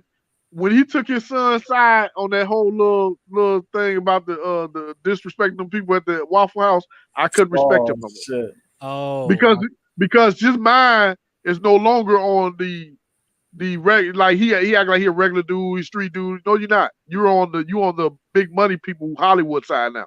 Because when you told him it's okay to disrespect them, they mad cause in their life because they stuck in these dead end jobs, whatever. How can you say something about at any restaurant you go to, you have to have servers. So you're gonna say disrespectful stuff about every server you come across at restaurants like that? Yeah, you can't do that. Everybody can't be no rapper. Everybody can't be no superstar. What are you talking about? People kill me when they start talking about people's jobs. Like he stay mad and he's stuck over here. Like that man might not even be stuck at a job. He just won't work there. What was the issue? Did he not tip him or something? What was the problem? No, he came in talking about trying to rush the people or something, trying to talk about hurry up and get my food. And the manager trying to tell him to the manager at first was talking to the employees, telling them don't argue back and forth with his son. He didn't know he was T.I.'s son, and he was just telling them don't yell back and forth with him. He came at the manager talking about you know who I am, your mama know who I am, saying a little disrespectful stuff like that to the manager. So now the manager going back and forth with T.I.'s son, and then T.I. gonna come on thing later like you can't be going back and forth with these little peasant people. They just mad because they stuck in life like that. For real? Yeah, like ignorant stuff like that. Like they mad that they spotted life. Yeah, and when he said that and didn't reprimand his son, I lost all respect for him. He can't do nothing to make me get no respect back for him unless he come back to his senses because he got to be all the way out of his senses. Ain't no way. How rich do you have to be before you start like just looking at everybody like down, putting your nose down on people? Now the crazy thing about it is T.I. is usually known for being respectful at Waffle Houses. When he started doing this, T.I. going to a Waffle House to for everybody food. No, his son did it, but he took up for his son, and even if you didn't want to make your son look like the bad guy, you didn't have to direct your insults at the people that work there. Right. I understand that, but it seemed like I still wouldn't think he would have took his side. That don't even seem like a T.I. move. That's weird. Yeah, he got to be on one. T.I. been doing some weird shit lately. Yeah, T.I. It kind of started since they booed him at the comedy show. I ain't like that either. I ain't like that. Yeah, I forgot who he was beefing with in comedy. What's his name? Somebody. Godfrey. He was beefing with Godfrey. T.I. is like Mal Hoffa to me. He's a sensitive so-called thug. A sensitive one. You know who used to have real bad... You can't tell him the same stuff he tells you. You know who used to have real bad issues with him? Shawty Low. Shawty Low used to have issues with T.I. real bad. Yeah, they had real beef. Yeah, he was to ride around the neighborhood and say it's T.I. from Bankhead, and he'll find people in there say he won from Bankhead and all. That song "Big Things Popping" is about Shawty Low. That's what that song is about. When he was talking about how Shawty Low ain't on his level and all that type of stuff. Yeah, that and what's happening. That song he did. Was another response he did after Shawty Low did a diss track. I forgot what diss track, but then he did what's happening, and then. Yeah. When he was rolling up in Shorty Lowe's area of the neighborhood, everybody was repping with T.I., and I was like, God damn, they wild. Yeah, it got real. Even though T.I. did shout him out publicly, like he kept his public image where he told them the people to go buy Unison City, which enough people don't talk about. Unison the City is one of the coldest rap albums ever. That Shawty Low debut album, the album was fire. Yeah. Unison City, I listened to that album quite a bit. It was a fire. Shawty Low. He's the only person that can get away with whispering. He used to whisper his way to Jason, did you listen to Shawty Low? Not really. Yeah, he was cold. Go back and listen to Unison City. That album was cold. Y'all didn't know that he used to be with D4L, did he? Yeah, we knew he was with D4L. That was his group. D4L was Shawty Low's group. Yeah, I knew that. Yeah, but they were shaking that Laffy Taffy before. Yeah, they were doing Laffy Taffy, and then he decided, they had a falling out, and he decided to go solo, and boom. Yeah, and look what he ended up doing. Yeah, and people get mad at Soulja Boy, but D4L was really the ones that got that lollipop music playing. Soulja Boy just wrote. He came after that. Like that was like a year or two after, because when Laffy Taffy come out like 05 or something like that. Soulja Boy came out like a while later. Did it? Soulja Boy came out before that. Soulja Boy came out like 07, 06, 07. I thought D4L came out of like. When was people wearing them big ass T-shirts? Didn't D4L start that? Wasn't that like? Nah, that was like short. That was Soldier. Really? That was the whole Atlanta scene. That Right, was like I get Soldier that, Boy. yeah. That was Soldier Boy. Hold on. What kind of T-shirts was he wearing? Them franchise boys. That was them franchise boys. There you go. You remember the big ass white T-shirts? Yeah. You right. Franchise boys and Shorty Low. The same time, Nelly and them, the Saint Lunatics, and right. There was too many. Right, but that's what I'm saying. There was too much tomfoolery. The South started doing some tomfoolery and just brought that shit all back. Yeah, that shit back. But I thought all that was before Soldier Boy, though. I swear I thought that was before Soldier Boy. No, I thought they came out before that. Okay. Yeah, because I remember they had the big ass white T-shirts on. Them shirts used to look like sheets or something like that. I'm like, that's the franchise boys that did that shit. Them 5X, 6XL shirts. Yeah. Now I get if you like 6'3", about 300 pounds. Yeah. But them dudes are 100 pounds with bricks in their pocket with them big ass shirts on. Like, I don't understand. Talking about they gonna whoop somebody. But not for nothing. They gonna triple their shirt. We did that stupid shit over here in New York. Oh yeah, I'm sure. T-shirts, yeah, we did that shit. That same in Chicago, they did it too. Yeah, big ass T-shirts. You know what was big when I was in high school? Because y'all wore a Kenneth Kanai and all that stuff. We ain't with it. We wore. Everybody wanted to wear Gucci, and everybody which Gucci was. Oh, Biggie was wearing Gucci. That shit was like 80s, 90s with those big ass clock chains and all that. But we wore Bathe the Apes. If you remember Bathe the Apes, that was popular when I was in high school. Bathe the Apes. You know what I could stand? What's that? When Nelly came out with that Air Force One song. That was cold. You ain't like Air Force Ones, Nelly? No, because I knew that song would bring the price of Air Force Ones up, and that was my favorite shoe. Yeah. Because everybody started buying them because they realized the color schemes. Yeah. And them shoes not even that quality, honestly. Like, them shoes, like, they're not. But I like the shape of them. It's not so much the quality of them. I like the shape of them. If I could find some shoes that with that shape, that round toe shoe. Yeah. I like those type of shoes. Yeah, it was that and the color schemes. Like, you can't go wrong.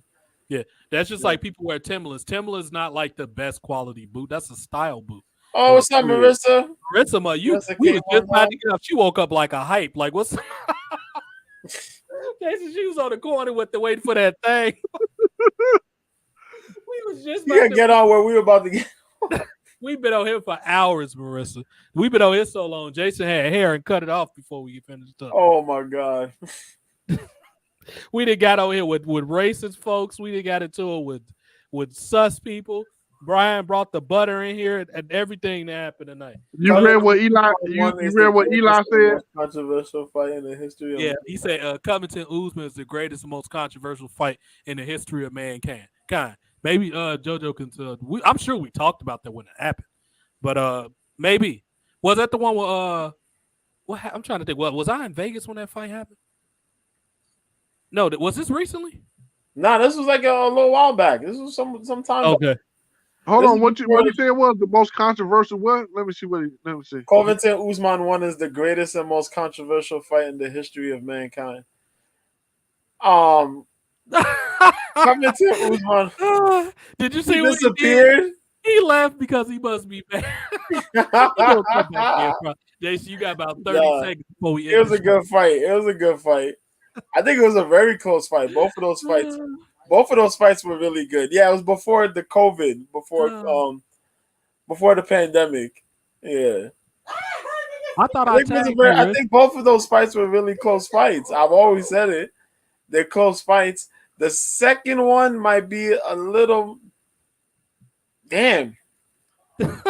He finally came back up here. He over here looking crazy. Back button instead of like I be trying to close the comments. Like after I read them, I be trying to close it down, and I hit the back button and take me all the way out. Ask me to put it on the screen. You ain't have to do all that. Put it on the screen so I can see what they say. Yeah, the first fight was more controversial than the second one. That is. Yeah. The first one was more controversial than the second one. I thought you did that to be like because you to show that you disagreed with it. That's what I thought the point of you doing that. No. Yeah, and it has a lot more. It has a lot more to do because of the stoppage. because the stoppage, I think Covington could have kept going and we could have seen what would have happened. But even though it did seem a lot closer than what people were trying to say that it was. The second one was even closer. You know what I mean? But it was just because of the stoppage. I think I didn't like the stoppage, man. I think it should have kept going because even though Covington he got hit, he did say his jaw was messed up. Motherfucker kept pushing it, bro, and nobody really gave Usman really trouble like that. As far as Covington went, man. Because then look, even Leon Edwards, that match was, other than the first round, that fight was pretty one-sided. The second fight between Edwards and Usman. And then the head kick came. So it was like, fuck. Yeah, man. Wow. Interesting. All right, let's try to reel this in a little bit and wrap it up. I'm surprised I had this long and ain't ate nothing. But we will try to get Jason on here again. I'm off on. Yeah, you're right. Yeah, you're right. Say it again. Nah. Just got you a rice bowl. A rice bowl. Huh? I don't know. Yeah. You think I'm a faggot or something? We eat real food over here. I can't do no goddamn rice bowl. Yeah, I can't bring that back. I'm gonna stop right when I start really getting monetized on here. I'm starting to say this crazy stuff, but I can't bring that. That was that was a go-to on Haps. That too, because Colby got cardio, man. That's the thing. Say what you want to say about Colby. Colby got size. Colby got cardio, and Colby could really fucking wrestle, man. Yeah, cardio. I mean, when you're a wrestler, you're gonna have cardio anyway. I had good cardio when I was a wrestler. I look forward to seeing who he fights next. Yeah. Because he hasn't been out. Because he have to do that whole. What Kobe need to stop doing is stop talking crazy to Fabricio Verdum. He'll be cool if you stay away from him. That's all he needs. He needs to stay away from Fabricio Verdum and boomerangs. That's what he do. That man gonna be brain dead. He keep playing. Then he had the audacity to go to Brazil and try to disrespect them people in their country. I don't know what that man was smoking on that day. And for people who disrespect Brazil, they got to be the dumbest thing if you're an MMA fighter. First of all, that's the Gracies are the ones who are known for starting the MMA, and then you're gonna have several fights in Brazil, right? You see what I'm saying? So there's a chance that you might land there and be on the card. You might want to set your trap. That's like going to Puerto Rico and disrespecting baseball. It's not baseball. Damn, that started in Puerto Rico. Like they give Americans credit, but baseball is mostly a Puerto Rican sport. When you look at the league, it's mostly people from the Caribbean playing baseball. Like, come on, that's Roberto Clemente was Puerto Rican. You said what? You gonna get out there and get $150? Exactly. Or you go to a black neighborhood talking bad about basketball. That's not what that white man in Canada started, but don't nobody remember who that man was. When people think of basketball, they think of black people. It's in the story. Even though we don't got no owners or barely, we don't got a whole lot of this and that. But when people think of basketball, the innovation that was brought to basketball was brought by black people. The 3-point line, faster gameplay, higher contracts. Those are all black people that did that to basketball. I know nobody care about no Naismith from no Canada. Black people basically should be the face of basketball. But matter of fact, the little logo, the little NBA logo, that's supposed to be Jerry West, but it should be Michael Jordan. How many people, and there's no disrespect to Jerry West, how many people actually remember who Jerry West was?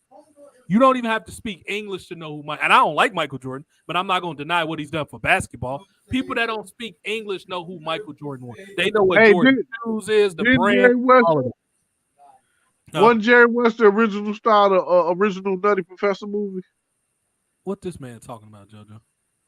Jerry West. So, man, thanks for everybody being here tonight. This been a good show. This been a good show. This man need a nap, son. This man right here need a nap after all of that. Thanks to the host, TJ. My co-host, BX Connect, is always here. Mr. B 1986 on Twitter. Ease Jaw on Twitter. He needs to be more active. I'm going to keep my foot on his throat until he is. He needs to be a lot more active. Let me tell you something. If you're going to comment, show your face. Thanks to everybody who was on the comments. Right. The one dude who made dude with 4 profiles, 4+ profiles. With time was here. Democrats. That he came in real quick. That was funny as hell. I believe Mike, of course. Marissa, you came through. Thanks for coming through. Watch the replay.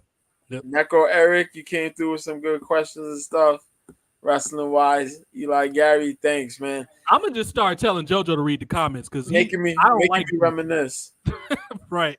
He like doing it. I don't. So JoJo, you are officially the comment person now. I don't even like reading comments. Making me reminisce. Now I'm about to go watch Usman in Covington probably tomorrow. I'm probably gonna get me I'll probably watch that shit. A White Castle because I'm gonna be by it tomorrow. That's what made me think about JoJo. Yeah, I can't even walk into White Castle and buy White Castle no more. That shit is not what I used to think it was, man.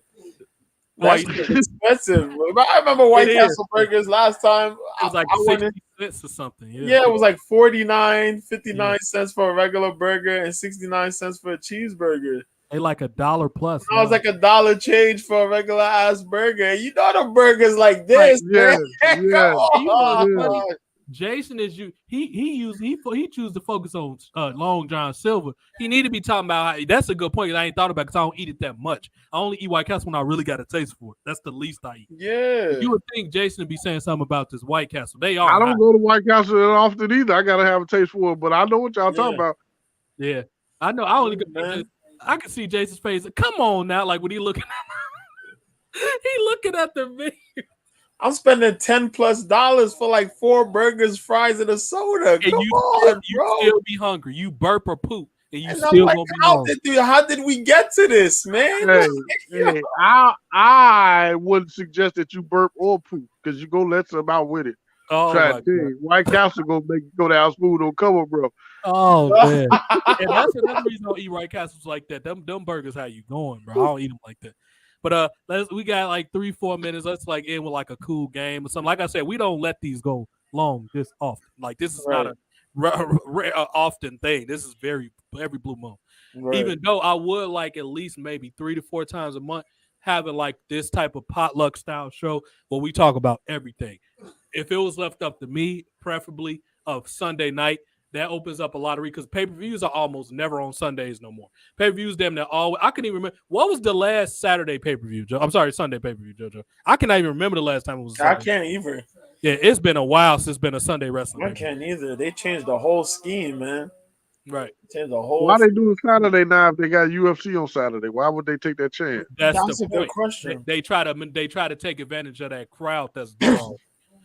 You know, and I guess they got tired of getting their ass whooped by football on Sundays or something. I don't know. Like, when football on, don't nobody care about wrestling pay unless it's WrestleMania. They might switch over to WrestleMania because they know it's going to be celebrities and stuff there.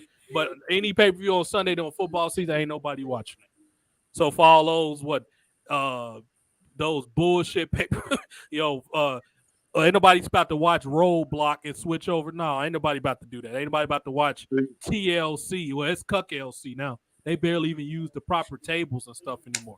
That's Cuck LC. I'm glad they got rid of that. You can't have no TLC match without the original people that started it. It's not the same type of match. You're going to have one of the wrestlers going up there. You're going to read their mouth talking about pull me backwards. We're going to go through the ladder. You're going to see them saying the shit before they do it.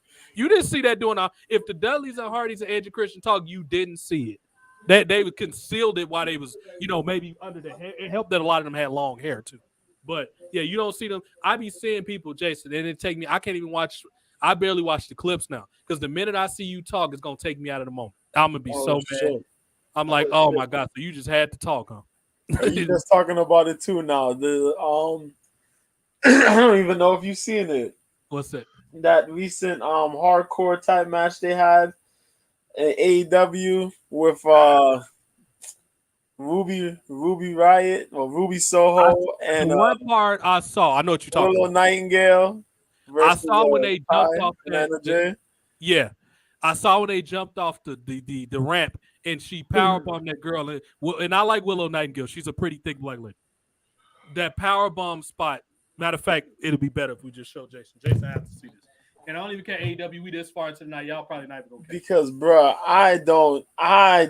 Yo, there's things you do and there's things you don't do, and it goes back to when we talk about we want these. You having ladies doing the most in the match. Yeah. AEW, y'all let those ladies do the most in a match, and maybe you should have kept it a lot more simple. You should have.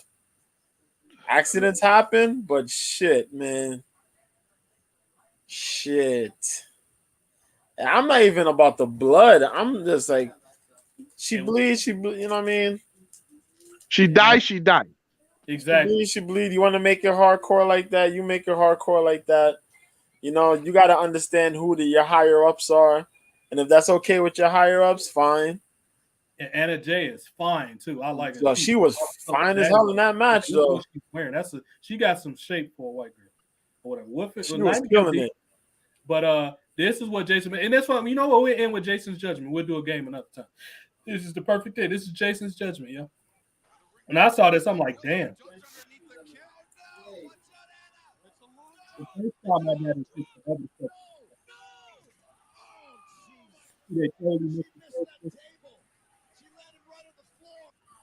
Did you see it? That was terrible. She dropped that girl head, hit that thing. She jumped past the table, which is a problem in itself. How you jump? And then she did that. She did that little thing that Mr. B make fun of them doing. She gonna sit up all day, sitting up when they did the power bomb like she in the days. What you hit? What you hit on your body that made you go in the days? But your butt. So you telling me your brain is in your booty? Get out of here, girl. Oh man! And it goes to the fact that they didn't set the table up, man. Because they set the table up for the spot they were gonna probably do earlier. Yeah. Totally forgot about it. And it was too stuck in there. Nobody pulled it out, pulled the table out. And you know how Bubba Ray goes through the tables. Yeah. But the difference between them is they had a lot of experience doing it. They was already seasoned wrestlers before they got to exactly. You set them girls blind to go try to do their own spots and make their own calls. That's what the hell you're gonna have. Tony Khan gonna have some high medical bills, some very high medical bills, and like she didn't even really know how to protect. She looked like she barely covered her head. Like you supposed to tuck your chin whenever you're taking a flat back bump. You tuck your chin in so you don't rattle your head. That table was because that table was supposed to be broke. Yeah, but the legs protect Anna Jay. Yeah. Ain't shit protect Anna Jay from the straight up floor, bro. Yeah, and it shows you that they don't really. And Nightingale been around for a while. She should know better. She should know better, and that's the difference between women's matches and men. They don't. And I'm not trying to sound some of them men are left brain and women are right brain. Something could have went wrong because women always got to feel like they got to be competitive with each other all the time. So what's to say that, let's say Anna Jay picked her up and she was telling her, and I'm just being hypothetical. She was telling her, I'm not ready to be dropped yet. And the girl was probably, what you think? I'm the veteran. And then they forgot totally that they got to protect themselves when they jump. And at that point, she already done fucked her up. So you would think the first thing she did wrong is when you see that the table's out of place, you adjust the power bomb. Instead of jumping with her, you should have just dropped her, because dropping her is still safer than jumping like that. You would have dropped her, and at that point, or you should have tell her, okay, we out of space. I got to drop you. Just, grab your head and prepare to fall. That's what she should have told her. So that's the difference between experience and not experience. You very rarely see men mess up spot. We already talked about Top Flopper earlier. He's a clown. So for the people that think we're picking on women, he's a goofball. He's one of the worst. Like, compare him to Ricochet. Ricochet done stuff I can't believe that he's done. Yeah, this is for the travelers. At least Ricochet made the destination with the travelers stuff. Because Ricochet jumped out the. Did we ever show Jason that when he jumped in front of Velveteen Dream? Have we ever shown him that before? Yeah, you showed me that one. I think you seen that before. He ran and jumped out and landed direct, like flat-footed. Like, he didn't stumble or nothing. I don't know why Ricochet not in gymnastics. If he was in the Olympics, he would have probably never lost, because he's so balanced on his feet. It's crazy. Now, I probably would have did that, but I would have rocked or, something. But he literally landed like it was nothing. Like, I do this. I eat these for a living. And that's why he bumps so well, because he gets that. That's who Ricochet train half of these girls how to fall right. Go ahead. You know who else is good at gymnastics? That dude that won the 24/7 belt with the dreads. Oh, that's because he was. You talking about Reggie? Oh, his name's Scripps now. You talking about Scripps? Yeah. That's because you know what his profession was before he got to WWE, don't you? No. He was in the circus. He was in Circus du Soleil. He was actually in the circus. That's why he's so good like that. And Reggie is one of those type of dudes. He'd be a good wrestler if you give him a good manager to talk for him. Not that he's a bad talker, but I'd rather him be in a hurt business than Cedric Alexander. You know why? He's a smart person. That's why. Cedric's not bad, but I think Reggie is better. That's the difference. Cedric Alexander is he's too pre-programmed with that. I got to get my move, and he try to memorize his matches. He's from that cloth for people. So, but anyway, we went way goddamn longer than we used to. But that's because we got. I've been holding this piece for about an hour. Yeah, he gonna get a phone call in a minute. I always got a bone to pick with him for a 1 minute phone call every show he missed. I gotta call him for a minute and nag him. That's the rule. That's the rule. Because he was supposed to take me to Long John Silver, and he remember that last conversation we had, JoJo? That he's supposed to take me to Long John Silver. Oh yeah. That was the last thing I talked to Jason about on air. Yeah, he was supposed to pick me up, but he never did. What the hell is that about? Ain't nobody going no dog on Long John Silver. But all right, y'all, catch us every week. I want some fish tacos, bro. I want them fish tacos. I mean, don't worry. Hey, I tell you like this, then. When we come to New York, we go get some fish tacos. Oh, we definitely gonna get some fish tacos. Just don't take us to that ghetto part where the Chinese and Africans be fighting each other. Oh, that's Chinatown. That's Chinatown. That's how it is. We gotta go to Canal Street, bro. Okay, we'll go to Canal, just not where that ghetto with them ghetto people. I don't want no cats and dogs. I'm good. I want to go to every borough in New York when I come back out there. Every borough on top of that. Every one of them. As long as we safe, I do it. I know the Bronx is beautiful, so I'm like in Brooklyn in the house. Yeah. He gonna be sitting there talking, make some noise like Nori. He gonna be make some noise. Where's Queens? Now we can't go there. You gonna get a shot to my for the travelers and all. They gonna shoot us. We can't. Hold on. Name the 5 boroughs. JoJo, name the 5 of them. Why you gonna ask a person from New York? You could have tested me, JoJo from New York. No. I need to know the exact 5 because I sometimes let me try to name them, JoJo, so I can test my memory. JoJo from New York. What kind of question? That's like asking you, do you know about streets in Chicago? Come on, Jason. Well, come on. The name will be a name. A misconception that I say the first one that people think is a borough and it isn't, because I thought it was one because it was never clarified. I always thought Harlem was a borough, but it isn't. Harlem is a neighborhood in Manhattan. Am I right, JoJo? Or yes, you're correct. Okay. Well, put your finger up for each one that you name. Okay. Manhattan, Brooklyn, Bronx, Staten Island. That's all of them, right, JoJo? Am I missing one? Say it again. Bronx, Brooklyn, Manhattan, Staten Island. Am I missing one? Yeah, one more. Really? I know a lot of them start with B's. Oh, Queens. How can I forget? Go. Queens. Okay. Yeah. You got it. Where's the Yankees Stadium? Is that in the BX or the Queens? It's in the BX. It's here. Okay, it's 161st Street. If y'all want to know why JoJo's name is the BX Connect, he's from the Bronx. That's why we call him the BX Connect. Now, which one is the best? Which one is the best? Which borough is the best borough? Yeah. It's probably depending on what you're looking for out of the visit. I don't want to hear that depending on what you're looking for. Which one is the best? It does come down to what you're looking for. I'm tired of y'all PC after 2,000 people. We going back to the 80s. No. We go back to the 80s. In Highlander, they said there can be only one. Which one is the best? We're not about to do all this here PC stuff. There can be only one. There can be only one. You don't have to answer if you don't want to, JoJo. Forget this. Yes, you do. Yes, he do. I'm gonna say because since I live here, I'm gonna say the Bronx. There it is. I agree with JoJo, and this is why. Nothing against all of it, because I heard good stuff about pretty much all of them. Yeah, Queens and the Bronx sounds stuff out here. What's that? No, I said there's a lot of good spots out here, man. Like in the 5 boroughs, every borough got like a fire spot. You know what I mean? Great things about it, you know what I mean? So I'm only saying the Bronx because I live in the Bronx. I'm going to be biased. I ain't never been there, but from what I've read, the Bronx sounds like the best one from what I read. And Queens also probably be a close second. I've heard good stuff about Queens too. But of course, Manhattan's Manhattan. It's like asking about downtown Chicago. It's people that think downtown Chicago is great. Some people think it's bad. It depends on what you're looking for or whatever. But to me, the best side of Chicago is, and I'm from the West and South Side. I grew up most of my life on the South Side, though. I would say, I'm not even going to lie, probably the North and the East Side because it got the most attractions. I'm going to go with North and East. I'm not going to be biased. We got the best food on the South Side. West Side got some good food, too. Now, I know you're go wrong with the West Side. That was you that told me about the Vice Lord Burger, but I ain't messing with you. I'm not getting shot over I call it Vice Lord Burger no matter what side of town I'm on. Give me one of Vice Lord Burgers. Manhattan.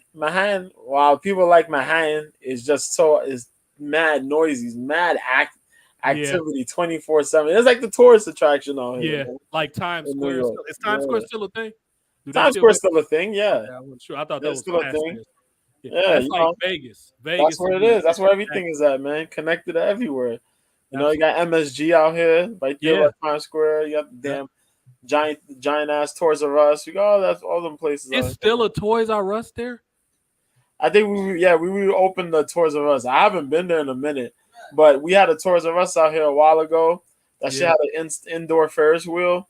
Craziest Wow. shit ever, bro. That sounds crazy. Yeah. You had the Y'all had a escalators cool to go Toys up. R Us. Huh? Y'all got a cool Toys R Us. I mean, That's I not love Yeah. the Toys R Us we had when we had it, but we had what y'all got. No, that's extra. Yeah, that's Yeah, dope. we got that That's shit. like Mall of America or something like that. Yeah. You gotta come out here and hit up like the Palisades Mall, which is like upstate New York. Mm-hmm. That shit is crazy. They got an indoor roller coaster. Wow. Yeah. Now, when you say upstate to New, you talking about Syracuse, Rochester, or like one of them small places? Like somewhere going around there. It's way before you hit there, but like going up towards that direction. Yeah.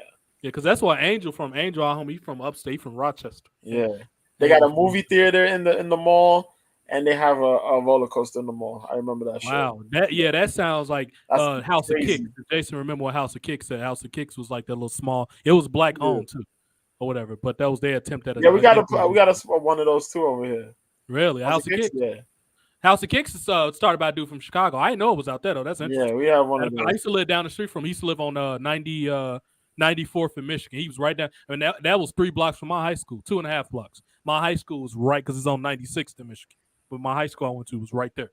But yeah, that was like the black wall, the black like lawyers and all that. They lived in that area.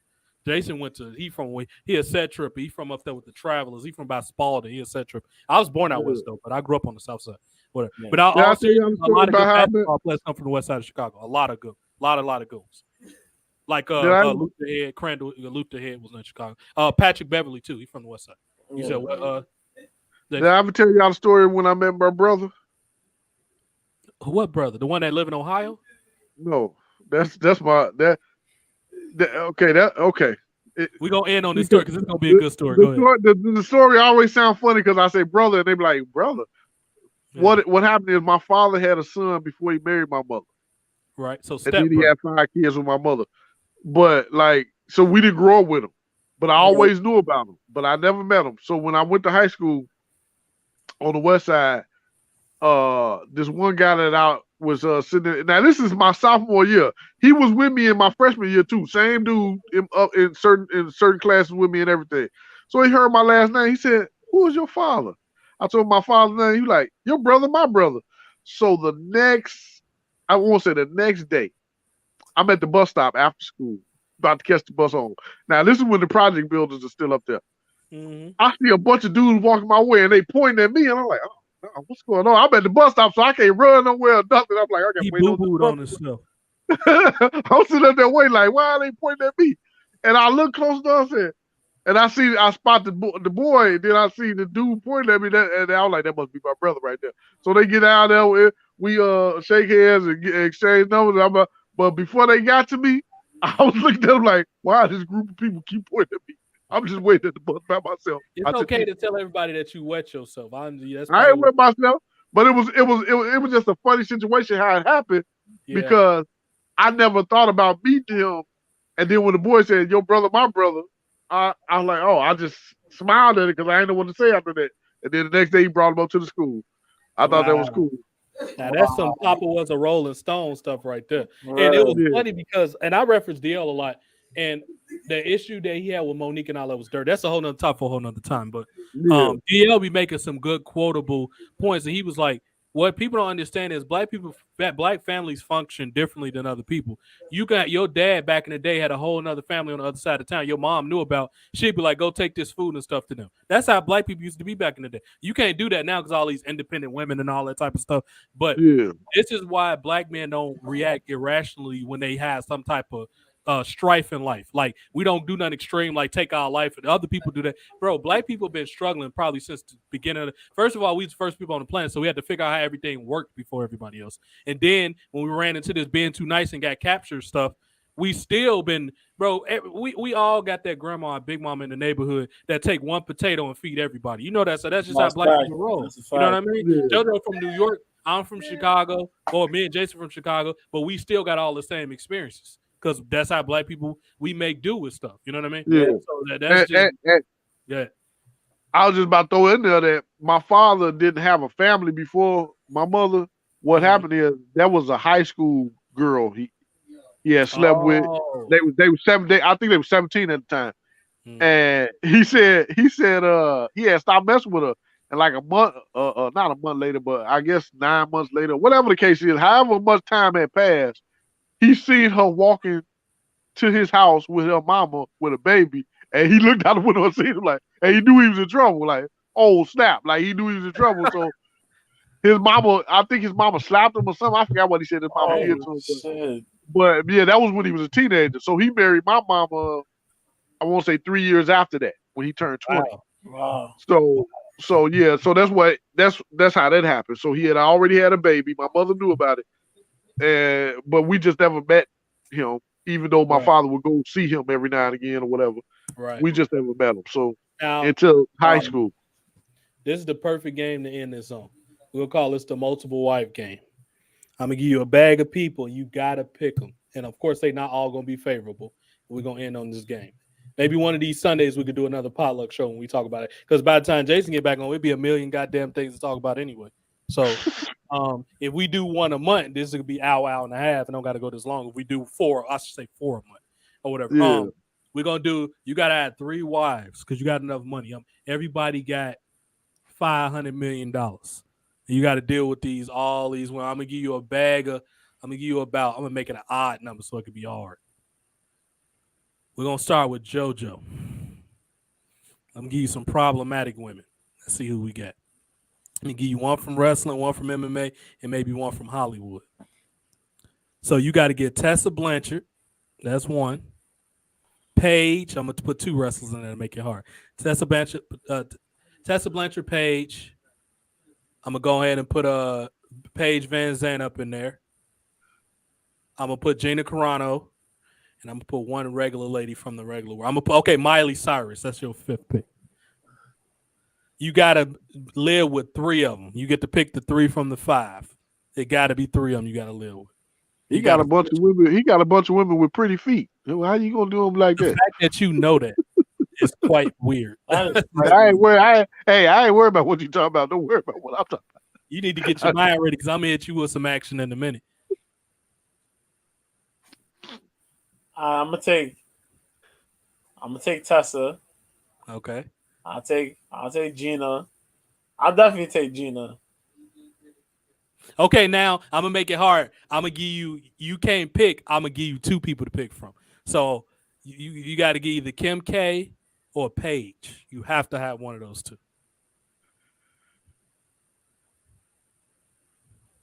I'll take Paige. Okay, that's a pretty decent pool. That's actually not that bad. Paige gonna be probably the biggest problem you're gonna have to deal with because she changed her face more than Michael Jackson. So that's gonna be the one you're gonna have to deal with the most. Now let me get Jason a pool.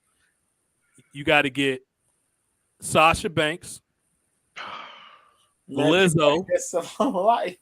Did you say Sasha Banks, Lizzo, Wendy Williams,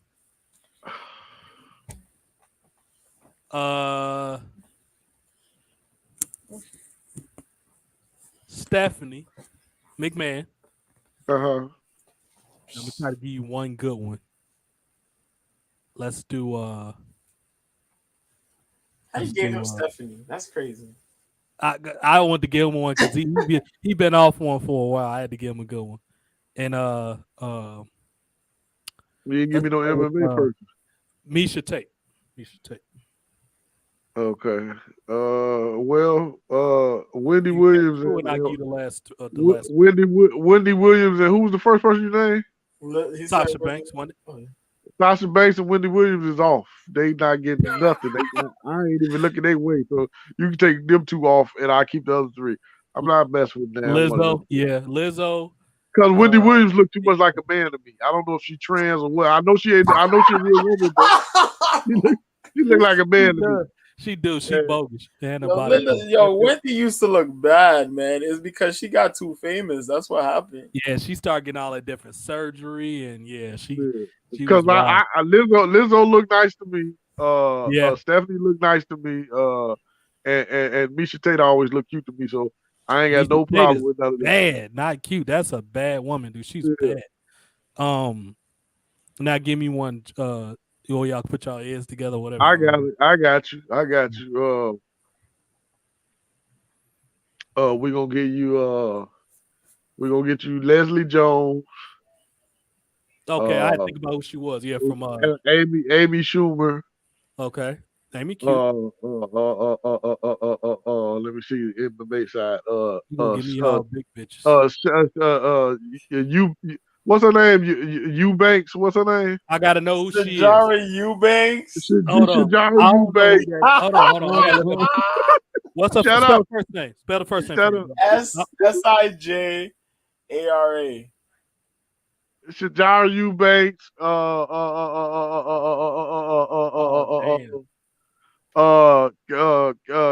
Carolina Kovacevic. I give you two MMA ladies. Can I get a wrestler, please? I'm getting there. Let me get there now.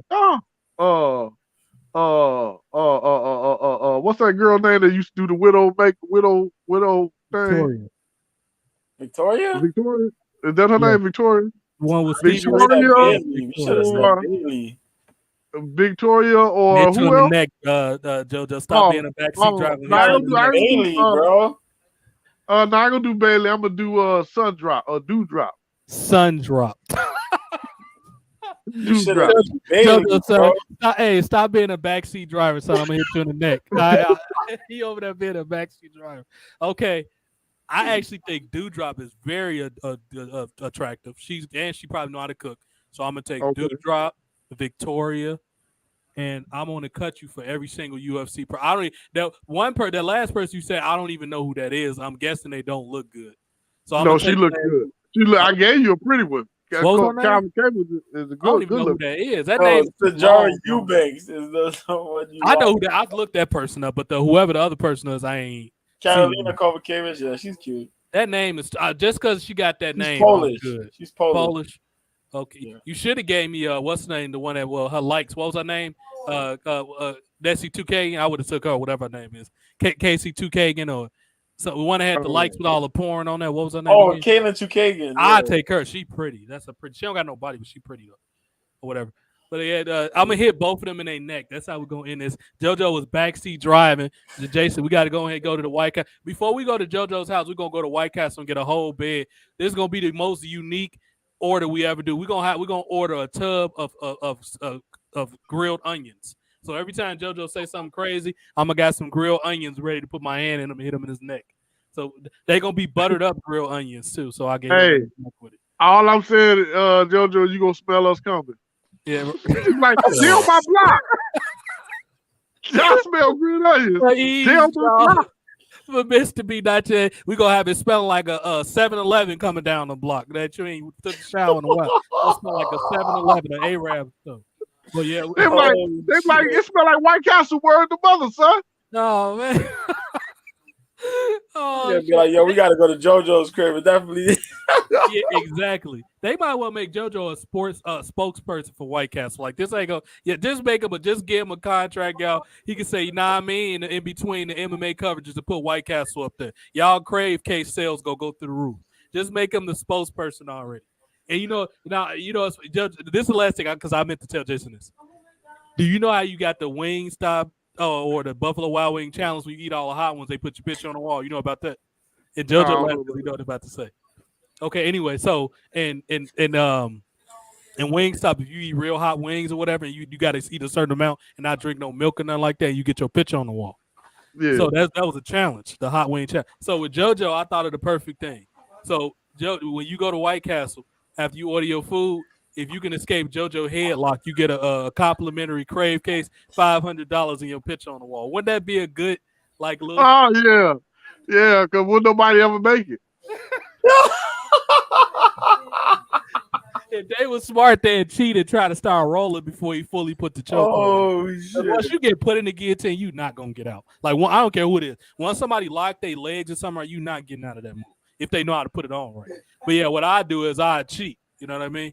I say something gay to throw him off so he'll lose his grip or something like that. But all right, y'all for each y'all, Mr. B 1986. No, you get your 10 seconds. You get your 10 seconds. Say, I'm ready, big fella. Oh my God. On that note, we're gonna go ahead and get up out of here. I'm ready. Gonna get me canceled. He already got the cucks over here. So yeah, this went extra long, y'all, but it was a good one. So my hair hurt. I gotta go take the medicine. He been drinking too much tequila, like New Jack said. My hair, and I've been drinking tequila all day.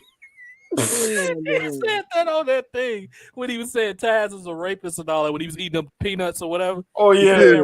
He kept saying, "Real on bitch on Rick James." He said, my hair hurt. I've been drinking tequila all day. Anyway, let's get up out of here. I gotta pee myself. Jason, expect this phone call when you get back from the bathroom. We gotta talk. Let me go pee. Let me go pee.